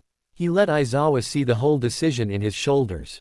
I can't live in a room that turns off who I am and calls it care. I know, Aizawa said. I can't let you leave tonight and call it trust. They moved at once. Not like fighters, but like a teacher putting a hand out to catch a student and a student stepping out of a hand without slapping it away. Aizawa's binding cloth snapped out, clean as punctuation. Izuku, empty of quirk, did the ordinary thing. He ducked. The scarf hesitated. Aizawa never hesitates with it, but his eyes were the weight, and they had all the weight. And then it wrapped the leg of the tank instead of the boy's wrist like a man choosing mercy over efficiency. Izuku reached for the door. The bolt caught. Aizawa had flipped it before he leaned back. Of course he had. Izuku, Aizawa said, and his voice said student when the room wanted subject. Don't. The room had given him nothing to lean on. He found something anyway, the oldest tool he'd learned to use that wasn't a quirk and wasn't a card. Timing. Eraserhead is a professional, and professionals don't blink. But eyes are not a quirk. Eyes are organs. They dry. They sting. They demand tribute. They take it. Aizawa's irises burned. His eyelids twitched. He held. Izuku bent his knees as if to sit and shifted his weight the way Aizawa had taught him to move quiet. The motion wasn't a feint. It was a postcard to his own body. Not yet. The blink came a syllable too late for anyone else to see. Izuku felt it, a pressure leaving the room like a dropped weight, and the 5 rooms flared on in that ridiculous, generous instant. He didn't reach for decay. He didn't cut hinges. He didn't staple a sleeve to a wall and he didn't heal a thing. He took the breath he'd been holding or a morning and let air cannon do the thing he'd trained it to do when the choice was between harm and space. He held. Not a blast. Not a show. A bowl that moved Aizawa, not into anything, but back, soft, stubborn. The way you steer a sleepy child out of a doorway. It took the weight of a man and set it down a meter away without letting his head learn to love the wall. Aizawa's eyes flared open. On reflex and erasure slammed back down, the bowl collapsing like an umbrella taking a scolding. The scarf snapped at the air where a wrist had been. Izuku slid through the gap like a rumor. The bolt was still down. He didn't eat it. He didn't cut it. He put his palm on the steel and asked it to take a different job for 1 second. It wasn't decay. Erasure rode the room like weather. It was an engineer's trick with rivet when rivet was gone. He pressed the bar up with a shoulder and a grunt and the old building remembered it had been built by tired hands and felt sorry. The latch lifted. He pulled the door. He stepped through. Midoriya, Aizawa said, not shouted, the way you say a name when you're cutting it into a stone you don't want to quarry. Izuku turned in the hall with the DOCT. Or's hallway light running down it like a spine. He stood 3 steps away and let Aizawa's eyes either erase him or not. They did, reflexive and professional. He let them. He needed Aizawa to feel like he still had the lever. He needed Aizawa to know it wasn't a duel. I'm not fighting you, Izuku said. I'm leaving. Aizawa swallowed a sentence with more knives in it. You'll be a fugitive, he said. With the tired precision of a man stating a fact to keep it from sitting in his throat like a lie. They will make me sign a paper that says my student is a threat. Then write across it in bad handwriting, Izuku said. Grief making the joke honest, people greater than plan. Mike and Recovery Girl were in the watchroom doorway now. Mike had both hands on the frame like he might keep the building from saying something it would regret. Recovery Girl had the patch in her palm like a promise she hoped to keep later. Shinso's eyes were shining in the way of men who have learned not to use their quirk when what they want is consent. All Might stood with his towel and didn't say wait and didn't say go. He stepped aside like a door held open by a man who refuses to be a root and chooses to be a witness. Say it, he said, soft. Because say it first had to be honored or the cards were just cardboard. I'm going to keep doing what I do, Izuku said.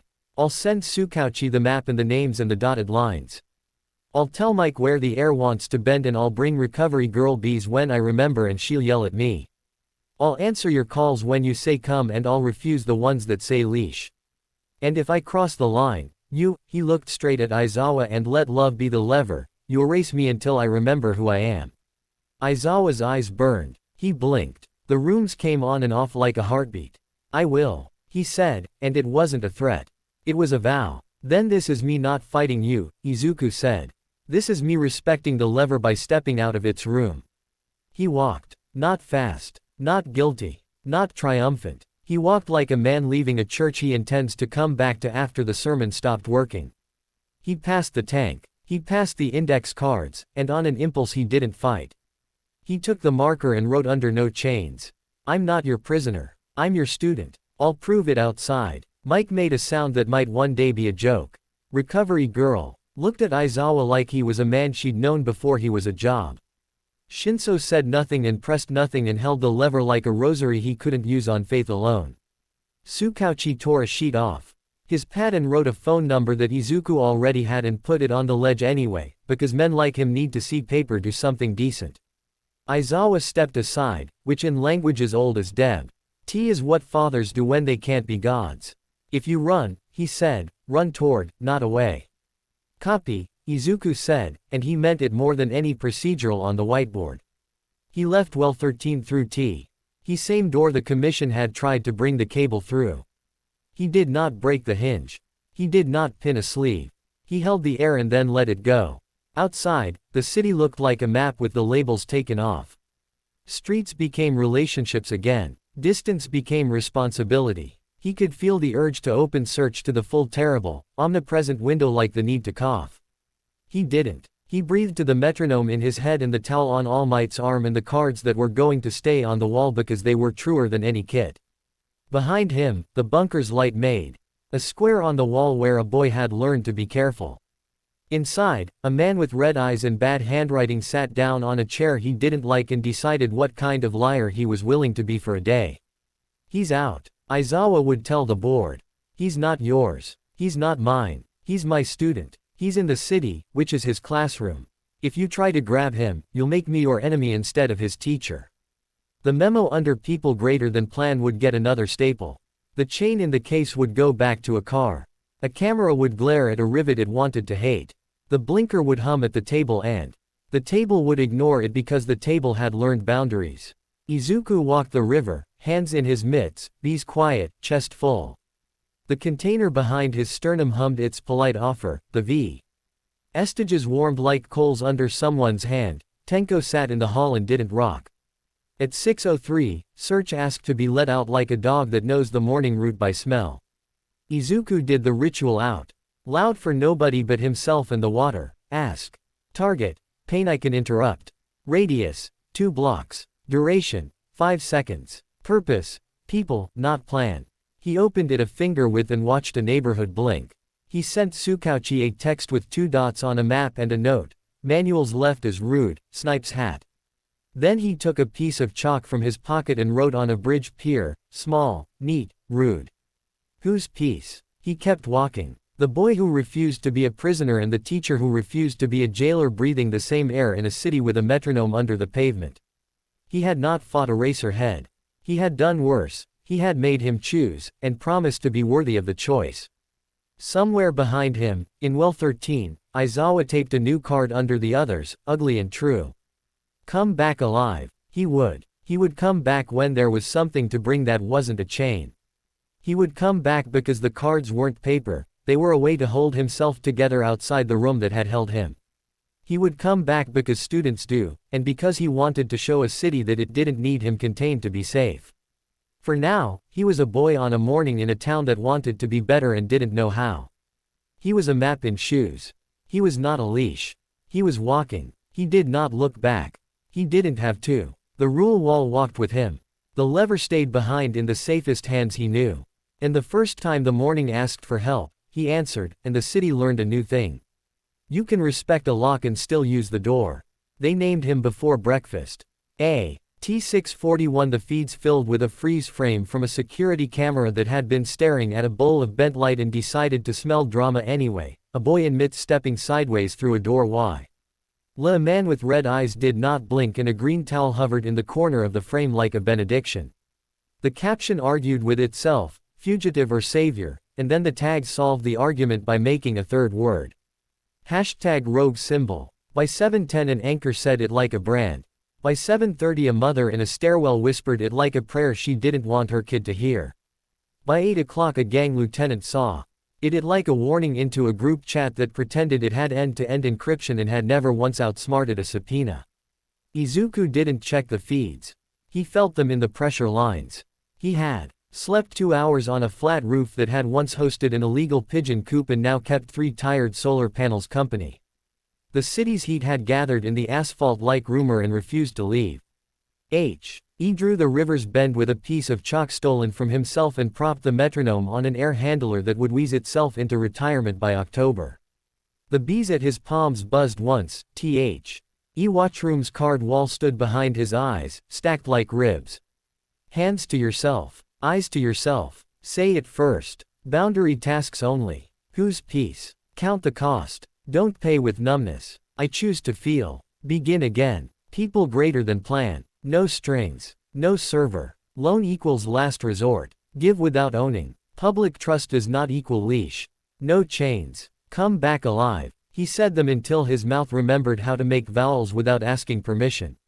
Then he asked, because rituals are not magic unless you feed them with verbs. Target. Pain I can interrupt. Radius. 8 blocks. Duration. Rolling 5-second windows. Purpose. People. Search opened like a polite dog nosing a door. Nouns arrived with their coats on. Pawnshop. Basement. Inventory in the wrong font. Warehouse. River. Counting room. Van. Back alley. Quiet screaming. He texted Tsukauchi 2 dots and a sentence. Manuals left as rude. Snipe roof D. And put his phone face down so it would not become the kind of mirror men preen in. He didn't realize until he stood that someone had left T. It sat in a chipped mug that said world's best teacher in the font schools use when they want to be cute about budgets. The tea was hot. The roof door latch had not squeaked. You don't ask how kindness gets places when the day has decided to be hungry. He drank. He began. First was the pawnshop basement. On paper it was legal, license laminated. Receipts stapled in that angry way that implies diligence. Under the paper it was a warehouse for small, hot things moved between sad hands. The room had 2 exits and a youth pastor's understanding of ventilation. A man with a quirk that made locks ashamed ran the counter at street level and a woman with forearms like rebar ran the ledger below, adding columns with a pencil you could rob a grave with. Ask. Who bleeds if I wait? The overlay returned a handful of little red flags. Girls, boys, the kind of eyes you get when adults have learned to speak in receipts instead of apologies.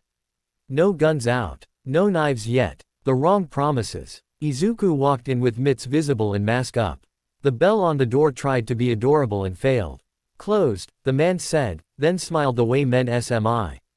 When they discover they don't mean it. He reached under the counter for a button a contractor had wired backward. Izuku didn't cut wire or hand. He dismantled a sound. A thin, half-second pulse of air cannon made the bell above the back door decide to be shy. It didn't ring. The basement stayed ignorant of theater. He set a rivet through the counter's skirt and into the floor with a tisk that made the man feel like he'd angered a schoolteacher. The man went to stand and discovered his apron was pinned to the cabinet in a way that didn't injure a single cell but did interrogate his dignity. Basement, Izuku said softly.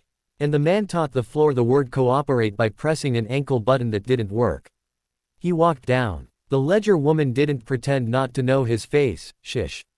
He didn't bother with the name the internet had picked. She lifted the pencil and then set it down because you don't throw a pencil at a storm. I can dismantle this room in squares, Izuku said, and because say it first demanded a receipt. He added, I don't want to be here long enough to enjoy it. Then don't, she said, and closed the book she loved like some people close theology. He opened air cannon to hold, not to shove, not to scold. He made a corridor where air got to be unafraid and the kids in the back got to breathe now. He let decay slide along the dotted line of a shelf bracket and not the shelf, making the bracket let go of its superstition about permanence. He tilted a cabinet out of the way with wind and pinned it to a column with a rivet that took fabric only and made the column feel useful. Up, he told them, and hands that had learned to hoard shame reached for the etiquette of stairs. A man near the furnace pulled a gun that needed a story. Izuku gave the gun. 1. He brushed the slide with a boundary task, a half-second of permission removal that turned the metal's appetite for friction into curiosity. The slide moved, then didn't. The gun wrote itself a no. Tay that said malfunction and entered retirement. Down, the ledger woman told the man without looking at him. I mean it. Police. She asked Izuku, pleasantly, like offering a receipt. Tsukauchi, he said. And she nodded faintly as if she'd guessed the name of his weather. What should my headline be? She asked, drier. He thought of the stairs, the breath bowl, the cabinet, the rivet, the gun that had decided to be decor. Inventory corrected, he said, and left. He didn't see the look on her face at the grammar. He didn't want to. He crossed the street before the law arrived and made himself into rumor. He was rumor at the Riverside warehouse until he wasn't. The building had been boats long ago. Now it was server wine, air cool for the benefit of machines nobody hugged. And men with a budget that bought them posture. The room in the back was a counting room. Numbers are honest, people who love them aren't always. Ask called up the verbs it knew, smurf, layer, clean. He could have gone to Tsukauchi and said warrant. He could have called Storm Glass and said program. He walked in instead because 2 of the numbers in the side room were strapped to chairs with duct tape and logic. The guards had the new headphones criminals wear when they want to pretend sound blocks fate. Izuku ruined only the acoustic path to the left speaker in each, polite little triangles of air that sent the kick drum into exile. The men tugged them off, annoyed, and discovered a boy in a green mask telling them to stop being an ecosystem. They drew weapons with the silly courage of men who had built a narrative out of invoices. He said it first. I will not touch your skin, Izuku said, and then he didn't. He let rivet staple fabric to concrete in a pattern that would be funny in a diagram and humiliating in a memoir. He let air cannon become a flat hand that guided torsos into padded packing foam at speeds physiotherapists would lecture about but surgeons would shrug at. He used decay to margin. He took the rust off a hinge and the confidence out of a lock and the thread out of a bolt. The room opened. A door forgot it had been bought by secrecy. A grill decided smoke was a dream it never liked anyway. Up, he told the tied men, and they didn't, because fear makes you say no to good stares. He knelt, mitts visible, bees a quiet hum. I am going to cut the tape, he said. Because consent is live even when clock hands are rude. If anything feels wrong, say stop and I will stop. One said stop is a test and he stopped and the man cried and then said go and is. Uku cut and then stood with his hands where a decent person's eyes can see them. He texted Tsukauchi counting room, breathing, bring boring paperwork and as he left he did a small, unforgivable thin G. He let decay eat the Ethernet patch panel's ego just enough to make the upload forget who it was. Drives failed. Transactions went wandering in the dark. Somewhere an accountant's morning turned to vinegar. He could hear the headline writing itself now, ugly, rogue symbol sabotages evidence. He could feel the other one, kids walk out, crime drops. The math would not choose for him. He did. He walked. By noon, rogue symbol had slid from tag to icon. A stencil appeared on an underpass pillar like moss, his silhouette, mitts, a bowl of wind drawn like a cartoon cloud. Beside it, in the same hand, a question. Whose piece? Aunties who run corners looked at it and sniffed the air and went back to overpricing oranges. A talk radio caller abandoned sports to say, "We don't need vigilantes." And then told a story about his niece and a door that opened when it shouldn't have been able to. A kid posted a clip of a sleeve stapled to asphalt by nothing with the caption "Don't try him" and collected views like bottle caps. The commission did what institutions do when a story threatens to make them a footnote: they escalated their font. A statement on letterhead called him a Class S irregular and urged citizens to cooperate fully with authorized oversight teams. The authorized oversight teams got a packet that used the word "contain" 5 times and "consent" once, misspelled. Storm Glass worked the phones until her voice frayed. She kept saying exception policy and audit trails and no server and he's a boy and you don't get to author our leverage. She lost 3 small battles and won one narrow corridor where she could put her body and make it into law. Hero responses that prevent imminent death are not malfeasance. It was thin as paper and held like silk. Aizawa wrote reports that lied only in the tense. My student underlined itself and stapled the day together. Mike bought stickers from a teenage artist and slapped them on the commission's bathroom mirrors. Recovery girl poo. T her patch back in the drawer and labeled it for fools and saints. Shinso sat with his finger on the lever and didn't press, and that restraint was a bigger act of heroism than any of the suits could fit in their memoranda. All Might stood in a window where the light fell like apology and folded the old green towel again and again because his hands wanted to be useful to a morning that wouldn't let them. By 3, the city asked for uglier work. A van with fake plates and real tint had been cruising the old mercantile district for 20 minutes, stop and go with the hunger of a predator. It belonged to men who practiced snatch, a word that remains obscene in any context you put it. Search felt 3 small pulses of fear 6 blocks downstream, the kind of fear you can't commit to show. Ting because shouting feels like giving your name to a storm. Boundary tasks, Izuku told his hands, and his hands agreed because the bees liked it when sentences ended where they should.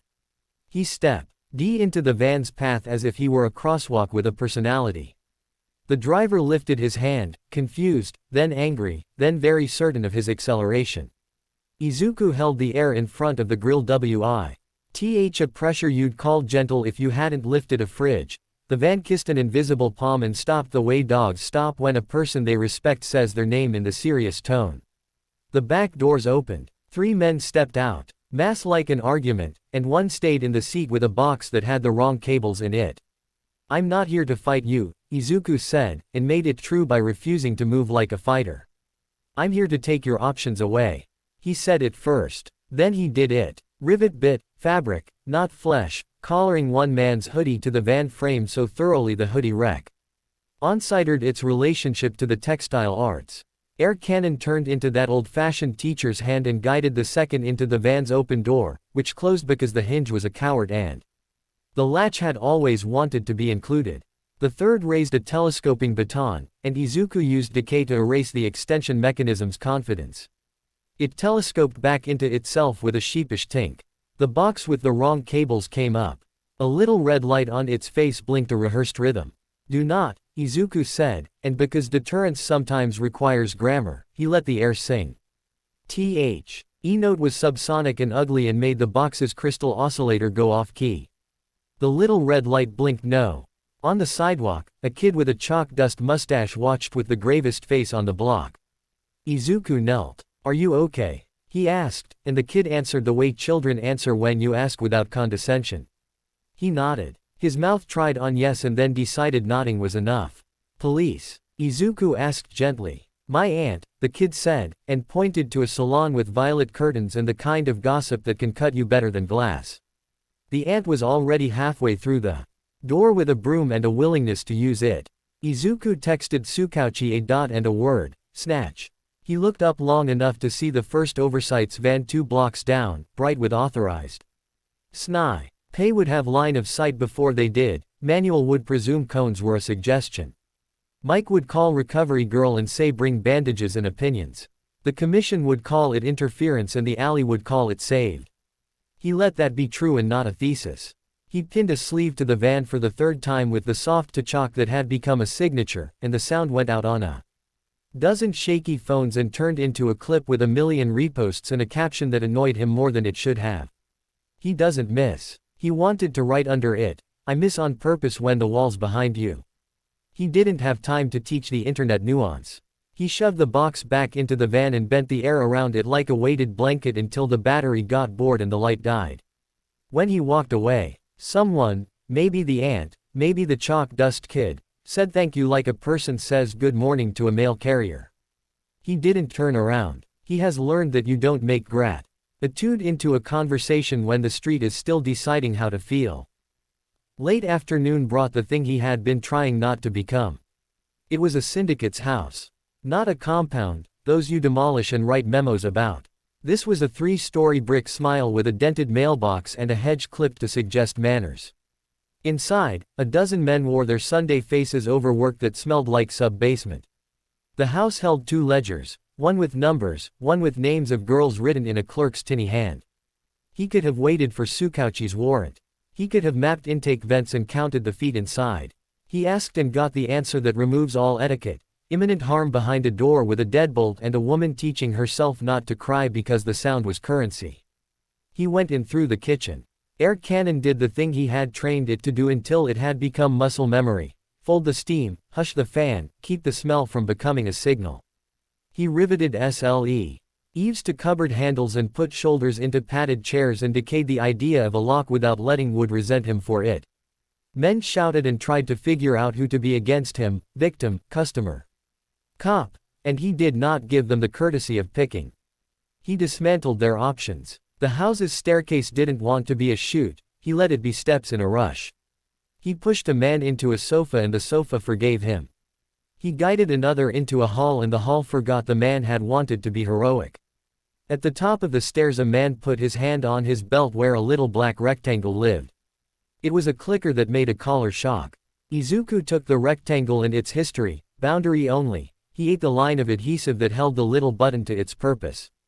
It became a rock. The collar downstairs remained a collar. The shock never found its verb. He reached the door with the deadbolt and the dry laughter behind it and he didn't cut the bolt. He cut the concept of refuse out of the frame.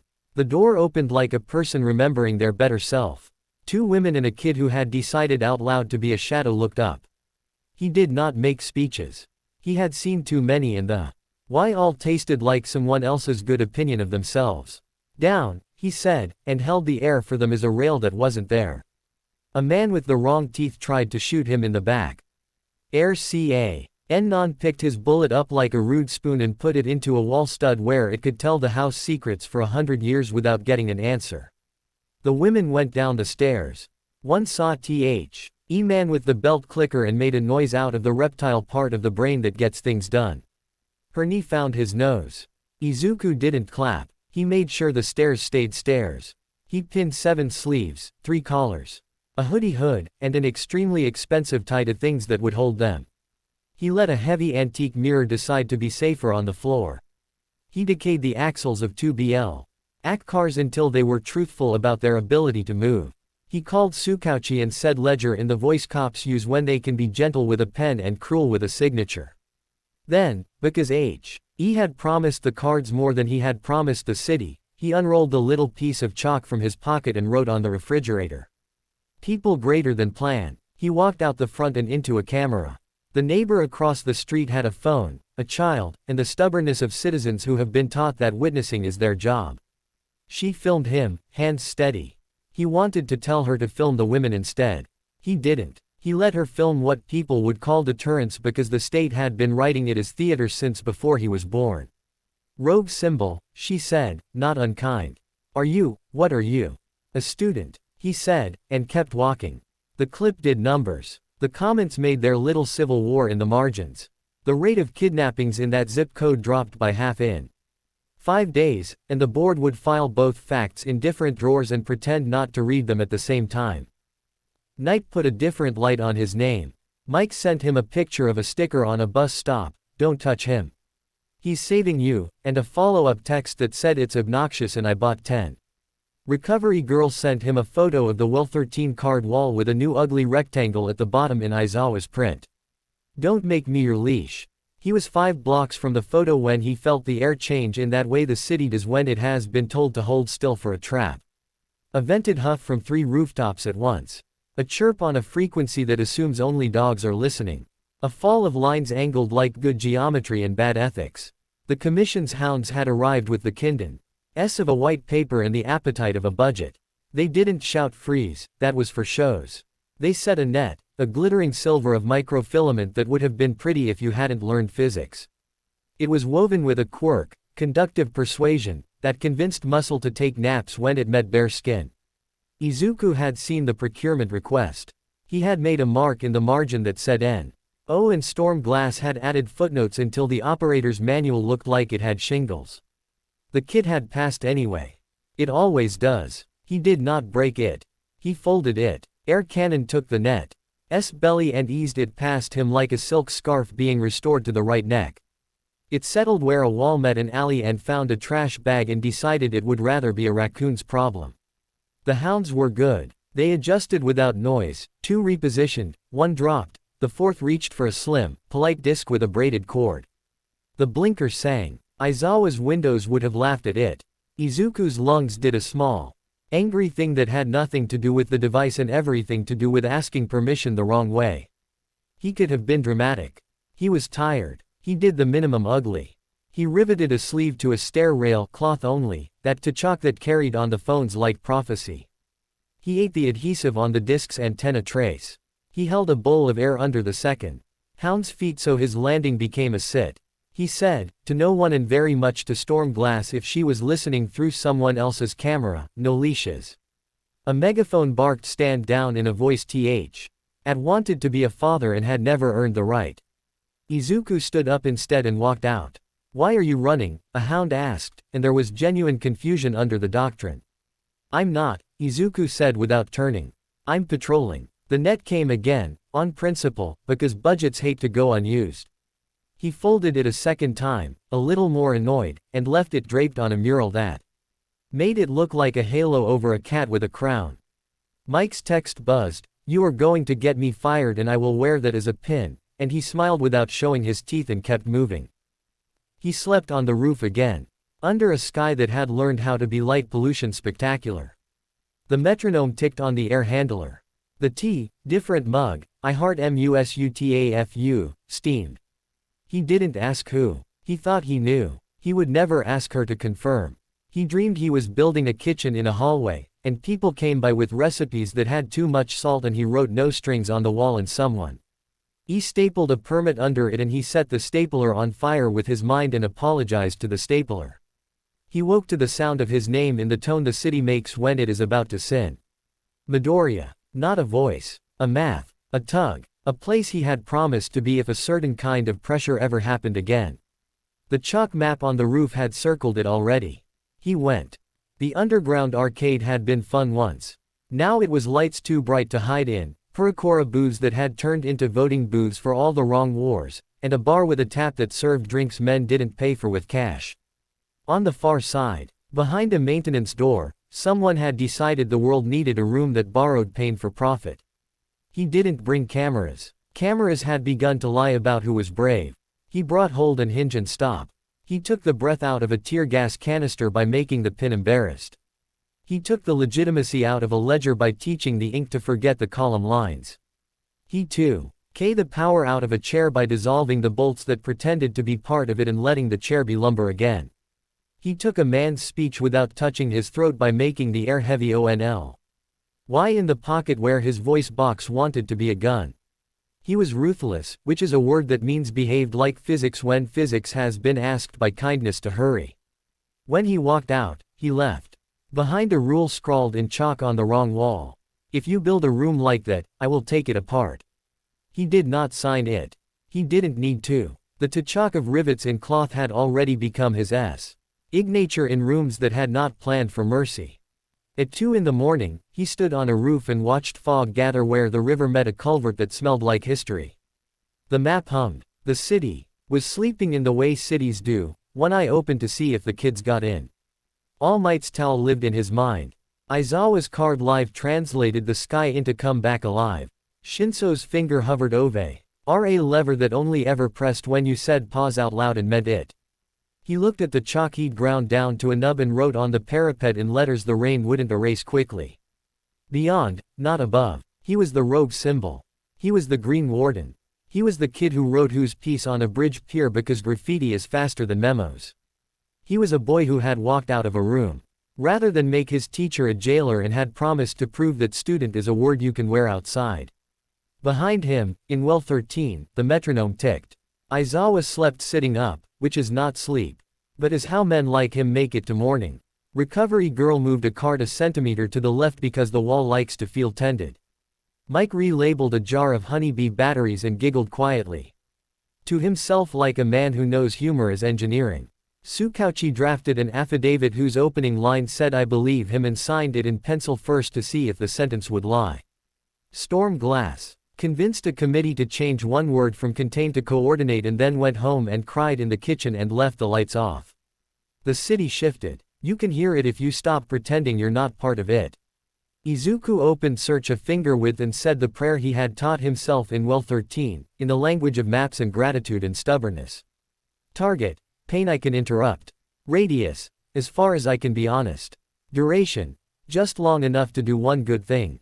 Purpose, people. The mesh answered. He went. By late afternoon the river had learned a new trick, it carried his name. Like a rumor you could put your thumb on. Rogue symbol kept showing up in the graffiti where barges kissed concrete, chalk arrows, a cartoon bowl of wind, a little green line with the caption whose piece. He tried not to look for it. He looked for nouns, the ones search brings when you ask it nicely: stairwell, crowd, wrong door, breath. He was 3 floors up on a steel catwalk that hated weather. When the temperature changed without permission. Not wind, not shade, a decision. The mesh in his chest didn't light up with sirens or units. It flickered the way it does when a single, stubborn front rolls in with its own forecast. Cold front with intermittent fire, the map told him, polite. Izuku finished drawing the river bend on a handrail with his thumb and chalk dust, set the metronome on. A support beam to tick where it liked, 64 BPM. He'd learned not to pick heroic tempos and said the rules out loud for an audience of rusty bolts. Hands to yourself. Eyes to yourself. Say it first. Boundary tasks only. People greater than plan. Come back alive. The air crisped like an orchard in October. Shoto stepped into sight at the far end of the catwalk, eyes level, breath a ribbon. No cape. No camera. A small clip on radio at his collar, dark. He didn't light the blue. He didn't fog the railing. He looked like a person who had decided which word he was going to be before he got here and refuse to say it yet in case the city tried to steal it. Izuku, he said, because there are names you don't rewrite when you're trying to be honest. The bees at Izuku's palms buzzed hello and then settled. Shoto. I told them I found you. Shoto said, calm as the math in a lecture. I also told them to stand down until I said otherwise. And did they? Izuku asked, genuinely curious. For the length of time it takes to call a supervisor, Shoto said, dry. He tilted his head infinitesimally, listening to a voice in his ear. We have, maybe 3 minutes before someone with a braided cable and a policy arrives. Izuku nodded, as if he were scheduling a delivery. Say it first. I won't wear their kit. I won't go back to sit under a window like a pet. I'm not here to make you wear anything, Shoto said. I'm here to test whether the part of you I know can still say stop to the part of you that loves clean answers. An anchor on the far bank moved, light cutting across the water. Izuku blew a breath through his mask. You came to talk. I came to talk, Shoto said. And I brought a way to make the talking happen if you tried to leave. He lifted a hand, not high, not dramatic. Cold unfurled under his palm for a heartbeat and then went away. A proposal, not a trap. Izuku nodded once. If we're going to do this, we do it where people don't become part of the lesson. He tapped the card in his head. Felt the paper under his skin. There's a dead shipyard 2 blocks east. The dogs can watch from there and call it coordination. Shoto's mouth twitched in what, on him, passed for cooperation. Lead, he said, and turned his collar radio off. They moved across girders and shadows, not running, they weren't chasing each other so much as approaching an old conversation in a safer room.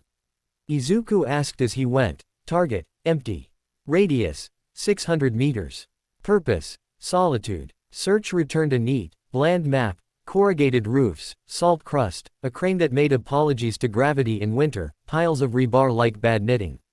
He breathed to the metronome. The bees hummed a low, companionable sound. The yard was honest in the way places are when they have nothing left to sell you. Shoto stepped onto the cracked concrete and raised both hands a fraction. Here, he said, and built a boundary the way he knows how. Ice rose in pillars that didn't block escape routes, didn't crown into cages, didn't try to own the ground. He laid a ring, wide and low, the way a teacher draws a circle around a problem and says we will stay inside this idea until we are done with it. Izuku glanced at the ring, then at Shoto. Ugly handwriting, he said, because banter is a kindness between boys who were asked to be weapons too young. It's your style, Shoto said, deadpan enough to count as love. Stay if you can. Leave if the card says so. He did the ritual where everyone could hear it, say it first. I won't strike you in a way that leaves a mark one have not named. I won't touch your skin with decay. I won't cut your breath. I'll use air cannon to hold, not hit, unless you're about to make me a wall instead of a person. If I use super regeneration, I'll say budget out loud and tick the box. Shoto nodded once. I won't aim fire at any line that points at a building. I won't freeze your mitts. I won't use my left as a lie to make you look right. They stood inside a human circle and, because they're them, did everything they could to keep it that way. Talk, Shoto said. The room with the desk at the end of the library is still there, Izuku said, foregoing poetry to be understood. It offers clean endings. I'm not letting it pick up the pen. Shoto's eyes did the flicker he gets when the part of him that has made peace with two tries to reconcile a boy who loves dotted lines and a monster who adores the word total. You move like someone who measured cost and decided outcomes were kinder than process. Sometimes that's true, Izuku said. Sometimes I'll choose a clean end for one to prevent a statistic for 50. But I say it first and I write it on a wall where my teacher can erase me if I lie. And the public, Shoto said softly, is not your teacher. No, Izuku said. They're my job. Shoto lifted his right hand, cold blooming in slow geometry, a low wave that slid over the concrete toward Izuku's ankles, polite and inexorable. Not a prison. A test. Izuku held. Air cannon cupped at his shins like a man saving the hem of his pants from a puddle. The ice met resistance and had the good sense to go around rather than break itself trying to be important. It froze into a crescent that kissed the circle and stopped, form respecting form. Good, Shoto said. His left hand tightened. Heat strobed in the air, no flame, just the bite that comes from making infrared feel like verbs. Concrete steamed. The ring complained. Izuku stepped forward into the seam between cold and heat and did the thing no teacher has a test for. He put pressure on T. He boundary and made the air behave like a buffer, laminar where it wanted to whirl, a pillow where it liked to slap. Sweat ran under his mask, the bees didn't like it, the metronome ticked calm and traitorous. The hem of Izuku's shirt smoked, the skin under it pricked. He didn't flinch. Ask me to stop, Shoto said, no power in it, permission asked as a demonstration of his own cards. Not yet, Izuku said. Because he had to feel where his line was today. Shoto obliged. Ice rose in a ribbed wall behind Izuku and heat climbed in front. A barrier, the old endeavor trick in inverse, trap the body in weather until the mind obeys. For an instant, Izuku stood in a hinge between seasons and felt the math ache to be beautiful. He could unwrite both with one clean, total decay plane, watch them become vapor and water like a tidy proof. Don't pay with numbness, he reminded himself. Count the cost. He didn't cut the season. He cut the joint. Boundary task, he said, to the air and to the old man in a tower of cards in his chest. He touched decay to the anchors, the small points where ice had found purchase in imperfections in the concrete, the line in the heat map where air wanted to turn from convection to chaos. He took away persuasion, not purpose. The wall hesitated and the hot front broke into threads that lost interest in being together. Shoto's brows barely moved. Approval, on him. Budget, he prompted. Region budget, 0, Izuku said, and then Shoto's right hand snapped and the ice under Izuku's foot spiked to teach complacency math. The shard took him low, ankle to calf, sting and surprise more than spear. But enough to make muscle complain. He let his knee hit concrete the way Aizawa had taught him to, a drop that absorbs instead of denies, and felt the seed in his chest sit forward, pen ready. Super regeneration reached for the controls with neat hands. He didn't stop it, he named it. Budget, 2 minutes, he said, out loud, because the card doesn't count unless the room hears you. The pain fizzed, then mellowed, not gone, just owned. Shoto didn't press. He swapped sides without stepping, heat from the right, cold from the left, forcing Izuku to fight the Ha. Bit his body had begun to build in a week of using hold like prayer. Izuku this time didn't counter the elements outright. He shifted the pressure, pulled the cold 3 degrees up, a shelf, pushed the heat 5 degrees down, a cushion. The thermal shear stopped being a knife and became 2 benign dumb layers. Steam failed to form because it couldn't agree. You're getting too good at the air, Shoto said. You're getting too good at balance, Izuku said, and for a moment it was a compliment that felt like envy, and they both heard it. The commotion arrived as forecast, boots outside the yard, glass eyes on poles. A bright van with authorized on its side like a benediction you had to pay for. The hounds. Shoto clicked his radio on and didn't look away. Stand down, he said, voice gentler than authority deserves. Training exercise. You don't, the voice in his ear began. Stand down, Shoto said again, and in the yard, ice grew in a low wall that made a nice photograph of please don't step here. The suits paused. You could pause an institution with a boy's last name if you said it right and moved the weather without making a fuss. Thank you, Izuku said. Don't thank me yet, Shoto said, and moved in earnest. The barrier trick became a floor. Ice slicked the concrete under Izuku's feet, friction becoming history. Shoto came from the flank, fire not as blast but as jet, a short, efficient vector trying to teach Izuku that momentum is not democracy. Izuku let himself lose balance and then made losing useful. Rivet snapped from mitten to ground, not as a weapon, as an ankle. A spike bit the concrete through the cuff of his pants, cloth only, the sound Tachok carrying with a stupid satisfaction. It gave his stumble a hinge and turned it into a pivot. The jet NT passed the place where his face had been and the heat kissed his ear in a way that would become a ridiculous burn if he let it. He didn't let it. He held that thin, petty pocket of air by his chica. ND cooled at 3 degrees and paid attention to how much the small mercies cost. Budget, 3 minutes, he said through his teeth. Pain is information. The ear throbbed in him, not around him. He let it. Shoto's ice fainted, a sweep left so elegant even the concrete fell for it, and his fire tried to trap. Izuku answered with search, not the big map, not the omnipresent window, the gesture, Tarj. The next step his left foot wants to take. The mesh offered a red arrow, Izuku pivoted into it, rude where physics expected courtesy, and used air cannon once without shame to push. It wasn't a blast. It was a line drive, a palm that met Shoto's chest and said you are going to stand 3 meters farther away now, and Shoto went because the air was behaving like a truth he had chosen to hear. He skidded on his own ice. Caught himself, he's better now, you can say it without qualifiers, and burned a low flare to cauterize a crack in the stuff where a real fall would have made him hate himself. The suits at the fence moved. Instincts offended by a hero falling 2 meters because permission said it was allowed. Shoto didn't look at them. Stay, he said, and the cold in the word froze them as effectively as policy. Talking, Izuku said, almost laughing because they were, and that was the point and the problem. You're letting AFO argue part of your sentences, Shoto said, honest like a scar. You sound like a person who fell in love with outcomes. My father did that with flames. He called it providence. The house learned the word horror. We saved 6 kids from a bus yesterday, Izuku said, not as defense, as ledger. I counted. I wrote harm. 0 on the board. I told Aizawa. He underlined it and taped don't make me your leash under it. I left anyway so he wouldn't have to be a jailer.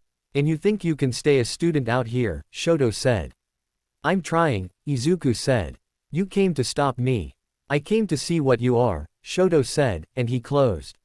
No grace now. Ice KNI. Fed in a spline that would have taken a shin off a worse man's leg. Heat washed low, trying to take comfort out of the ground. Izuku took both, One slice along the edge of his calf that turned his leg into a radio of pain. One bath of fever that made his skin go oh and then okay. Super regeneration reached for the pen, he let it write slowly. Budget, 7 minutes, he said, and made himself angry. At the number without despising the body that needed it. He said it first. Shoto, he said, pushing into the pressure, I don't want to fight you. I will if you make me choose me or them. Don't make me choose you or them. He didn't point at civilians, there were nearly none. The city decided to be theater anyway. A warehouse lamp that had resented heat for a decade popped with a sound that made bystanders flinch. A bulb with too much carbon and not enough humility snapped. A patch of tar in the shadows caught, a small stupid fire that likes to become an argument. Izuku felt it with that sense he hadn't had a year ago. The breath in the room changed 50 meters to their left. Shoto, he said again, already moving, because the card that says people greater than plan is not a card, it's a lever. Left. Fire. 2 bodies. Shoto's eyes ticked toward the smoke. Authority tried to write contained through his earbud. He turned the radio off a second time and didn't answer either of them. Go, he said. The old choreography, the one they've both been pretending wasn't in their bones, slotted back into place. Izuku took air and hinge. Shoto took heat and stop. Izuku held a corridor between street act pallets with wind that pretended to be architecture. He turned smoke into a ceiling. He decayed the adhesive in a jammed roll-up door so it forgot to argue with physics. Shoto stamped the crawl. A flame with cold that respects oxygen's moods. He flash-heated a twisted chain long enough to make it lengthen and fall, then refroze it as a brace so a beam stopped pretending it wanted to be a guillotine. 2 bodies on the floor, coughing, not dying. Izuku asked. Their lungs answered with yes. He guided them out, bowl under their chests. Shoto put a waist-high wall where a waist-high wall will. Prevent someone from being crushed by well-meaning rescue. There is a flavor to work done right that isn't clean answers. It is boring and beautiful. They did it until the boring was the only adjective left. Outside the ring, a hound made a decision and stepped over the line of polite ice. Shoto turned his head and raised one finger, not power, just teacher, and the hound stopped like a man who wanted a different job. They stood in the steam that follows cooperation and looked at each other like boys who have learned to be men and refuse to do it without witnesses. We're not done, Shoto said. I know, Izuku said. He lifted a mittened hand in a little, rude wave and then did something he had been avoiding because it was theatrical and also necessary. He pushed. Air cannon went linear, not blast, not dome, not bowl.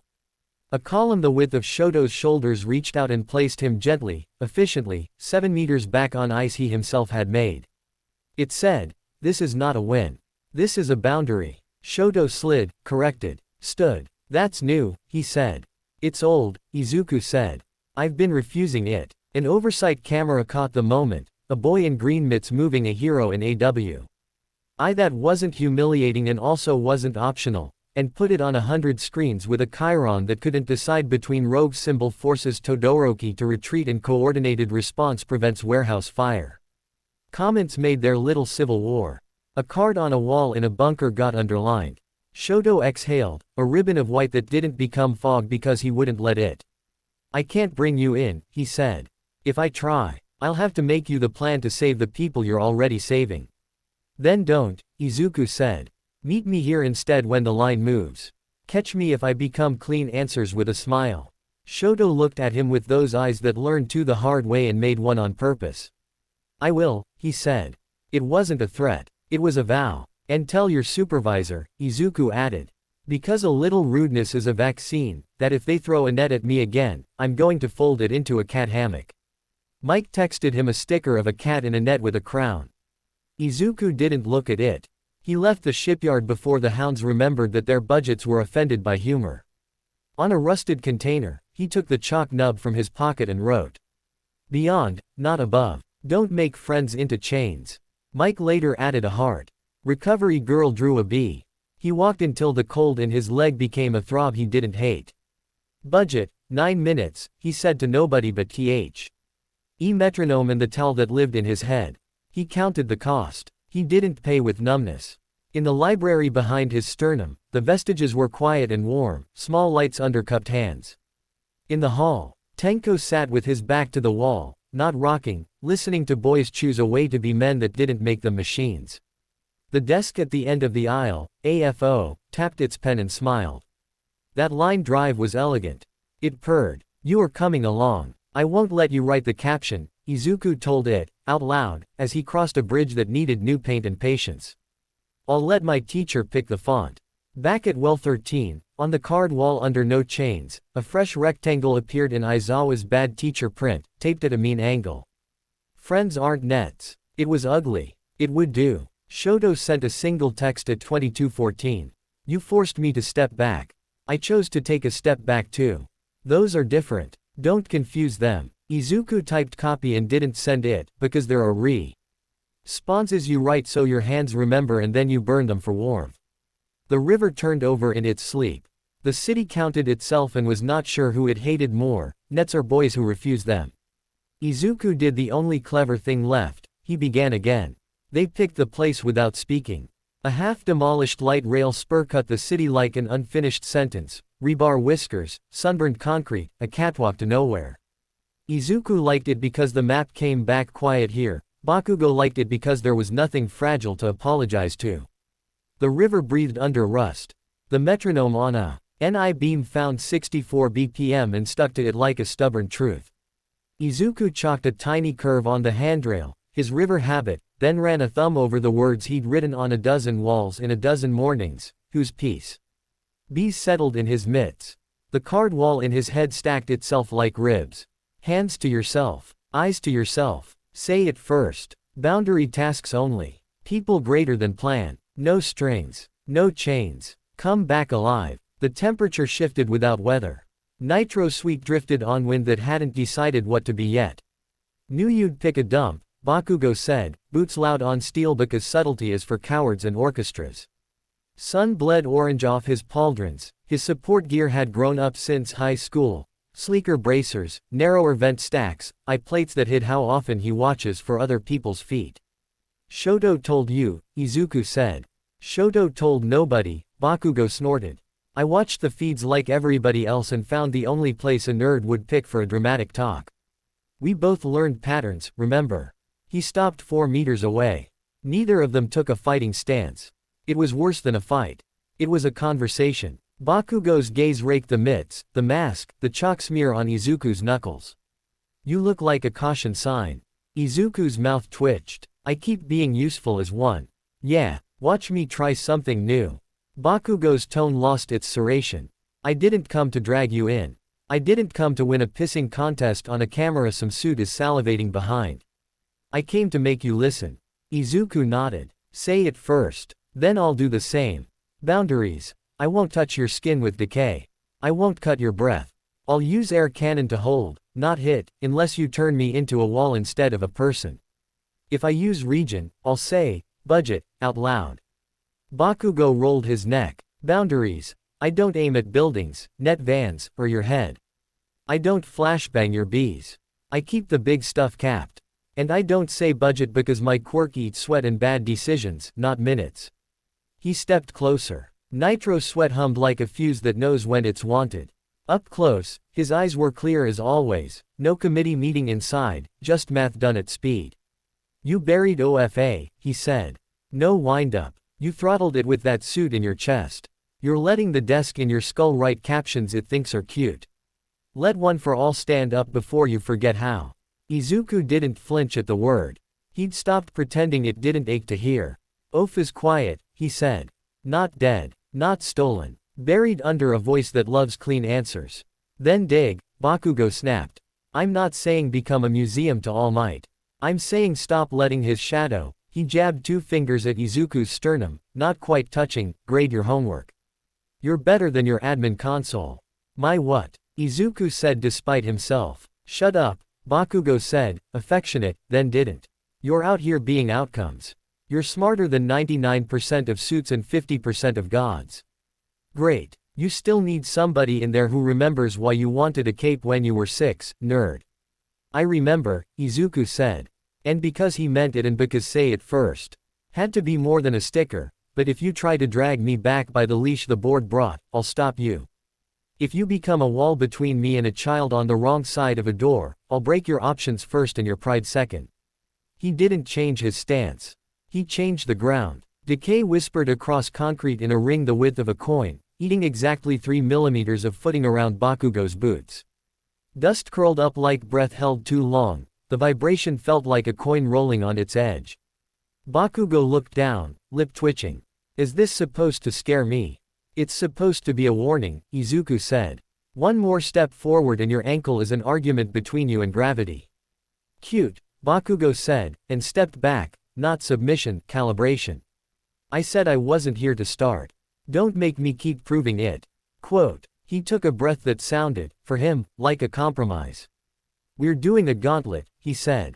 Izuku blinked. Like, I throw a corridor, Bakugo cut in. Speed, pressure, angles. Reasons to panic. You walk it without using the thing at the desk. If you can do it without turning into clean answers, I'll shut up until the next line moves. If you can't, you give OFA air. If you refuse to walk, I escalate and then we both lose our lunch. You mean this is your way of talking, Izuku said. Bakugo's mouth curved, mean and fond. You want a book club? I got a theremin and 10 gallons of sweat for that. A gust shouldered the rail. Somewhere far off, a train apologized for being late to a station the city had closed.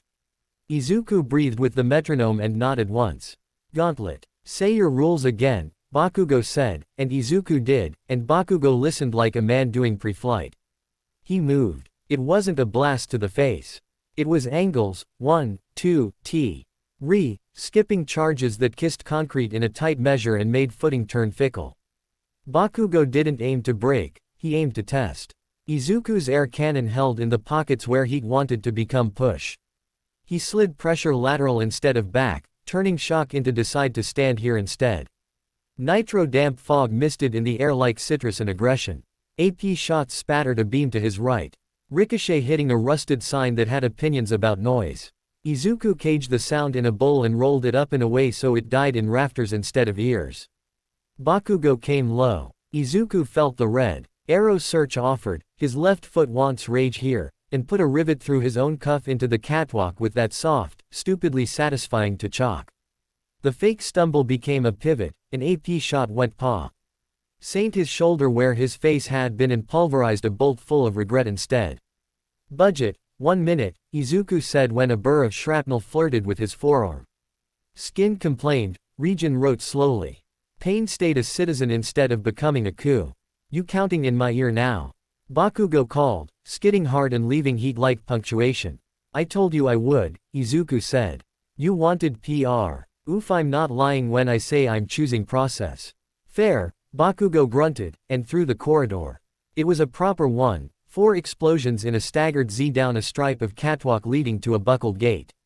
He'd built worse in training. The smell brought back winter air and the way All Might laughs when you finally do something elegant. Izuku did the ugly, necessary thing instead, he kept it boring. He asked for the way he'd wanted to travel and fed it to a seam in the beam. He let pressure bleed past his hip into a duct that already hated itself. He decayed the adhesive in a bolt head, Mackin.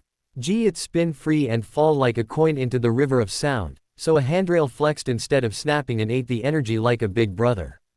He made a bowl of air under his foot at the step that wanted to be a skate. He felt the AFO desk purr, authorize. Clean answer available. And did the petty, revolutionary thing, no. He reached the buckled gate. It had been refusing physics since last monsoon. He didn't cut it. He took the shame out of one hinge, 3 grains at the point where rust held hands with pride, and the gate remembered it could swing. Bakugo didn't cheer. He didn't assault. He appeared, momentum, heat haze. A grin that made toddlers kick their heels. You're not drowning, he said, like he'd expected to win that way and was delighted he hadn't. I learned to breathe, Izuku said. Bakugo's eye flicked toward the river, then back, and for a heartbeat the mask of dynamite fell and he was 13 and on a hill with a boy who wouldn't stop writing in notebooks about men in capes. Then why does it feel like you're letting that desk choose which breaths you take? He asked, and the anger in it wasn't for Izuku, it was for the world that had handed them both so many levers and such ugly instructions. Izuku didn't dodge, because sometimes outcomes saved people who didn't have time for my feelings. Bullshit, Bakugo said, gentle as he ever gets. You don't get to throw your heart out just because the map fits in your skull now. He snapped his right bracer. Finned reservoirs shifted, a thunk like a friend who knows how to knock. The stun grenade volleyed, no fragments, all light and insult. Designed to teach nerves a lesson about humility. Izuku unstitched the lens in the grenade with decay in a boundary strip the width of tape. It still popped, but the light became a smear with no sharp edge to hurt. He cupped the air and let the flare kneel at his feet like a scolded dog. Bakugo laughed. You're obnoxious. You taught me to be, Izuku said, and the bees liked his voice when it sounded like this. The suits arrived on a nearby roof with all the self-importance of a budget line item. Hounds, that braided cord. Bakugo didn't look. You throw that net, he called without raising his voice, and all lighted in your eyebrows. Training exercise. He rolled that last phrase in his mouth like gravel. A megaphone started to believe in itself. Bakugo looked at it and it shut up out of self-preservation. Authority is sometimes just an accurate stare. Round 2, he said, turning back. He lightened his hands. Not bigger, not louder, finer. P shots stitching a lattice at shin height, a grid that wanted to trap feet in momentary parabolas. Izuku stepped into it, held, shifted, let explosions become aircraft flaps on the catwalk of reality. Rivet bit cloth twice, one cuff. One strap on his own knee, turning slip into hinge. He wasn't graceful. He was available to the work. He reached out without hands and cut a penny of concrete behind Bakugo's left heel. Dust whispered. The world suggested a tiny mistake. Bakugo corrected, no rage, pure craft. I'm willing to risk a sprain to keep you from being a leash, Izuku said, calm because the line tasted like truth. Bakugo stilled. For a second even his nitro waited. That's supposed to make me mad? He asked, voice low. It's supposed to be a warning, Izuku said again, and the honesty of repeating himself made it land. You think I don't know where your line is, Bakugo said softly. You think I didn't build half of it with you? Wind scraped old paint off a rail. Somewhere below, a gull with bad opinions yelled about fish. Bakugo exhaled, explosive only in metaphor. Okay. You walked my corridor. You didn't let the desk pick. You didn't reach for smash. You didn't forget to hurt. I'm not your leash. I'm your guard today. The word stuck. Izuku blinked. What? Bakugo gestured lazily at the city. You've got guard rails, Aizawa's cards, the towel idiot, the cops with pencils. The frog who will tase you with kindness if you go feral. But a guard. He tapped his chest. That's me. Not to arrest you. To plant my ass between you and whatever thinks it can point your hands. That includes the board and includes the desk and includes me if I get stupid. Izuku's throat did that undignified thing where consent and relief and grief try to be one syllable. You, he began. Don't make this weird, Bakugo said, instantly, flushing in sheer self-defense. It's temporary. It's tactical. It's because Shoto said if I actually want something from you, I should try words. I hate him for being right. I'm going to explode him playfully later. Shoto will freeze your shoes, Izuku said. Then I'll explode my socks, Bakugo said, and then, because sincerity is easy. To throw when you turn it into a weapon, listen. I'm not telling you to be All Might. I'm telling you not to make me bury him and you because you liked being tidy. He reached up and unclipped his right gauntlet strap. He didn't hand the bracer over. Bakugo doesn't give away his teeth, but he tossed the strap to Izuku. It fluttered, heavy with sweat and history, and Izuku caught it on reflex. The gauntlet, Bakugo said. Voice going oddly formal in that way he gets when he invents ritual with his chin. Thrown. Not at you. For you. Next time you think a clean answer is merciful, tie your wrist to a rail for 1 second and remember I said talk first. Izuku looked at the piece of webbing in his palm. It smelled like glycerin and afternoons they both almost died in the kind of friend. Ship that looks like a fight until you know how to read it. Copy, he said, which is the only word that fit. Bakugo stepped in until the ring of dust almost kissed his boot again. Close enough to make the bees look up. He lifted his chin like men used to when duels still taught bad lessons. When you go see him, Bakugo said. He didn't have to say the name. The towel was folded in Izuku's head, the word lived in his bones. When you go see All Might, Bakugo continued, don't make it easy for him to give up on you. Don't walk in like a thesis that says outcomes and clean and make the old man nod because he thinks he doesn't deserve to demand heart. Make him fight you for your why. Make him remember why he chose you. He didn't choose me because I was strong, Izuku said. I know, Bakugo said. And the fierce in it had no vinegar. He chose you because you make other people stronger. You started believing the map instead of the room. Bring the room back. Boots scuffed concrete on the far girder, the hounds. Impatient, or pro-heroes with too much script in their ears. Bakugo didn't turn. I can keep them off you here. Not forever. Not everywhere. Not when the board sends something interesting with a braided cord. Quote, I can cut cords, Izuku said. I know, Bakugo said. That's why I brought a strap instead. He took 2 steps back, careful of the ring. We're not square, he added. Don't be an idiot. You go numb, I break your nose. You point decay at a person to end them because you liked how quiet the math got. I become your villain and I will love you less for 10 minutes. Izuku smiled. Small and true. 10 minutes. I'm fast, Bakugo said. They stood there for one long metronome bar. Then Bakugo tilted his head like a wolf hearing an engine and grimaced. Supervisor. 2 vans. The one with the net is full of men who don't taste their own leash. Time to be rude. Don't hurt them, Izuku said. I will be boring and effective, Bakugo said with exaggerated ennui. Then jerked his chin toward the Eater of Rivers. Go pick your spot for the talk. He'll go where the light is honest. Somewhere that smells like chalk and tea. All Might knows my tea, Izuku said. Yeah, Bakugo said. And for a moment he was a boy in a classroom where he had sat too straight for 10 years. So do I. Don't keep him waiting. He turned and walked toward the hound. DS with the loose-limbed arrogance of a man whose quirk has never once needed a permit. Training exercise, he called to nobody who mattered. Blink me and I'll jailbreak your battery into fireworks. Language, one brave suit tried. Kaboom, Bakugo said kindly, and the net never flew. Izuku watched him go, strapped webbing heavy in his palm, then tucked it into his belt like a keepsake and a dare. The desk in his chest tapped its pen. A clean ending is available, it offered, like always. He looked out at a rusted city that was trying to teach itself softness without spilling. No, he said, and the no warmed the vestige library a notch. In the hall of his chest, Tenko put his chin on his knees and listened. The towel smelled like mornings when hands are washed before bread. Aizawa's cards stayed taped to the wall because spite is a kind of glue. Izuku walked the viaduct, bees quiet, chalk ready. On the way down he stopped at a bent sign, uncapped the stub of white, and wrote. In neat letters the city would scuff and not erase. Warning does not equal wound. Guard greater than gauntlet. Talk first. He sent Tsukauchi a dot and a sentence, shipyard, dusk, tell him, and didn't include a name. The detective would. All Might would come. The city would hold its breath. Izuku breathed with the metronome and began again. Dusk arrived with a bruise the river knew how to carry. The shipyard wore it like a scarf, cranes as vertebrae. Corrugated sheds the color of old apologies, rails that ran to the lip of black water and stopped as if the city had changed its mind halfway through a sentence. Izuku got there first. He did the ritual because rituals are how you make a place safe without lying to it. He set the metronome on a rusted drum, 64 BPM, the heartbeat of a day that had learned manners.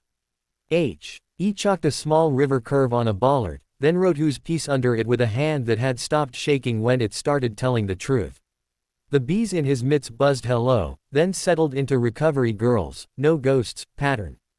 The rule wall in his head stacked like ribs. Hands to yourself. Eyes to yourself. Say it first. Boundary tasks only. People greater than plan. No strings. No server. Loan equals last resort. Public trust does not equal leash. No chains. Come back alive. Beyond, not above. Friends aren't nets. Warning does not equal wound. Guard greater than gauntlet. Talk first. He breathed with the click. The desk behind his sternum, a foe's seed. Neat as an archivist, tapped its pen. The old man will bring grief with his towel, it purred. Permit me a demonstration, outcomes will soothe him. No, Izuku said, because the room had to hear it before his chest did. Footsteps approached, wrong for the hounds, lighter, careful, carrying 30 years of habit and a towel that smelled like tea and laundry in mornings before speeches. All Might, Izuku said. Without turning. Young Midoriya, All Might answered in the voice he keeps for being human, the one that sits next to kettles and textbooks and people who have run out of performance. He stood beside the bollard instead of across from it, like a man trying to find the right angle to be an argument without being a wall. The towel was the old green one, edges frayed, a corner patched clumsily.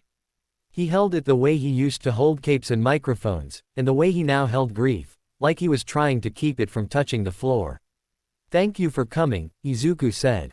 "You told Tsukauchi to tell me," All Might said, mouth trying on a smile and then folding it away because smiles are expensive when the world is deciding whether to scold or applaud your student. "He did. He also told me not to make speeches." "I won't make you," Izuku said, and that was almost funny, so neither of them laughed. They stood with the river breathing. A gull with bad opinions walked like a detective along the rail 3 pylons down. Far away, a train apologized for being late to a station the city had closed. All Might looked at the chalk, the mitts, the metronome. He looked at Izuku the way chalkboards look at chalk. "I failed you," he said, first, because he is still himself. "Not all at once. In increments you could call reasonable. I failed to tell the sea. Omission to keep their toys out of your room. I failed to say no in words that would stick to their boots. I failed to keep one for all in your reach when all for one climbed into your chest. I fail. To prepare you for a city that would rather leash a boy than fund a hallway." Izuku listened. He kept his palms visible, "Be's quiet. You taught me to say it first," he murmured. All Might let out air he'd been hoarding. "Very well. Say it." Izuku faced the river instead of the man, because the city was the witness that mattered. "I am not clean. The container is still there. It loves total. It loves instant. I keep it on a leash made of cards and friends and the metronome and the towel on your arm. I am making decisions that break things to spare people because people greater than plan is not a slogan, it's arithmetic." All Might tilted his head, profile turned to metal and water. "And what is your line?" "I don't use decay on flesh," Izuku answered. "I don't remove anyone's breath. I ask. I write it down. I budget region out loud and keep the pain when it's honest. I dismantle rooms that were built for harm. I refuse to call the building a victim when its blueprints were a threat." All Might's hand tightened on the towel, the fabric creasing like an old face. "You speak like a lawyer for physics. Like a paramedic for rooms," Izuku said. "If I have to be a deterrent to keep a child from becoming a statistic, I will be one politely. I will be beyond, not above. And I will let you erase me if I start liking the cleanness more than the people." All Might watched a barge nudge AB end and make the water choose between pretending to be obedient and admitting it enjoyed being pushed. "One for all has been quiet," he said, low. "I have tried to reach down that corridor in UN. Found a library with a desk at the end where a polite archivist is stamping the word outcome on every page. I fear the stamp more than the books." "I do too," Izuku said. "I keep the stamp in a drawer. Unless the building is on fire and the door is glued shut with policy." "And if I told you," All Might said, each word like a step on old stairs, "that your condition has corrupted you beyond saving." Izuku's throat tried to close around a syllable that felt like sun. He swallowed and reached for the chalk instead of the man. "I would ask you to come watch a thing with me and then tell me that again." As if the city had been waiting for its cue, the phone in Izuku's pocket buzzed with Tsukauchi's name and a message that smelled like trouble. "And now. Dock 9 South, Syndicate House, girls, callers, gas.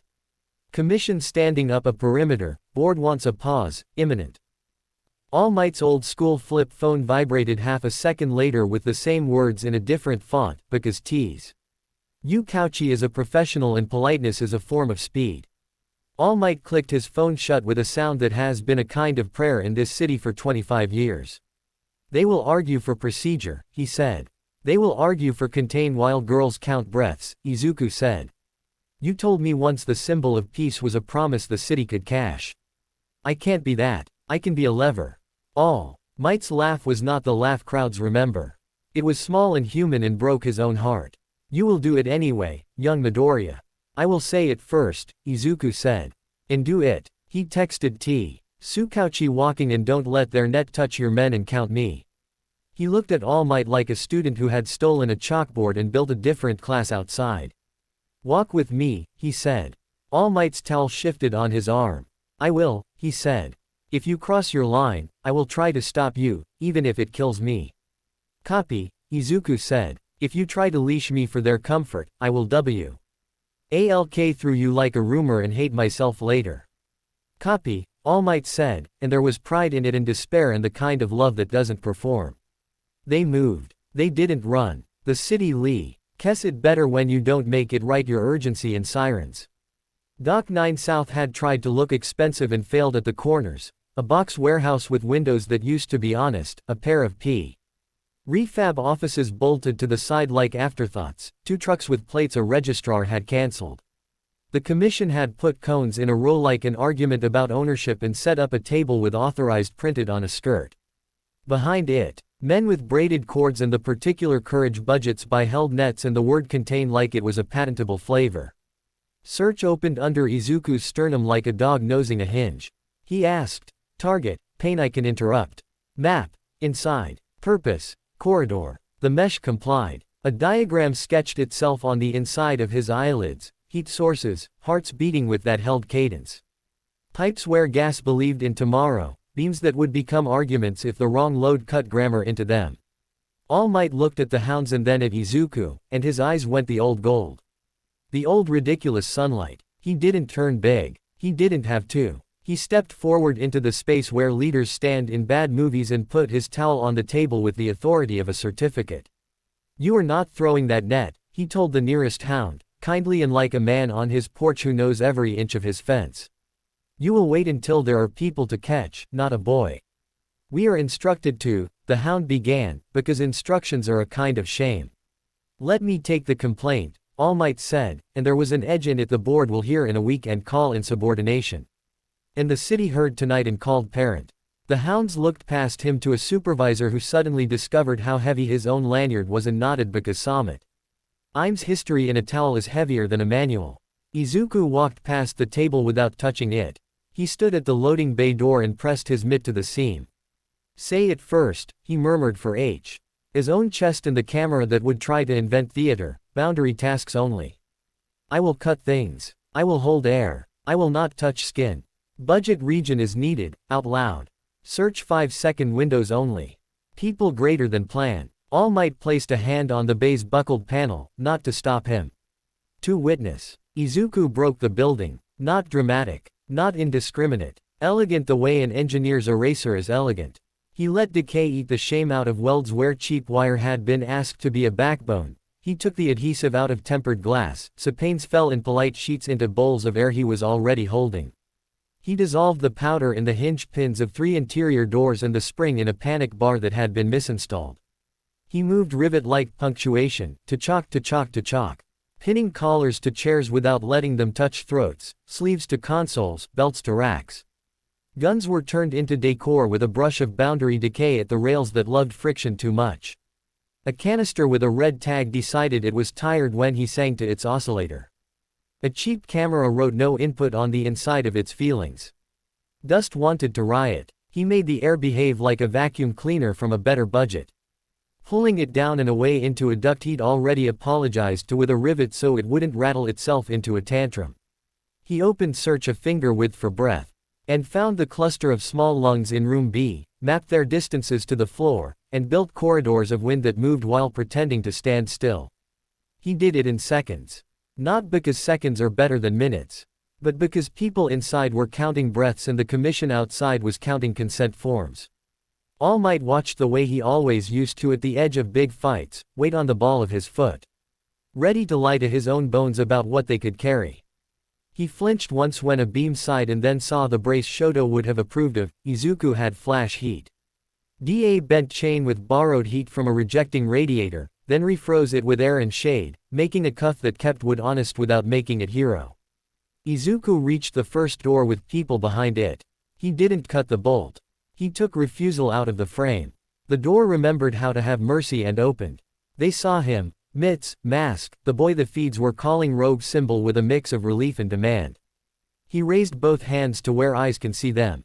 He said it for the room, for the card wall, for the man with the towel. I am going to pull the air toward me. It will hold you the way a rail does. If anything feels wrong, say stop.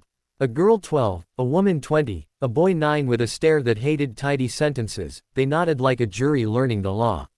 Izuku bowled air under their chests, lifted dust out of their mouths, aimed them at the corridor he'd opened through desks and pride, and walked backward, mitts outward, as if he were the wall learning to move. A man lunged with a knife shaped like a decision. Izuku stapled his sleeve to the console with a rivet that took only cloth and moved on, because sometimes justice is making someone wait while other people breathe. Budget, 2 minutes, he said when a snap of glass caught his wrist. Pain is information, he kept the sting and let the edges obey. 2 rooms, 3, a corridor where the floor had never liked its level. He set one rivet in the sole of his own shoe with that modest touch and watched the world change from slip to hinge again. A man with a clicker tried to press it and discovered rock. AC. Amara tried to be brave and discovered blur. He reached the server closet that had been taught to think it was a brain. He did not take data, he took 10 minutes away from an upload that wanted to be a plan and let Tsukauchi earn his paper without fighting a copy someone would call malfeasance. The compound came apart like a bad argument rearranged into grammar. Bolts stepped back. Brackets let go. Ducts asked for relief and were given it. Doors were taught to be holes again. A bomb somebody had built under a desk to teach a lesson to rescuers became a box when its little crystal stopped singing. He walked girls and boys and a man with both wrists tied and a woman who had cut her own hair with a box cutter between 3 bad jokes to keep herself from drowning. He walked them out through the air he held. Past the net the hounds were pretending not to know how to throw, under All Might's towel, which someone, recovery girl, later, Izuku would swear, though she would swear she'd been in. Well 13 all evening, had draped over a child's shoulders like an argument you can wear. He left behind stacked bodies of men pinned to furniture by clothes they wished were armor. He left behind a lead jeer that had stopped describing ownership and had started describing evidence. He left behind walls that would have been a fire and in their absence could only be a paperwork problem and a settlement. He did it in seconds. Not a flourish. A proof. Outside, the world tried to write a caption before the scene cooled. Rogue symbol dismantles syndicate in seconds ran against hostages freed as all M. It watches and commission says coordination, not containment and whose piece scrawled, instantly, in chalk on the curb by a hand he didn't recognize and a handwriting he did. Mike, later, would claim it had been a raccoon. Tsukauchi would say raccoons don't dot theirs with hearts. Recovery girl would threaten to retire. The hounds stared at their coils and cables and discovered guilt. The supervisor found the spine to say stand by instead of deploy because sometimes watching a boy do the right violence makes you ashamed of your equipment.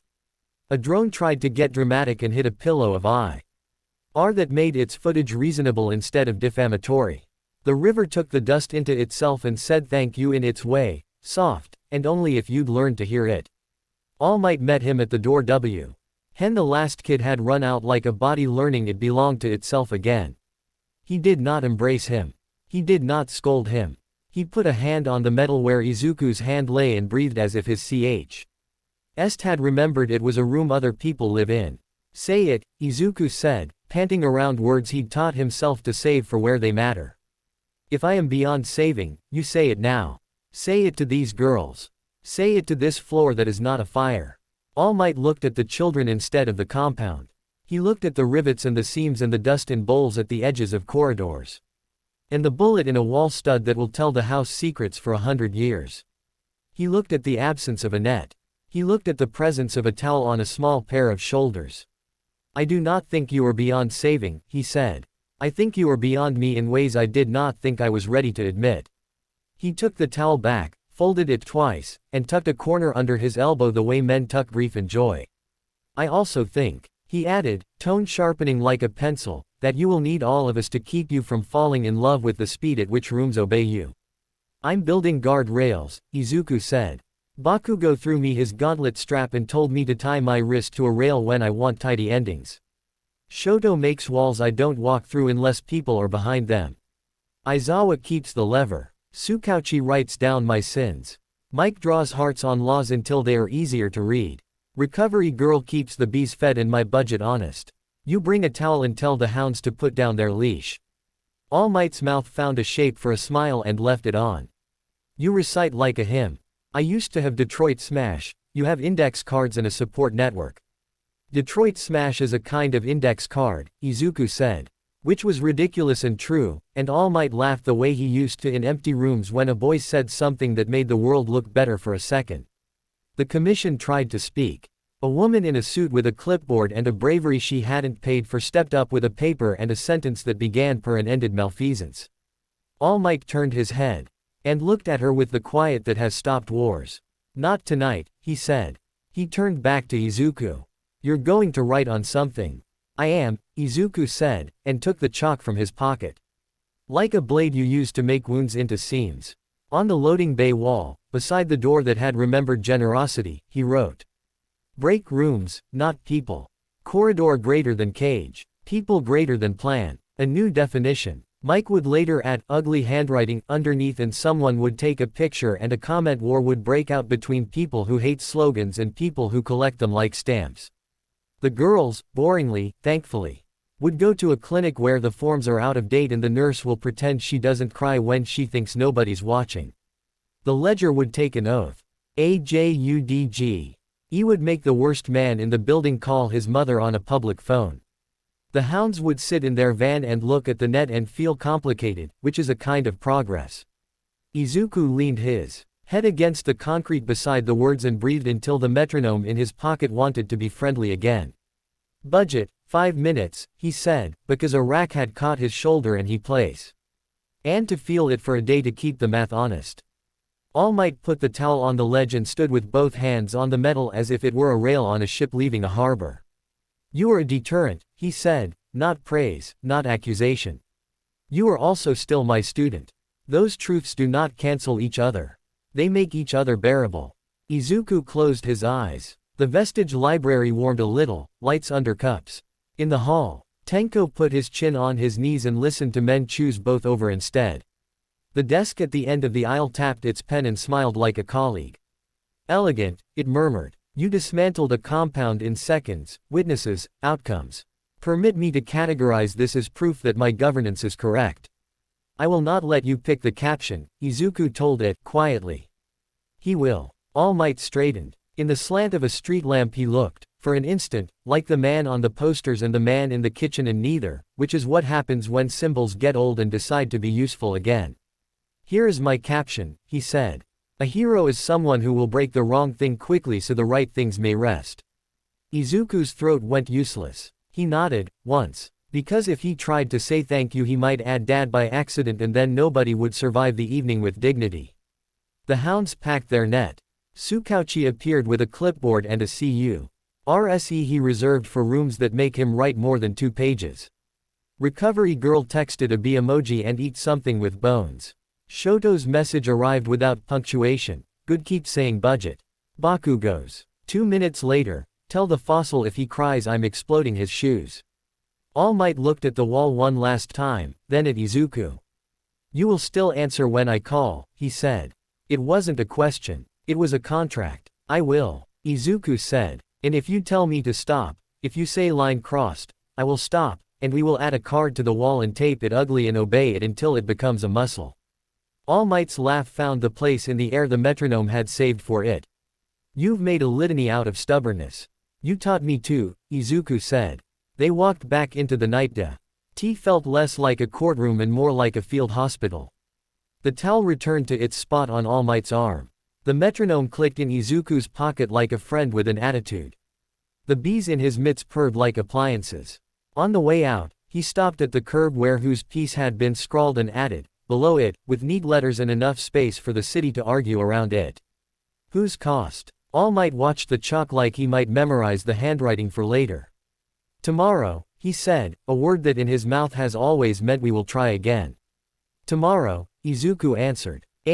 He turned toward the river and let the map open a finger width. Target. Pain I can interrupt. Radius. As far as I can be honest. Duration. The time it takes the towel to smell like tea. Purpose. People. He went. Back in well 13. Aizawa taped a new card under people greater than plan with his mean print and his kinder vows. Break things, not trust. Mike drew a small bowl of wind beside it and wrote define. This in the corner because grammar is a weapon and they were learning to use it. The old green towel would go on the radiator overnight and smell like a kitchen in the morning. The desk at the end of the aisle would file everything. Because desks do. The vestiges would warm. Tenko would listen. The hounds would reread their manual and cross out contain with a pencil to write coordinate in the mar. Jinbika's storm glass would put her body in a corridor at a meeting and dare them to move her. Izuku would sleep where roofs keep heat and chalk keeps secrets until Light learned how to be gentle again. And the city, which had spent a year pretending symbol meant smile, would begin to understand a new definition. Sometimes you save lives by taking apart the room that wanted them dead, and if you do it cleanly, quickly, and first, you might deserve to be feared and trusted at the same time. The city didn't crack. It unzipped. At 9:18 the first tremor walked under Musudafu like a dog testing a leash. At 9:21 the second arrived with grammar and a grudge. The river slapped its banks, glass argued with bolts, a viaduct north of Dock 5 forgot the choreography of span, joint, span and decided to become opinion. Izuku felt it before Search finished drawing the fault line. He was on a roof teaching himself to eat an apple with patience. The metronome ticked 64 on the parapet, the bee's eye. And his mitts buzzed. The no ghosts pattern recovery girl had bullied into his wrists, the cards on the wall behind his eyes stacked like ribs. Hands to yourself. Eyes to yourself. Say it first. Boundary tasks only. People greater than plan. No strings. No chains. Beyond, not above. Warning does not equal wound. Talk first. Come back alive. The desk in his chest tapped its pen. Structural triage is elegant, it purred. Permit me. No, he told it, and jumped. He didn't do flourishes anymore. He did arrivals. Air cannon held under each step like a courteous stare, conserving momentum, borrowing wind only as long as etiquette allowed. He hit the viaduct service catwalk at a run and heard the span the way good mechanics hear engines, a bad note where an expansion joint had chewed itself. The scene had already found its nouns. A school minibus. Rear wheels still on good concrete, front wheels beyond a kink, nose dipped over open air, a delivery truck angled across two lanes like a barricade drawn by panic, th. Read pedestrians in the wrong place doing the wrong noble thing and pushing on bumper and door and fear. Farther back, an old man sitting in his little sedan with both hands at 10 and 2, absolutely still, the way some people pray. Izuku set the metronome on a lamp base, click, click, you are not a god, and walked straight into the heat of it. Say it first, he said, out loud, for the room, for the bridge. For the cameras he refused to let be theater. Boundary tasks only. Break rooms, not people. Air is jack, rivet is suture. Decay only to release refusal. Budget regeneration out loud. Search in 5-second windows. People greater than plan. Quote. The pedestrians didn't know his litany, but they knew a voice trying to make order without pretending to be in charge. They stepped back a pace and stayed close because witness his courage. He asked the bridge. Search unrolled a wireframe.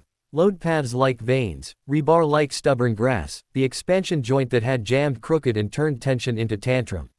He didn't need numbers. He needed direction. Manual, he said into the mic he didn't always wear and had put back on last week because he'd remembered humility.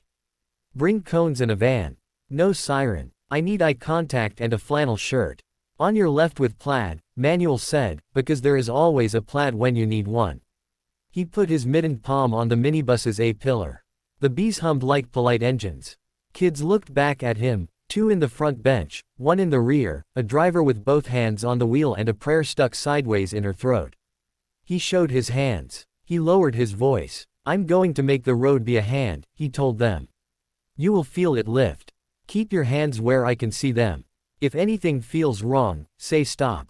He cupped air under the bus's nose, jack, not blast, and pushed up. The span complained, the joint groaned, the front wheels rolled a thumb's worth back onto honesty. The driver sobbed once, efficiently, and corrected the wheel like a professional. Now stabilize. Rivet, he said, and the city learned a new sound.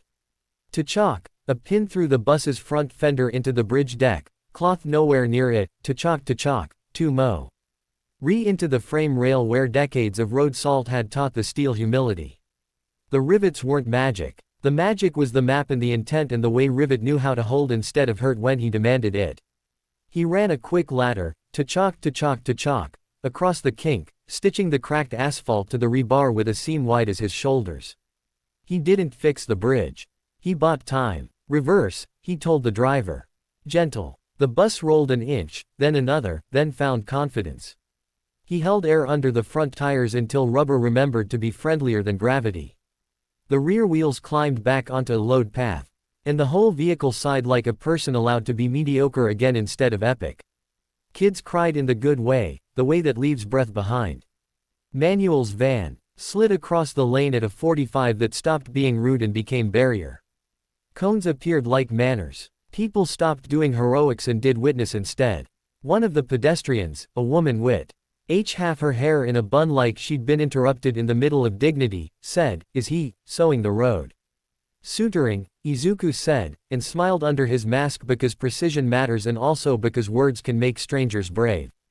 They cleared the bus. The delivery truck was simpler, a brake line that had decided it was philosophy, a driver who had tried to correct into bad geometry and ended up crosswise. Izuku took the shame out of a fastener with a lick of decay and the wheel let go like a mercy. He held the weight in a bowl of air for a heartbeat while the driver put the truck where the road wanted it. "Budget, 1 minute," he said when the strain in his forearms got that radio-static feel that means you are not a crane. The pain stayed a citizen. He could have left then. He didn't. The bridge still hummed wrong. He walked the joint. Earthquakes don't break most bridges, they misalign them. The expansion finger had chewed a groove out of its seat and sat there like a tooth in a lip. If he blasted it, he'd transfer shock down a line that terminates at people. If he did nothing, the next aftershock would decide what to be for him. Boundary, he told decay, and ate a hairline of steel not at the finger. At the shim that kept the finger pretending it fit. The finger eased a centimeter. The span relearned how to breathe. The sound of steel on steel changed from panic to annoyance. He let himself be proud for 1 arrogant second, then wrote it down in his head so Aizawa could call it hubris and tape a new card and feed him humility later. He looked up. A drone hover. At a distance that would have been respectful if drones had ethics. He lifted his mittened hand and made the universal stop sign like a crossing guard whose patience contained multitudes. The drone stayed. Good. Let the city watch boring. The clip hit the feeds at 9:29. A green-mitted boy suturing a bridge with a sound that went to chalk and a caption some intern meant as snark and the city decided was prayer. The hand that heals. It stuck. What earthquakes don't break, systems do. An oxygen plant on the roof of Sora General lived 3 kilometers from the viaduct and behaved exactly Wr. Ong. A relief valve burped at the precise moment a backup generator coughed and the maintenance tech who should have been there was trapped under a filing cabinet 2 floors down telling himself not to move. Izuku could have reached the hospital in 50 seconds. He took 80, because Shoto texted on your roof in 40 and he believed in team grammar. He still arrived first. Hospital roofs are machines with hypochondria, ducts, vents, cylinders wrapped in signage that says no smoking like a charm.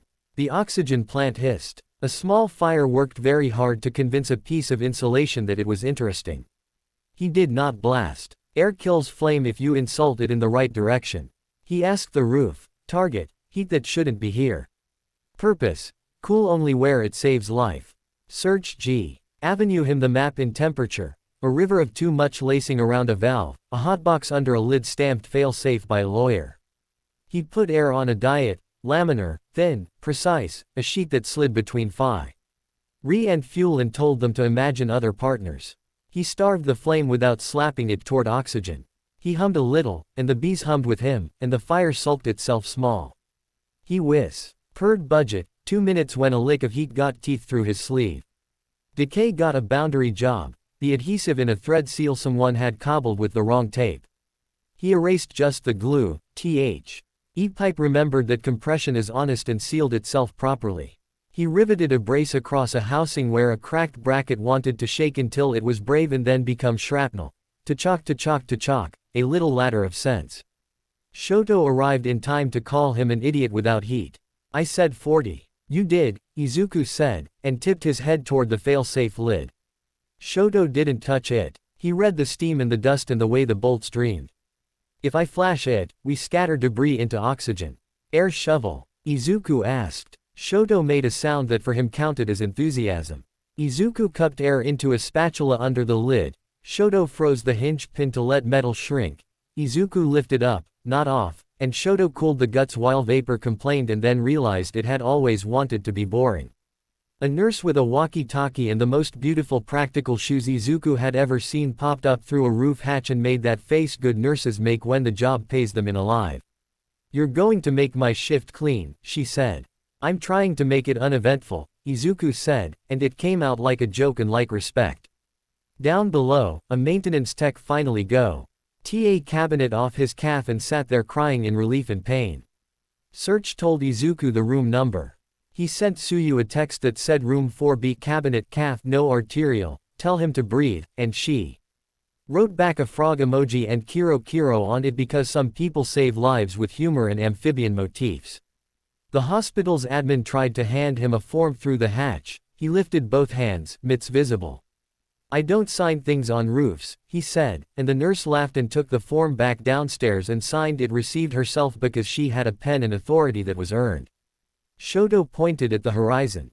"Subway flood. Manual." Izuku asked the air. "Manual cut in, tarps and cones.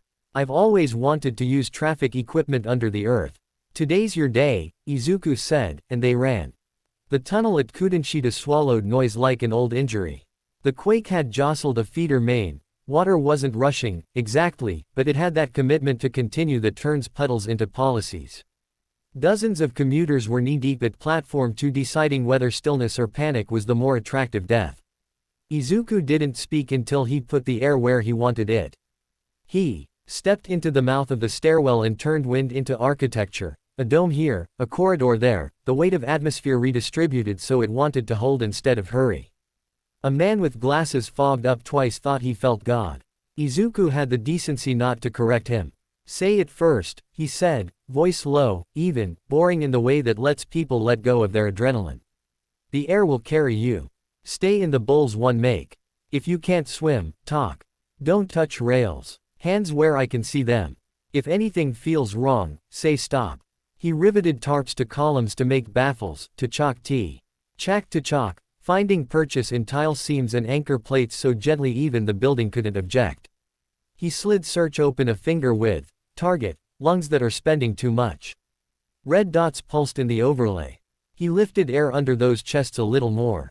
Shoto took the right flank. He flash froze a lip of water into a curve to keep it out of the corridor. He heated a bolt in a rusted maintenance grate until it grew. Then set it again frozen so the grate sat, not rattled. A child saw him and hiccup laughed because men who can make weather behave are funny when you're 7 and in good shoes. A man in a suit with a badge that promised authority and delivered fear tried to shout evacuate in an orderly fashion without providing order or fashion. Izuku pointed at him gently and said, "Count." The man counted. Counting is work, it saved him. He felt AFO raise a pen. "You can pull the entire water column back and hold it against the far wall," it suggested, bright and eager. One clean gesture. Outcomes, young man. "I'm not doing heroic physics," Izuku told it. "I'm doing kind ones. Don't pay with numbness," the card whispered in his bones. He kept the strain under his shoulders where he could feel it. A woman stumbled, went under. Izuku reached without moving, air under her ribs, elbow in a bowl, the push of a current turned polite. She coughed, then laughed, then cried because busy days demand all three. "Budget, 4 minutes, he said when a current grabbed his hip and turned bone into a lever. He would bruise in the shape of a rail tomorrow. He decided he deserved it and kept walking. They got 37 people up the stairs. Manual set cones in a line so obvious and ridiculous that even Panic blushed and stayed between them. Mike arrived with a megaphone and the restraint not to use it. Instead he clapped twice and said, "You're doing great, sweets," and the tunnel heard sugar instead of sirens and performed better. A hound's van nosed down the service ramp with a bad idea and a braided cord. Bakugo appeared from somewhere not announced and leaned an elbow on the hood. "Throw that net in a subway and I staple it to your boss," he told a man with a haircut and a manual. It was a very calm sentence. The van reversed a meter, then stopped because reversing in a crisis is not as sexy as men like to pretend. Izuku stapled a strap through the cuff of his own pants to a stanchion for half a minute, to chalk, and let himself be tethered while he held a corridor for a mother with a stroller and a man with a dog that didn't understand floors. He could feel Ba Kugo's look from 30 meters and didn't need to turn to hear what it said. Tie your wrist when tidy endings tempt you. He did, and something in his chest that had been trying to write a headline called Total sat back and sulked. The water was never defeated, it was redirected and respected and asked to be reasonable. When it reached the sump it had been built a century ago to find, the tunnel IGHED in a tone that sounded like retired. Izuku let air be the last hand out, then dropped it with ceremony, like putting a chair back under a table. Topside, people made phones into witnesses and then, miraculously, put them away without opinions because sweaty breathing and counting other people's heads is a better use of thumbs for 5 minutes after disaster. A woman with water in her shoes touched his sleeve without touching skin. Are you, the rogue symbol? She asked, a little ashamed at using the feed's name. Today I'm the hand that heals, he said, and felt his ears burn because it sounded like hubris until he remembered what he had sutured and where he had put wind and why he had left space for other people's work. Her eyes shone anyway. Thank you, she said in the tone that makes days bearable. He texted Tsukauchi, bridge sutured, hospital oxygen plant babysat with Shoto, subway domed, ledger, harm zero. The detective wrote back keep it boring and a pencil and Izuku found Uti could laugh while his calves were still doing choir practice. Afternoon brought the stupid that always shows up after the holy. A news anchor with perfect hair said, is he a hero, or is he building dependency on a vigilante? A pundit in a jacket that cost someone's rent scowled about unaccountable deterrence while a little lower third rolled a live shot of 3 kids waving at the camera. From the minibus that had not gone over. A columnist whose brand is reassuring cynicism composed a line about stitches coming out and got ratioed by an auntie who runs a corner store and posted he pie. NNED my niece's coat to a railing so she didn't go under. Stay in your lane. The tag hashtag hand that heals outpaced hashtag rogue symbol for 6 hours. Storm Glass confiscated 3 nets, 2 memos, and 1 blinker. With a braided cord and left them in a conference room under a sign that said do not feed the equipment. In a subcommittee she changed contain to coordinate and underlined it until the pen broke. Psalm. E1 leaked the edit to a reporter who liked verbs, and for the first time since the board learned the word irregular, the public read a word that didn't taste like leash. Back at well 13, Aizawa tap. Ed a card under people greater than plan in a print so ugly you had to respect it. Stitch, don't splint. Mike wrote in small letters, splints are fine for bones, and recovery girl added bones equals eat some and a little drawing of a fish. Shinso set his fingertip on the pause lever and didn't press it, and that was also a kind of saving. All Might texted caption, sutures hold so fractures can rest and added a photo of the green towel on a radiator. Steam like penance. Izuku turned his phone over because sometimes gratitude is a distraction and the map wanted a finger width. He opened search of polite Amu. NT and it answered like a dog who had learned not to bark inside. Target. Pain I can interrupt. Radius. 6 blocks. Duration. Long enough to do one good thing. Purpose. People. Evening wanted drama. It got work instead. A tenement on Miyako Street had argued with itself for 50 years about whether it was home or fire trap. The quake gave it an excuse to be both. A gas line sneezed, a stair tread remembered termites. A 9th floor door jammed and refused to admit that door was its job. He arrived with cones and chalk and wind and rivets. He asked the stairwell for load paths, he stitch.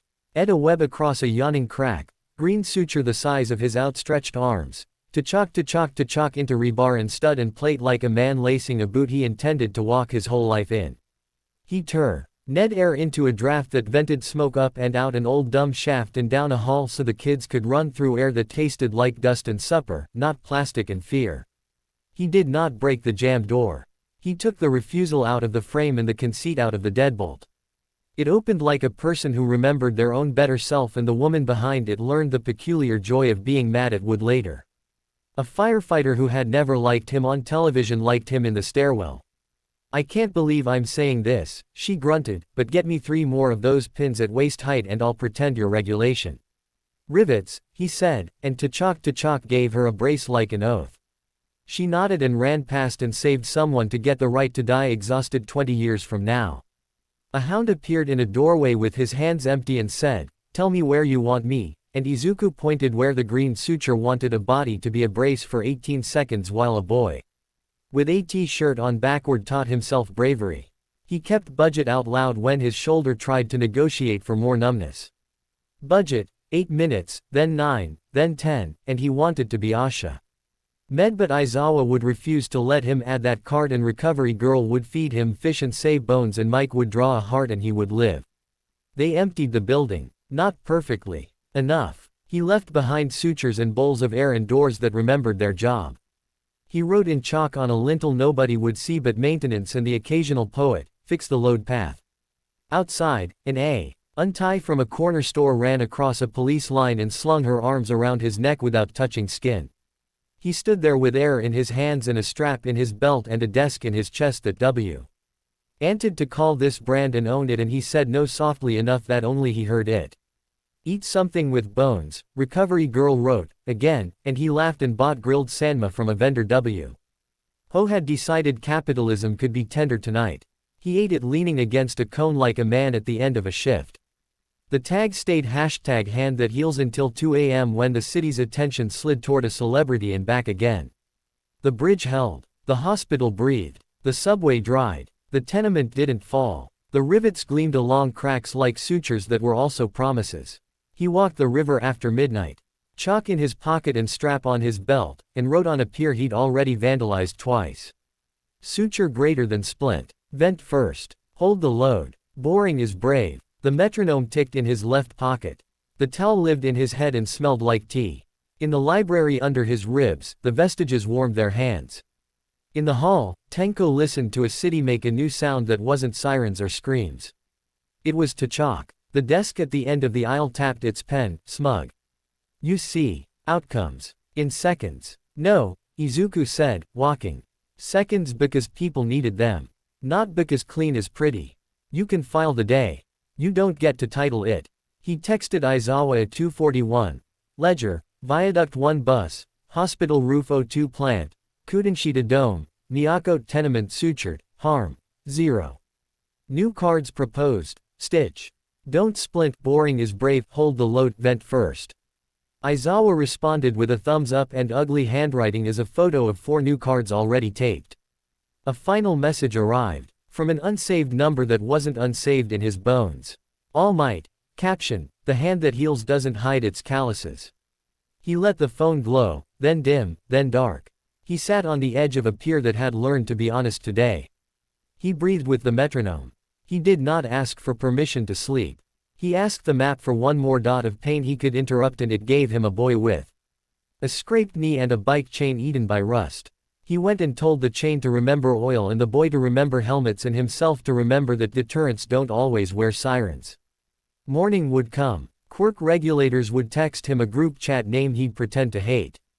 The board would schedule a hearing and Storm Glass would ask for chairs instead of shackles. Bakugo would throw a strap at his head and call it an encouragement. Shoto would send a forecast shaped like advice. Suyu would say Kiro and show up where water planned to be rude. For now, the city held. Not because it had been tamed. Because it had been stitched. T'Chak. They didn't ask him to meet at a rooftop or a shadowy warehouse or a metaphor. They picked a community gym in a ward that could never quite decide if it was gentrifying or remembering its manners. The gym's paint was honest, the basketball nets were tired, a water cooler in the corner gurgled like a small, content lake. Someone had taped a paper. Sign to the door, evac drill tonight, free snacks, because the quake had taught even people who hate clipboards to love checklists. Izuku arrived early, because rituals don't keep if you don't feed them. He set the metronome on a stack of blue floor mats, 64 BPM, stubborn as licorice. He chalked a small river curve in the corner by the fire exit and wrote whose cost under it because the city had asked. A new question and the answer was going to weigh something. The bees in his mitts buzzed no ghosts and then settled.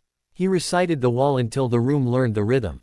Hands to yourself. Eyes to yourself. Say it first. Boundary tasks only. People greater than plan. No strings. No chains. Beyond, not above. Warning does not equal wound. Talk first. Stitch, don't splint. Vent first. Hold the load. Boring is brave. Break things, not trust. The desk behind his sternum tapped its pen in a polite rhythm. Tonight we'll standardize outcomes, it suggested, as if forming a team were a style of efficiency. Tonight we'll share them, Izuku said. And the door opened like agreement. Iida Tenya entered first, as if the gym had called a roll and he were here to present. He wore civilian clothes like a man cosplaying decency. His engines hummed low like a choir warming up.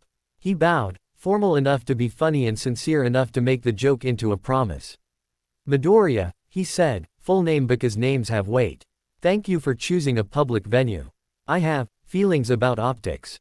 You have a spreadsheet about optics, Tsuyu said, slipping past him with a duffel and a smile that hid nothing. Her hoodie, said Kiro in a font like a frog with good posture. She went straight to the water cooler, poured 3 paper cups, and distributed them like medicine. Hi, Izuku. Hi, Sue, he said, and meant the W. Whole childhood of nicknames in 2 letters. Uraraka came last, cheeks pink from the chill, hair in a play a little too tight for comfort. She walked like someone who had decided to be brave before she knew if it would pay. Her eyes took in the mats, the chalk curve, the metronome, and then his face. She smiled, small and violent. Hey, she said. Hey, he said back, because a different word would break something. They did not hug. They stood in a square and let air learn how to be kind to friends who have been made into ideas. Iida clasped his hands with the solemnity of adopting a cat. The commission would prefer we handle this through official liaisons. They requested that we submit agendas 48 hours in advance. I'm allergic to agendas, Uraraka said, lightly. I break out in honesty. Kiro, Tsuyu said, which in her mouth can mean be serious or be kind. Tonight it meant both. We came to make a plan with you, Izuku. Not for you. Not against you. We're here to be your anchors. And to be your brakes. Iida added, unflinching. We will honor your consent, but if you cross the line you've written on a dozen walls, we will stop you. Do you understand? I invited you, Izuku said. Because say it first only works if you hand over your throat. Consent persists until revoked. I haven't revoked it. Uraraka exhaled. Relief wrote itself on her in ink you could scrub but not remove. Okay. Good. Then here's what we're making. She tugged a folded poster from her tote, unfurled it, and taped it to the wall with purpose, a hand-drawn chart, neat and ugly. At the top, quirk regulators. Below, 3 columns with headings in thick marker. Anchors, heart, Ochako Uraraka. Timing, tempo, Tenya Iida. Water, breath, Tsuyu Asui. Uraraka tapped her own name. Anchors. I'm your why. If you start sounding like a map and not a person, I pull you back to people. I speak to cameras, crowds, kids. I say no to nets and yes to chairs. I will also float what Eve. R needs floating so you can hold the load without trying to become a crane. Iida wrapped his knuckles gently under tempo. Timing. I coordinate entry, exit, and perimeter. I say pause when the urge for a clean answer arrives too fast. I maintain the metronome when your chest forgets its beat. I name the seconds out loud so the world doesn't steal them. Tsuyu tapped breath with her frog finger. Water. I call Kiro when emotions flood. I stop a scene from drowning in either fear or force. I keep medical triage in my mouth and pause in my throat. And I tackle the literal water when the universe gets cute. At the bottom of the poster, in Uraraka's firm handwriting, 4 rules. 1. Say it first. 2. 3 stops equals stop. Any 2 regulators plus 1 Midoriya. 3. Harm ledger public. No hiding bruises. 4. Clean answer test. Whose piece? Whose cost? WHO signs. Tsuyu added a doodle of a tiny bowl of wind and a frog with a whistle. Iida produced a second sheet, printouts, because he had come PR. E paired to be mocked, titled Mo, coordination, not containment with storm glass cc'd in a corner, and Izuku felt something inside him, something held too long underwater, sit back and breathe. What about codenames? Mike texted from wherever he was not welcome. QR sounds like lunch. Uraraka ignored the phone and drew 3 little circles in green, yellow, red. Signals, she said, thrift store planner voice. We're not screaming stop over people trying to breathe. We use lights. She held up her phone, screen set to a green disc. Green. Proceed, Izuku chooses and we adapt. Yellow. Ask, Izuku N. Aims the clean answer aloud and we try to complicate it back into people. Red. Stop, Everybody speaks before anyone acts. If you go on red, you will break trust. Izuku looked at the red disc and want Ed to kiss or curse whoever invented the color. Copy, he said. It tasted like consent. Iida flipped to another page. Public interface. We will hold street Q&As after major incidents. We will publish a harm ledger, injuries, budgets. Time. We will sign with our names. We will give the board no room to brand your work as vigilantism. Also, Suyu said, we're making a group chat. No memes during emergencies. Memes allowed after. Her phone buzzed. Group, QR, anchors created by Su. She added Izuku, Ochako, Tenya, Tsukauchi, Stormglass, Aizawa who would never unmute Mike who would get muted often. Recovery Girl who would type in all caps when angry, Shoto who would send weather, Bakugo who would be allowed until he wasn't. Welcome to QR, anchors. Ochako, Tenya, Su. Just testing Kiro. Okay, Uraraka said. And now her voice lost the tart edges and became the exact delight hand-lettered signs aspire to be. The work. They sat cross-legged on the mats like a class T. Hat knew the lesson was about to be a field trip. Izuku told them the truths, the desk in his chest, the way Total sings when it thinks it can be elegant, the strap Bakugo had thrown him, the towel on All Might's arm, the cards, the bees. The metronome, the places the board wanted him to become a pilot program. They listened, and where the commission had turned questions into tools, his friends turned questions into hands. What happens, Iida asked, if a clean answer is the only answer between now and someone dying? Then I say it first, Izuku said. And I use boundary. And I call budget out loud. And I let you write my sin on the wall, not a memo. What happens, Suyu asked, if you like it? I tie the strap, Izuku said. And you say stop. Uraraka looked straight at him, no fog, no filters. And if you don't, then you tackle me, Izuku said, and his voice didn't wobble because he had decided it wouldn't. You use red and you make it a net I chose. Good, she said, and smiled with her teeth. They trained. Not a montage, a manual. Protocol. Anchor call. Uraraka stood on a mat and said, Izuku, in 3 tones, gentle, alarmed, absolute, and he learned the difference with his spinal cord. When she said the third one, his hands lowered whether he wanted them to or not. It was rude and holy. Protocol. Tempo catch. Iida ran him through a timing drill, 45 seconds of search in 5-second windows. Never longer, 20 seconds of hold with air, never trying to be a crane, 10 seconds of rivet with Tachok measured like commas. When Izuku pushed past a line to show he could, Iida's engines thrummed a warning like a subwoofer with an opinion. It got into bones and stayed. Protocol. Breath dome. Suyu made him do something that felt silly and saved lives. Practice saying stop with a mouth full of water. If you can name your line when your throat is busy, you will not drown in your own heroics. She also made him practice drowning a panic before it spread, 3 breaths in a row. Counted on fingers where panicked eyes can see them. It worked once and stuck.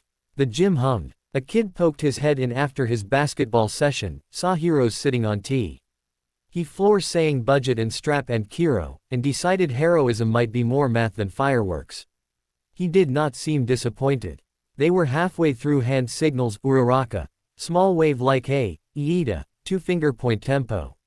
Suyu. Flat palm water, Izuku. Mitten to chest here when QR, anchors lit up. Tsukauchi. South loop, null gate at City Hall Square. Portal sphere. Protesters. Board van on approach. Do not net. Crowd is chanting. Situation is delicate. Uraraka's eyes did a quick, mean tally of nouns. Protest, portal, board. She stood. Field trip, she said. Metronome, Iida reminded, already at the door.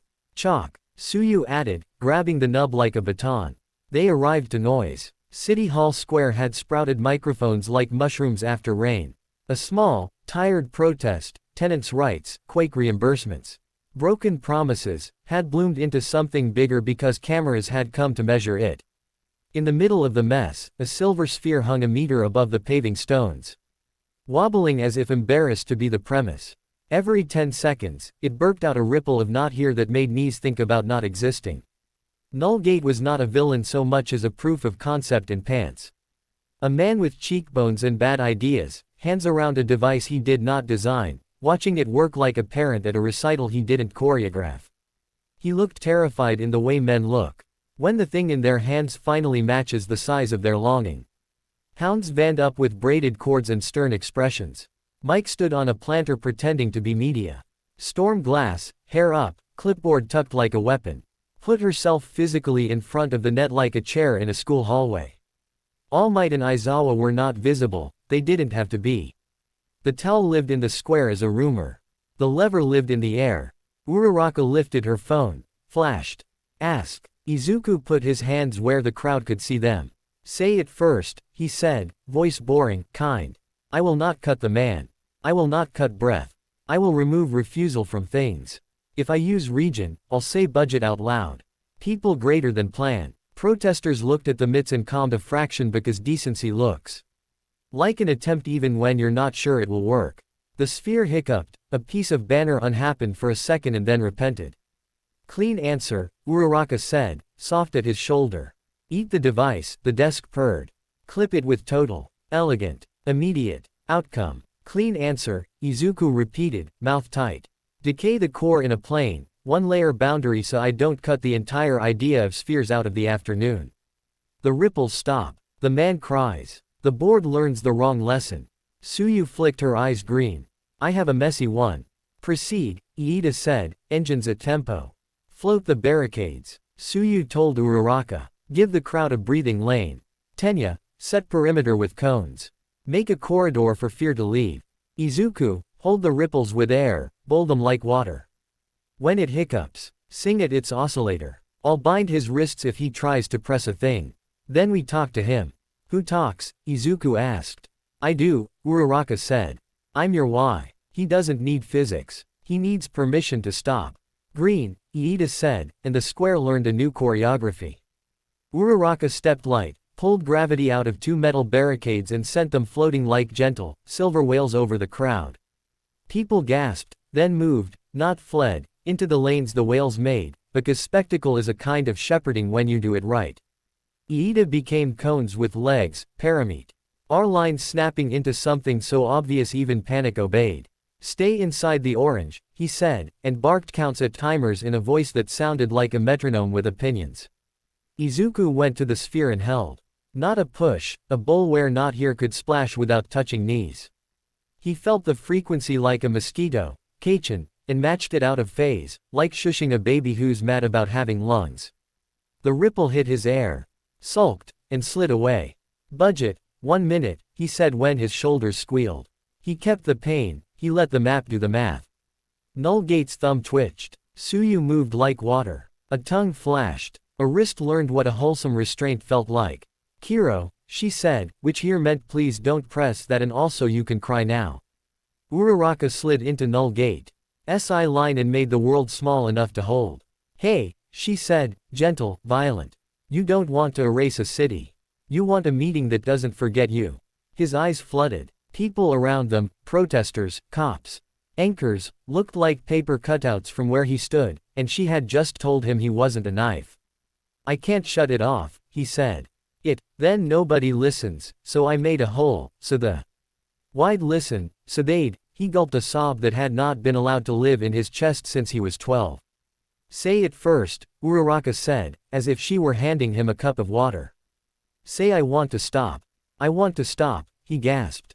And the device in his hands heard want in a frequency it understood. Izuku sang to its oscillator again, boundary eating the adhesive that added obstinacy to design. His sphere shivered and became a lamp on its own, a dumb shell with a story. The crowd exhaled. The hounds tried to remember where to look. The board's van decided the better part of cowardice was stand. Ding down when All Might, now visible as a shape at the edge of things, did nothing except hold a towel like a proverb. Uraraka raised her phone. Flashed once, on purpose. Izuku lowered his hands before she spoke. The sphere settled. Air went back to being the gentleman it usually is. Suyu relaxed her tongue, binding replaced with handcuffs that Manuel had the decency to apply gently. Iida took a breath count, 3 in, 4 out. Repeat. A reporter did her job. Rogue symbol, she called, tone carefully neutral. Did you neutralize a citizen device without a warrant? Uraraka stepped between the microphone and a boy in mitts. The anchors coordinated a public safety response under exception policy, she said, voice a saw that cuts clean. We did not contain a person. We coordinated with a crowd. We will publish a harm ledger in 1 hour. You may quote me. Are you forming a new team? The reporter asked, hunger masked as curiosity. Uraraka looked at Izuku, then at the crowd. We're forming a new habit, she said. Quirk regulators. We anchor the boy you turned into a brand. We anchor each other. We anchor a city that keeps wanting to use leashes when it should use chairs. Mike choked on a laugh he would call a cough. Storm Glass made a note on a clipboard that had been slowly evolving into policy in her hands for a month. Tsukauchi's pencil moved. The hounds looked at T. Airnets like men looking at a shirt they know fits wrong. Izuku's phone buzzed. Bakugo, strap on. He touched the leather at his belt. Yes. Shoto. Forecast, 3 small storms, bring anchors. Recovery girl, eat bones. Aizawa, photo. Ugly handwriting, anchor call overrides map. He texted back, copy. They made a practice out of it. Pop-up Q&A, 1830, same square. Uraraka stood on a crate that had held mandarins and answered questions from men who needed to feel big and women who had been made small. No, we are not replacing police, she said. We are replacing leashes with chairs. Yes, we will make a ledger public. Including budgets and bruises. No, we don't endorse creating holes in reality. Suyu handed out paper copies of the clean answer test with little frogs in the corner. The measured time between questions so people who aren't good at interrupting could get in. Izuku stood with his mitts visible and did the job All Might had asked him to do when he was 15, be present without demanding to be the point. A kid asked the question every adult had been dancing around. If he becomes a bad guy, will you hurt him? Suyu's mouth made a soft line. We will stop him, she said. We will hurt his pride first. If that doesn't work, we will hurt his plan. We will protect people. And then we will feed him fish that are bony, Kiro. The kid nodded solemnly because Kai Eldren know when adults have written a real plan instead of a polite lie. The commission sidled in with a consensus. A liaison in a suit approached, thinking co-opt and saying collaborate. Storm Glass arrived simultaneously and said a word in a conference room voice, Mo. Iida produced the draft that had been living in his bag like a courteous secret. Coordination, not containment. Anchors as public interface. Green, yellow, red recognized. Nets restricted to non-crowd contexts. Blinker banned unless Aizawa personally swears at you. Aizawa, answering a text he definitely shouldn't be checking while grading essays. Sent a single ugly rectangle, no blinkers. They signed. Storm Glass shook Uraraka's hand like a mother and a bureaucrat at the same time and whispered, I'm sorry it took you to fix what my memos couldn't. It took a city, Uraraka whispered back. We're just drawing arrows. 2 nights later, the plan met a wall that wasn't a metaphor. An apartment tower on the edge of the quake zone had been left with a tilt you could feel in your teeth. A gas leak turned noisy at the wrong minute. A landlord who liked sentences that ended in liable attempted to solve 2 problems. By ordering a crew to cut a load-bearing wall nobody had asked permission to know. Izuku arrived with cones and rivets and the metronome. The crew had already put a saw to plaster. The tilt made voices uglier. A woman up 3 flights had a baby on one hip and a look that said evict this. Say it first, he began, and then the clean answer came to him like music. Plane of decay across the wrong wall, the building shifts into honesty. Outcomes smooth as glass. Uraraka flashed. Ask. Clean answer is cut the wall, Izuku said, to himself and them in the building. Elegant. Immediate. And a judge will use it to evict 20 families for safety. Suyu flashed. Stop. Talk. Iida's engines thrummed a tempo that made pride feel like a juvenile sport. Vent first, he said. Hold the load with rivet. Anchor call then green if we like what we hear. Izuku, Uraraka said in the 3rd tone, and the entire gym returned to his spine. His hands lowered. The building held. They went messy. Izuku set green sutures, to chalk, across the crack in a lattice that felt like a lullaby for concrete. Suyu climbed like a marvel and shut valves with a wrench older than most policy. Iida set a perimeter so obvious even bad decisions obeyed. Uraraka floated the sawhorses and turned them into brace under a beam that had begun to think about falling. The landlord tried to bark Liab. ILITY, and Uraraka smiled with all her teeth and said, whose piece? Whose cost? Whose signs? He swallowed his nouns and shut up. It took 40 minutes instead of 4 seconds. It saved families and precedent.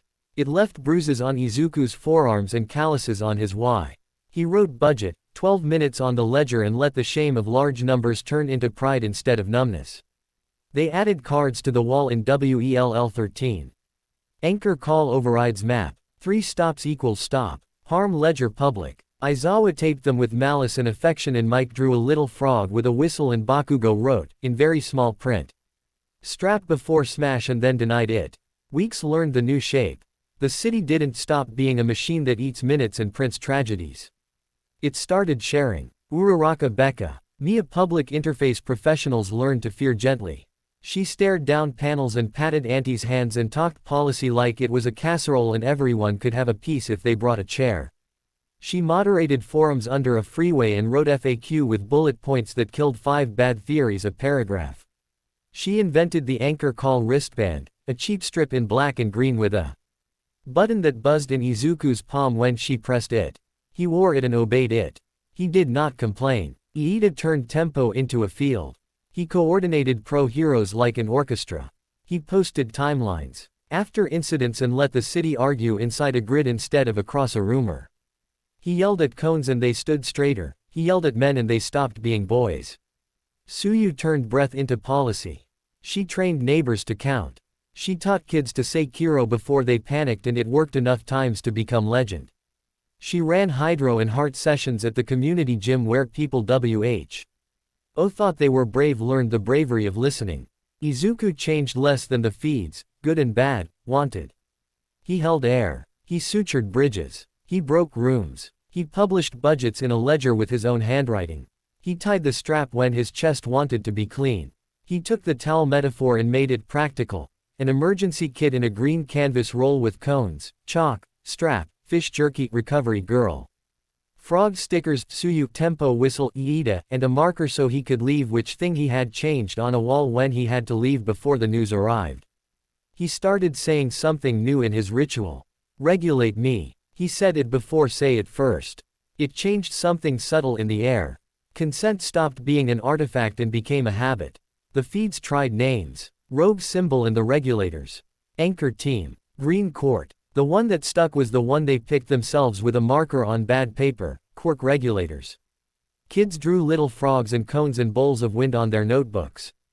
Aunties corrected reporters. A hound quit, quietly, and applied to Storm Glass's office with a cover letter that did not apologize. On a Thursday too tired to be dramatic, OFA knocked. It began as a flutter in the library behind Izuku's sternum. Shelves he had stopped visiting because the desk at the end of the aisle kept making editorial remarks. The lights under cupped hands, vestiges, warmed. A draft he hadn't felt in months ran through the stacks.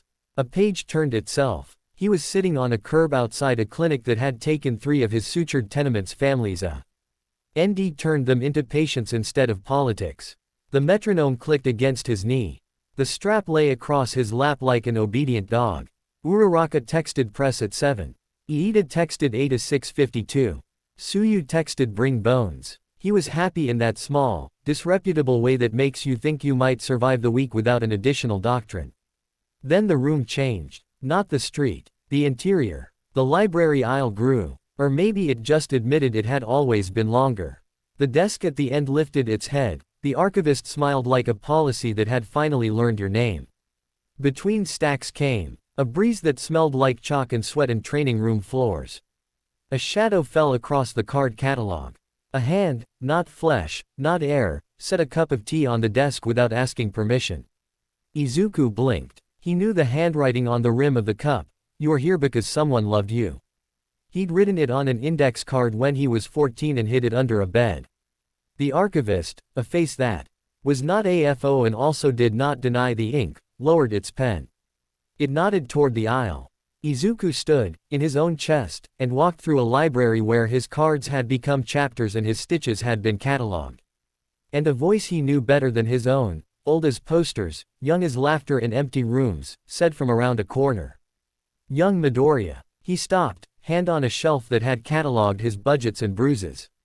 and found that he did not want to run or argue or perform. He wanted to share. Uraraka's wristband buzzed, one gentle beat. Hey, he answered with a thumb. Here. Ida's name lit up with tempo. Suyu sent a frog and a heart. Izuku closed his eyes on the curb and opened them in the aisle. The vestiges glowed like coals under hands. The desk watched like a rival and, for once, did not smirk. Let's talk, he said, and felt a hand, calloused, ridiculous, rest on his shoulder from the inside. Outside, the city went on with its boring, brave work. Inside, the truth that WOULD become a new kind of power inhaled for the first time.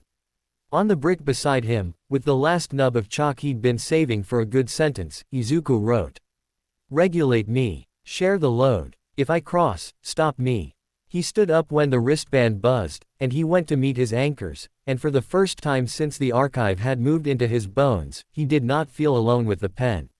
The library didn't appear. It admitted it had always been there. Aisles long as memory. Cards where ribs would be. Lamps like cupped hands. At the end of the far corridor, the desk, polite, patient, tapping its pen as if time were a form to be filed. Izuku stood in the aisle he had been pretending not to know by heart. His left palm brushed spines labeled in Aizawa's ugly print. People greater than plan. Break rooms, not people. Vent first. Boring is brave. Regulate me. The bees in his mitts hummed the no ghosts pattern. His wristband buzzed once, Uraraka's hey, a thread back to the gym, and settled. He breathed with the metronome that lived everywhere now. 64 BPM, stubborn as licorice, human as knees. Young Midoriya. It came from his right, not the desk. A warmth in the stacks, a steam of tea, chalk in a callus. All Might stepped out the way a poster learns how to be a person again, smaller, edged with years, bright where it mattered. Behind him, other lights took shape. Not faces, choices that once had voices. Nana's laugh in a lamp flicker. Banjo's grin scratched into a rail, En's patience mapped on floorboards. Their presence was permission, not performance. The desk at the end of the aisle lifted its pen. The archivist's face was tidy. Elegant, in love with outcomes. It smiled exactly one sympathy unit. You have returned to governance, it purred. Shall we standardize the interface? No, Izuku said gently. Because you don't punch furniture. We'll share the pen. A shiver moved down the shelves. The vestige lamps brightened as if someone had angled them. All Might's mouth found the Shaw. Pay of a smile he used in empty rooms with boys who didn't know yet that they were allowed to have a future. You've been busy, All Might said, nodding at the cards. Ugly handwriting. Good rules. We made anchors, Izuku said. We brought chairs instead of leashes. We're trying the version where people are the point and process is a chore we do together. Excellent, said a voice that smelled like doorways, Nana. Or the part of the room that remembered her. Now do the version where you aren't alone in here. The desk tapped its pen. A truce is available, it said. In exchange for increased throughput. I receive nameable scope of influence. You consent to my pre-authorization of elegant resolves. We eliminate latency between observation and outcome. We become efficient. Clean is not a sacrament, Izuku said. And the bees like the steel in it. We're not trading my wife for your throughput. The library breathed, which is absurd if you haven't ever stood inside yourself and felt your own rules hold you up. All Might raised a finger like a teacher about to say in. Not fusion, he said. Truce. Co-residency. You stop trying to be a lid on a volcano, young Midoriya. You stop trying to be the volcano, archivist. You learn the paperwork of mercy. The desk didn't frown. It reorganized its affection. Defined terms, it said. Izuku looked at his hands. He looked at the cards. He looked at the lamps and the old man who had been towel and caption, lever and laugh. He said it first because rituals turn fear into furniture. The charter of shared load, he said, and carved clauses into the air with his voice. 1. No flesh. Decay is bounded to things, rooms, bolts, frames, hinges, glue. You do not touch breath. You do not rewrite a person because their plan offended math. The desk's pen hovered, considering the elegance of rules. Acceptable, it said. We have demonstrated superior outcomes at the level of infrastructure. 2. Search in Windows. No omniscience. 5-second sweeps, then ask. Then adjust. We leave room for human hands. I am capable of wider maps, the desk observed. And you're capable of crimes against dignity, Izuku said, mild as a traffic cone.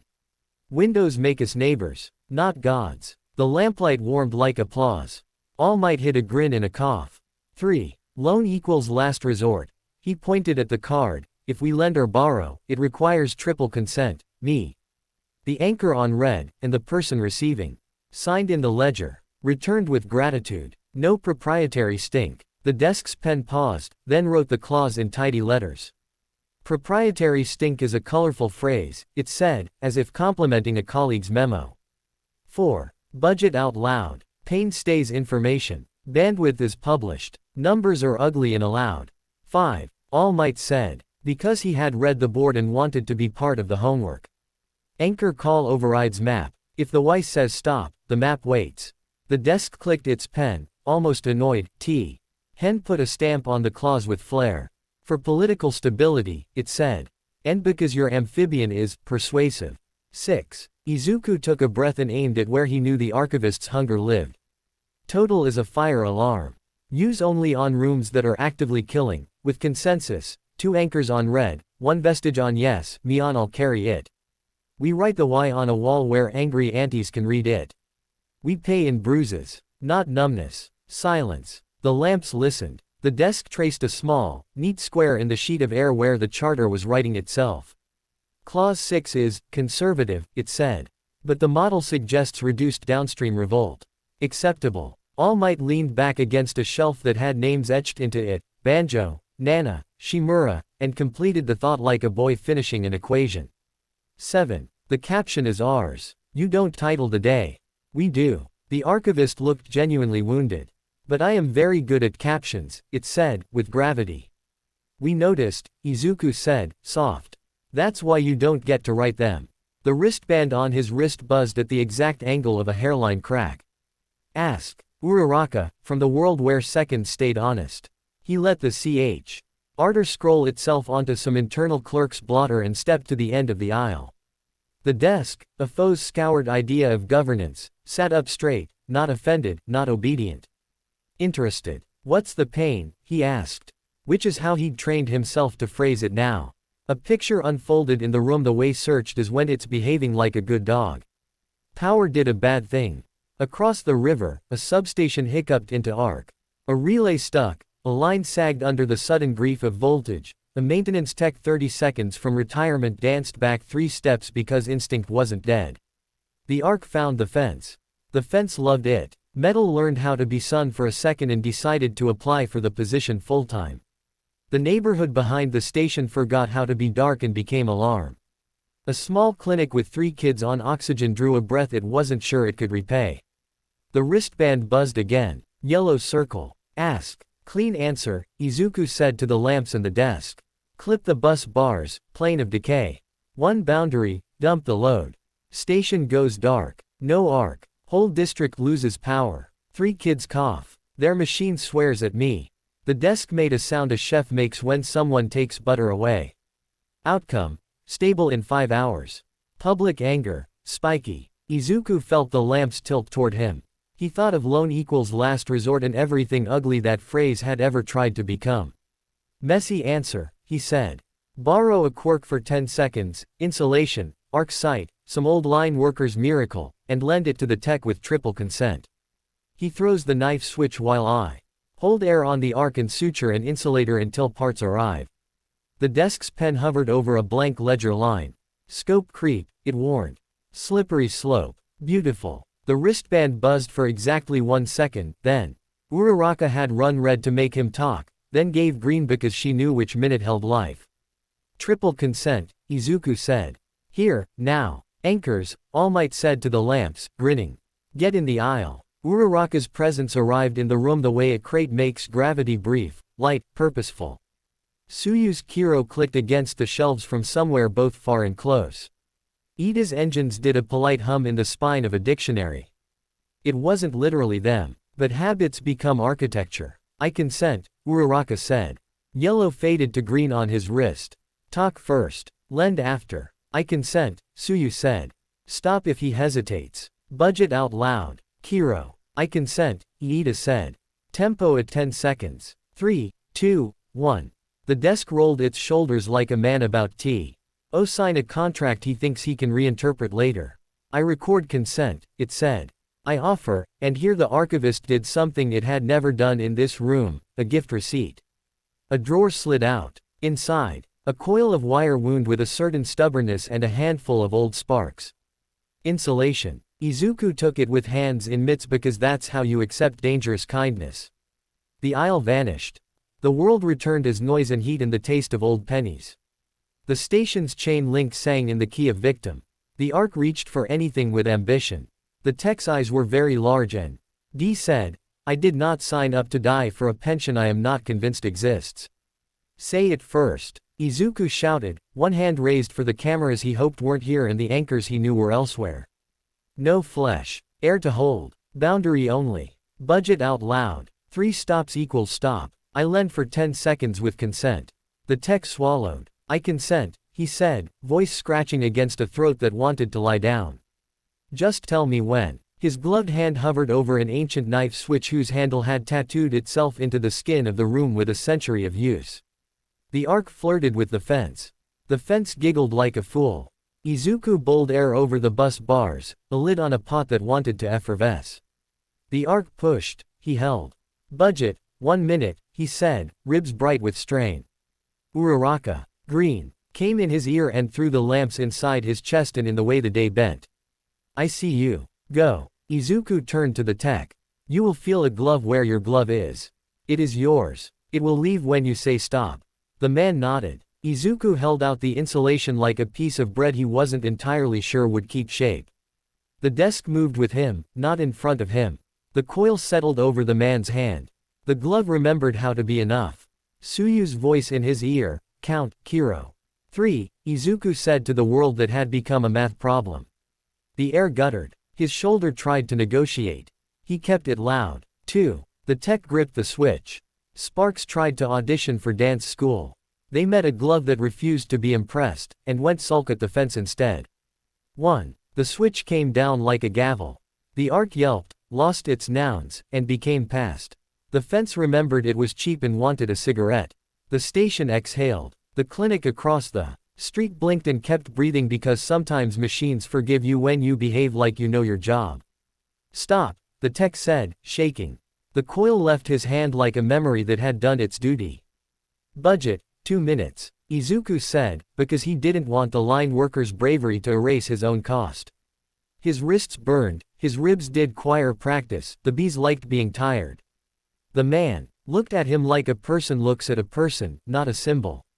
You could have cut the bars, he said. Would have been cleaner. Messy holds neighbors, Izuku said, and the tech nodded and later told his niece that heroes are sometimes boring in ways that make your rent hurt less. He left air as a polite brace over the lazy mouth of heat and riveted a suture ladder across a ceramic standoff that wanted to crumble out of nostalgia. To chalk to chalk to chalk. He wrote fix load path with a marker on a panel because maintenance deserves poetry too. Harm. 0, Sukauchi texted. Ledger, public by 7. Caption, hands that heal don't hide their burns, All Might sent, and Izuku almost said dad and then didn't because he wanted anyone else to survive the day with dignity. The wristband buzzed again. Ask. Search offered him 2 pictures at once. Well 13, elevator stuck with kids and Aizawa inside, safety brake engaged, hounds thinking net in the hall because some men don't learn. Crowd at City Hall Square. Counter-protest pushing against tenants, a plastic barricade turning into weapon by the simple lever of embarrassment. Tempo. 90 seconds to both, Iida said, like a man calling trains. Green on WELL 13. Yellow on the square, Uraraka said. Talk first matters there, we have chairs. Kiro. Go. Izuku went inside himself and out at the same time. The desk didn't try to commandeer.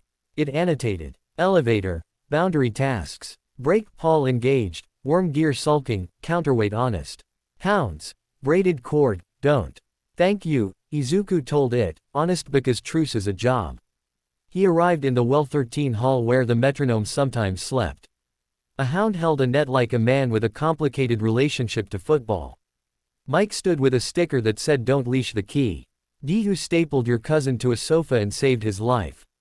Recovery girl carried a thermos in contempt.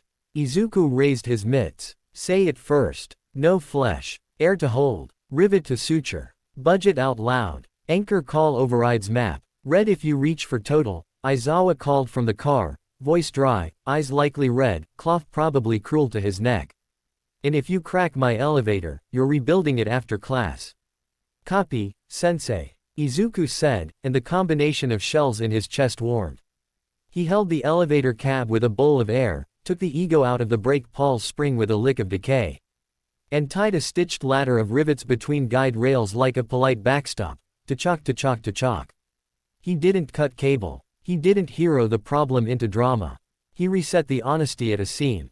The car eased down. The kids inside learned new curse words. Aizawa would scold them for like a father and then quietly teach better ones. The door opened. A hound twitched his net and recovered when storm glass appeared like a sentence in a meeting and said, no. Mike slapped a B sticker on the net coil and wrote not for friends. Recovery girl poured tea into a paper cup and said, Bones, Becca. Use the day had a script and she would edit it. Budget, 1 minute, Izuku said, because the strain in his hands was a kind of receipt. He looked at Aizawa, and Aizawa looked like a man who would rather die than say I'm proud, so he said. Don't make me your leash, instead, and it was enough. He ran. City Hall Square wanted to make a headline. Izuku wanted to make it boring. The anchors were already doing the grammar. Uraraka stood on the crate again, not taller than the crowd, just visible. Iida had cones that made aisles where insults could leave. Suyu had water in her voice and Kiro on her lips. The counter-protesters were hot with shame and pride. The tenants were hot with everything else. The barricade thought it was a spine. Say it first, Izuku said, and didn't pick a side because people isn't a side. I am going to make the air carry words instead of shoves. I am going to staple this barricade to manners. If anything feels wrong, say stop. He turned air into a loudle. Ow, a pressure field that hushed shoves into presence. He riveted the barricade's feet to the pavers, cloth nowhere near it, so its job became separate, not strike. To chalk. The sound, even out here, got people to exhale. Clean answer. The desk murmured, almost disappointed it didn't get to be fancy. Messy is loyal, Izuku murmured back. The crowd rerouted their anger into sentences that Uraraka agreed to hold until somebody in a chair had to read them out loud. Somebody tried to throw a word like vigilante with their whole back. Iida caught it and placed it in a sentence that had CC, storm glass and attachment, Mo. Suyu handed a child a frog sticker and a cup of water and the day became a little less devoted to performing harm. The lamps in the library behind his sternum glowed like coals. The desk put its pen down. Clause 7 holds, it said. Your captions outperform mine in citizen retention. Thank you, Izuku said, and meant shut up with gratitude. When the SQ.UR emptied of cameras and only the city remained, they met in a corner by a mural of a cat wearing a crown. Uraraka leaned her shoulder against his for 1 second and stole his breath in the exact right amount. You didn't clean, she said. You shared. I borrowed a lightning glove, he said, because confession is also a habit now. Triple consent. 10 seconds. The ledger will show it. Good, Iida said. I will tweak the format of the loan entry to make it more boring. Kiro, Suyu said. He's a frog. The wristband buzzed with again. Ask, but softer this time, like a heartbeat settling. The library door inside him stayed open. The desk didn't tap its pen. It sat quietly like a professional who had been hired to do a job and discovered the job comes with family.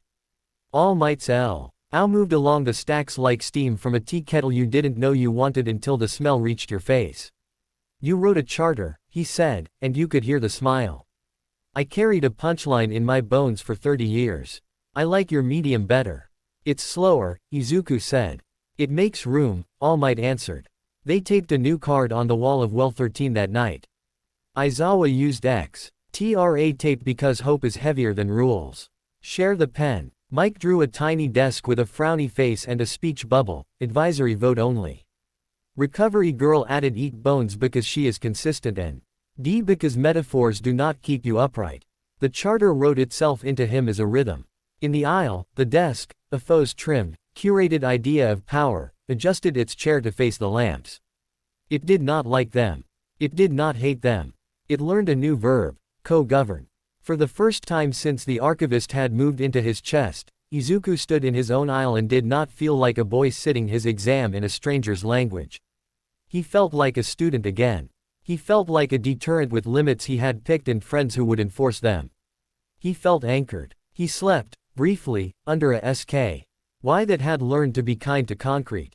The metronome ticked 64 on a drum. The bees purred. The city did not stop needing him, it learned, a little, to need him with others. When he woke, the chow K in his pocket had a sentence in it that wanted out. He wrote it on a pier before breakfast where aunties buy fish and businessmen pretend they like mornings. The vestige of peace is not silence. It's a room where power has to share a table. The cat with the crown, on the mural up the street, looked smug for no reason. The river said okay in its way. The desk tapped its pen twice and, miracle of miracles, waited. He opened search a finger width. Target, pain I can interrupt. Radius, as far as I can be honest.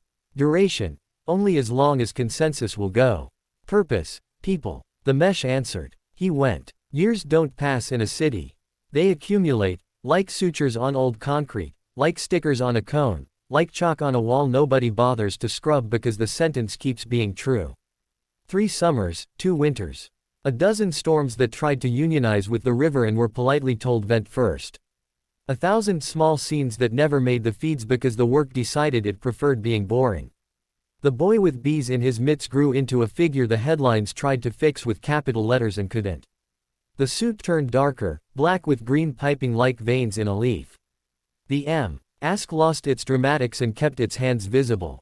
The metronome's 64 BPM stopped needing a perch, the day itself ticked that rhythm when he arrived. The sound to chalk, a rivet stitching the world back together, became a civic lullaby. The city learned a word and made it a habit. Deterrent. Not the old kind that smiled until it hurt and then promised the hurting would be worth it. The new kind, immediate, efficient. Not because clean is pretty but because people need seconds to live in. The quirk regulators stopped being a rumor and became furniture. Anchor, tempo, breath, ochako, tenya, suyu, were nouns with offices. Budgets written in pen, and phone numbers aunties could call without hating themselves in the morning. Storm glass put, coordination, not containment, into a binder and then NTO a bill and then onto a plaque in a hallway where suits could forget it until a frog in a hoodie pointed at it and said Kiro. Aizawa taught a class called Boundary Tasks that made first years sigh. And second years strong and pros a little jealous, then he taped cards with ugly handwriting in precincts that had earned them. Tsukauchi published a public harm ledger after major incidents, the comments turned into recipes. Then policies. Bakugo never admitted to being anyone's guard, and somehow you could tell because net vans parked 2 blocks farther away whenever he was in the ward. Shoto arose like weather where balance had forgotten its lines and made walls that invited cooperation instead of handcuffs. And All Might, towel forever on his arm like an era folded twice and dried on AR. Ideator, stopped trying to be a symbol alone. He became a caption you could trust, short, true, human. The desk at the end of the aisle, the archivist with the tidy pen and the old hunger, learned a job, advisory vote only. The charter of shared load lived on paper ugly and in practice beautiful. Loan equals last resort did not become a door-to-door salesman. Search stayed in Windows, 5 seconds, ask, adjust. Then stop and let a frog and an engine and an anchor tell you what you missed because you only have one pair of eyes and you're not a god, boy. Villains adapted. Some tried to bristle the map with noise. Flood the air with fake SOS, saturate the mesh of search until it bowed. Those weeks tasted like static and coffee and stubbornness. The answer was not bigger. It was plural. Green DOTS, Windows, began to appear on a map that stretched past Musutafu to bays and hills and villages that have been poor longer than anyone's embarrassed to say. Each dot was an anchor node, a little team with chairs, cones, a whistle.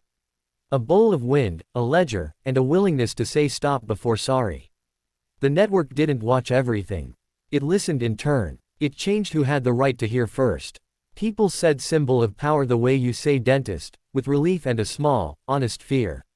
Not the smiling piece of a poster. The power that arrives and acts and leaves you with bruises you can gnaw. Me and bills you can argue in a city you still belong to. The sound of it.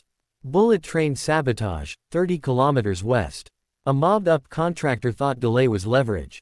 Tempo paged anchor. Search opened a window. Izuku held air like a jack under 17 cars while a welder with 2 kids and 3 old grudges, loan signed and returned, did the necessary angle on a flange and SW. Or at old steel and the board in equal measure. The commuters felt nothing except a text. You're 38 seconds late, please forgive us. Somewhere in a villa a phone died mid-call, somewhere in a kitchen a kid didn't learn the flavor of grief. Rural dam microfracture, spring flood season. Suyu texted Kiro and coordinates and bring boots. Izuku jogged past cows and men with hands honest as rope. He found the load path where concrete had stopped believing in itself. He set a green suture across an old sin that had never called itself maintenance. The rancher watching cried in a swallowing way. Then complained about taxes. The two weren't opposite, just neighbors. A protest that wanted to be a riot, then a dance. Uraraka floated barricades into aisles. Iida made insults arrive in sentences instead of shoves. Izuku stapled the feet of a banner to manners and apologized to no one for liking the result. A boy with a sign that said whose piece went home with a frog sticker and a new word, process. A clinic that did not burn because the oxygen plant preferred boring. A substation that did not arc because a loan returned itself. An elevator that did not fall because Boundary ate a little ego out of a spring and Izuku promised to fix the door after school. And then one winter the river had too much to say and the sky wouldn't stop trying to be a drum. The test arrived that would either make him into a tyrant or prove the charter was not a poem. They called it the crown. A ring of quirk amplification nodes and ideology had smuggled into 6 cities while the board held hearings about the proper circumference of cones. You could see it if you knew how to listen, spikes in search where there should be murmurs. Cheap metal walking like it had a doctorate. The crown wanted to tune a frequency across a nation, nudge anger from static to signal until crowds lost names and became math. The plan was elegant, which was to say evil with good grades. Storm Glass called at 3:19, voice flat from not sleeping. We have a crown, she said. We have 6 minutes until something unlovely happens to a whole country. We have no warrant because the law is asleep. Say it first, Izuku told the library and the room and the anchors and the archivist and the cat with the crow. And who had no right to be relevant and insisted anyway. Clean answer, the desk murmured, pen gleaming, the old seduction. Plane of decay across each node, total minus a whisper. Simultaneous. Elegant. Deniability. Low. Outcome. Immediate. Uraraka's wristband buzzed so hard his forearm remembered gym mats and promises. Stop. Talk. Messy answer, he said, and the room leaned forward like a family at a kitchen table. We open windows in 6 cities. Anchors on the ground make chairs out of crowds.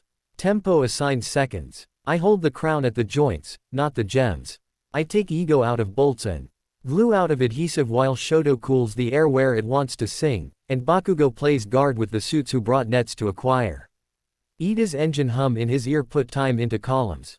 Window rotations, 3 seconds each. 12 pass cycle. No heroics past 2 rotations per minute. Budget out loud. 3 stops equals stop. Suyu, from a van where the rain tried to be a 4th member of QR, said, green if you share. Red if you smile at clean. All Might didn't speak. He placed the towel on his arm in the library and watched like a caption waiting for a noun. Clause 6, the desk reminded, Prim is a lawyer.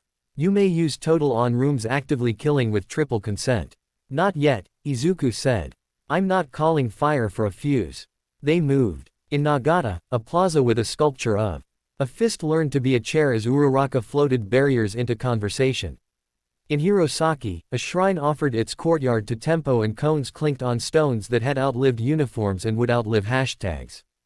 In Kansai, Suyu climbed a light pole and whistle called a crowd to breathe in threes and someone filmed it and the film taught more people than policy did that month. Izuku opened Cirque, H finger width and slid across 6 maps like a patient thief. At each node he did what he'd taught his hands to love. Boundary on bolts, decay on glue, air to dome noise back into apology, rivet to sue. Toure a brace across a mount whose ambition had outpaced its design. Tachok tachok tachok. The crown tried to hum. The hum found friction and manners. Budget, 4 minutes, he said after the second rotation, 8 after the fourth. He kept paying a citizen. He tied the strap between rotations because the desk purred elegant and he had the decency to believe his friends more than his appetite. On the 7th pass, one node spiked, a vanity project in a prefectural lab where a man who liked the word purity had upgraded a housing and told nobody.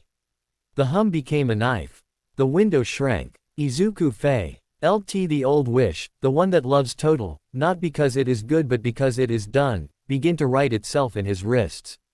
Uraraka's band hit so hard his bones remembered the gym. Izuku, she said, third tone. I know, he said. Because the ritual has to be true when it hurts. Ask. Who gets to sign if I call fire? I do, she said. Suyu does. A vestige does. You do. 3 stops equals stop. You haven't been stopped. Vestiges. He asked the aisle. Nana's laugh moved like a lamp in wind. Yes, it said, and the old love in it didn't scold, it steadied. Fire alarm, Izuku said to the archivist. 1 node. Room only. Clause 6 parameters. Caption by All Might after. The desk opened a drawer like a man who had waited his whole life to be asked politely to do something dangerous and almost good. Approved, it said. And for the first time since it had moved in, it sounded like a colleague instead of a conqueror. He cut. Not the gem, not the idea, not the crowd.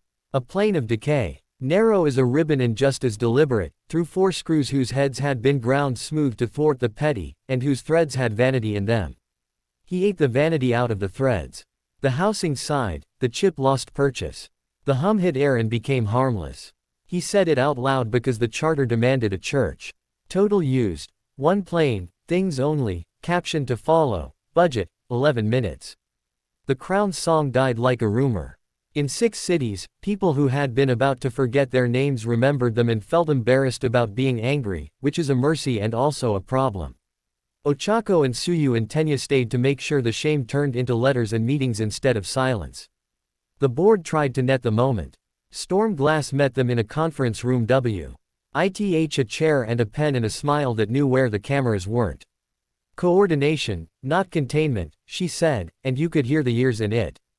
All Might wrote the caption on a wall the news would try to own. Power arrived fast and left room for everyone else. Aizawa taped a new card under share the pen in handwriting that could ruin printers. Speed without theft. Mike drew a tiny crown and a bigger chair. Bakugo texted strap and 7 explosion emojis and I didn't throw anything and Shoto replied you threw me a look and Suyu said Kiro and turned their fight into a scheduled training drill.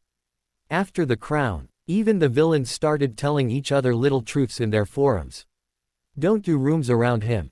He turns rooms into meetings. If you want to be a god, find a mountain.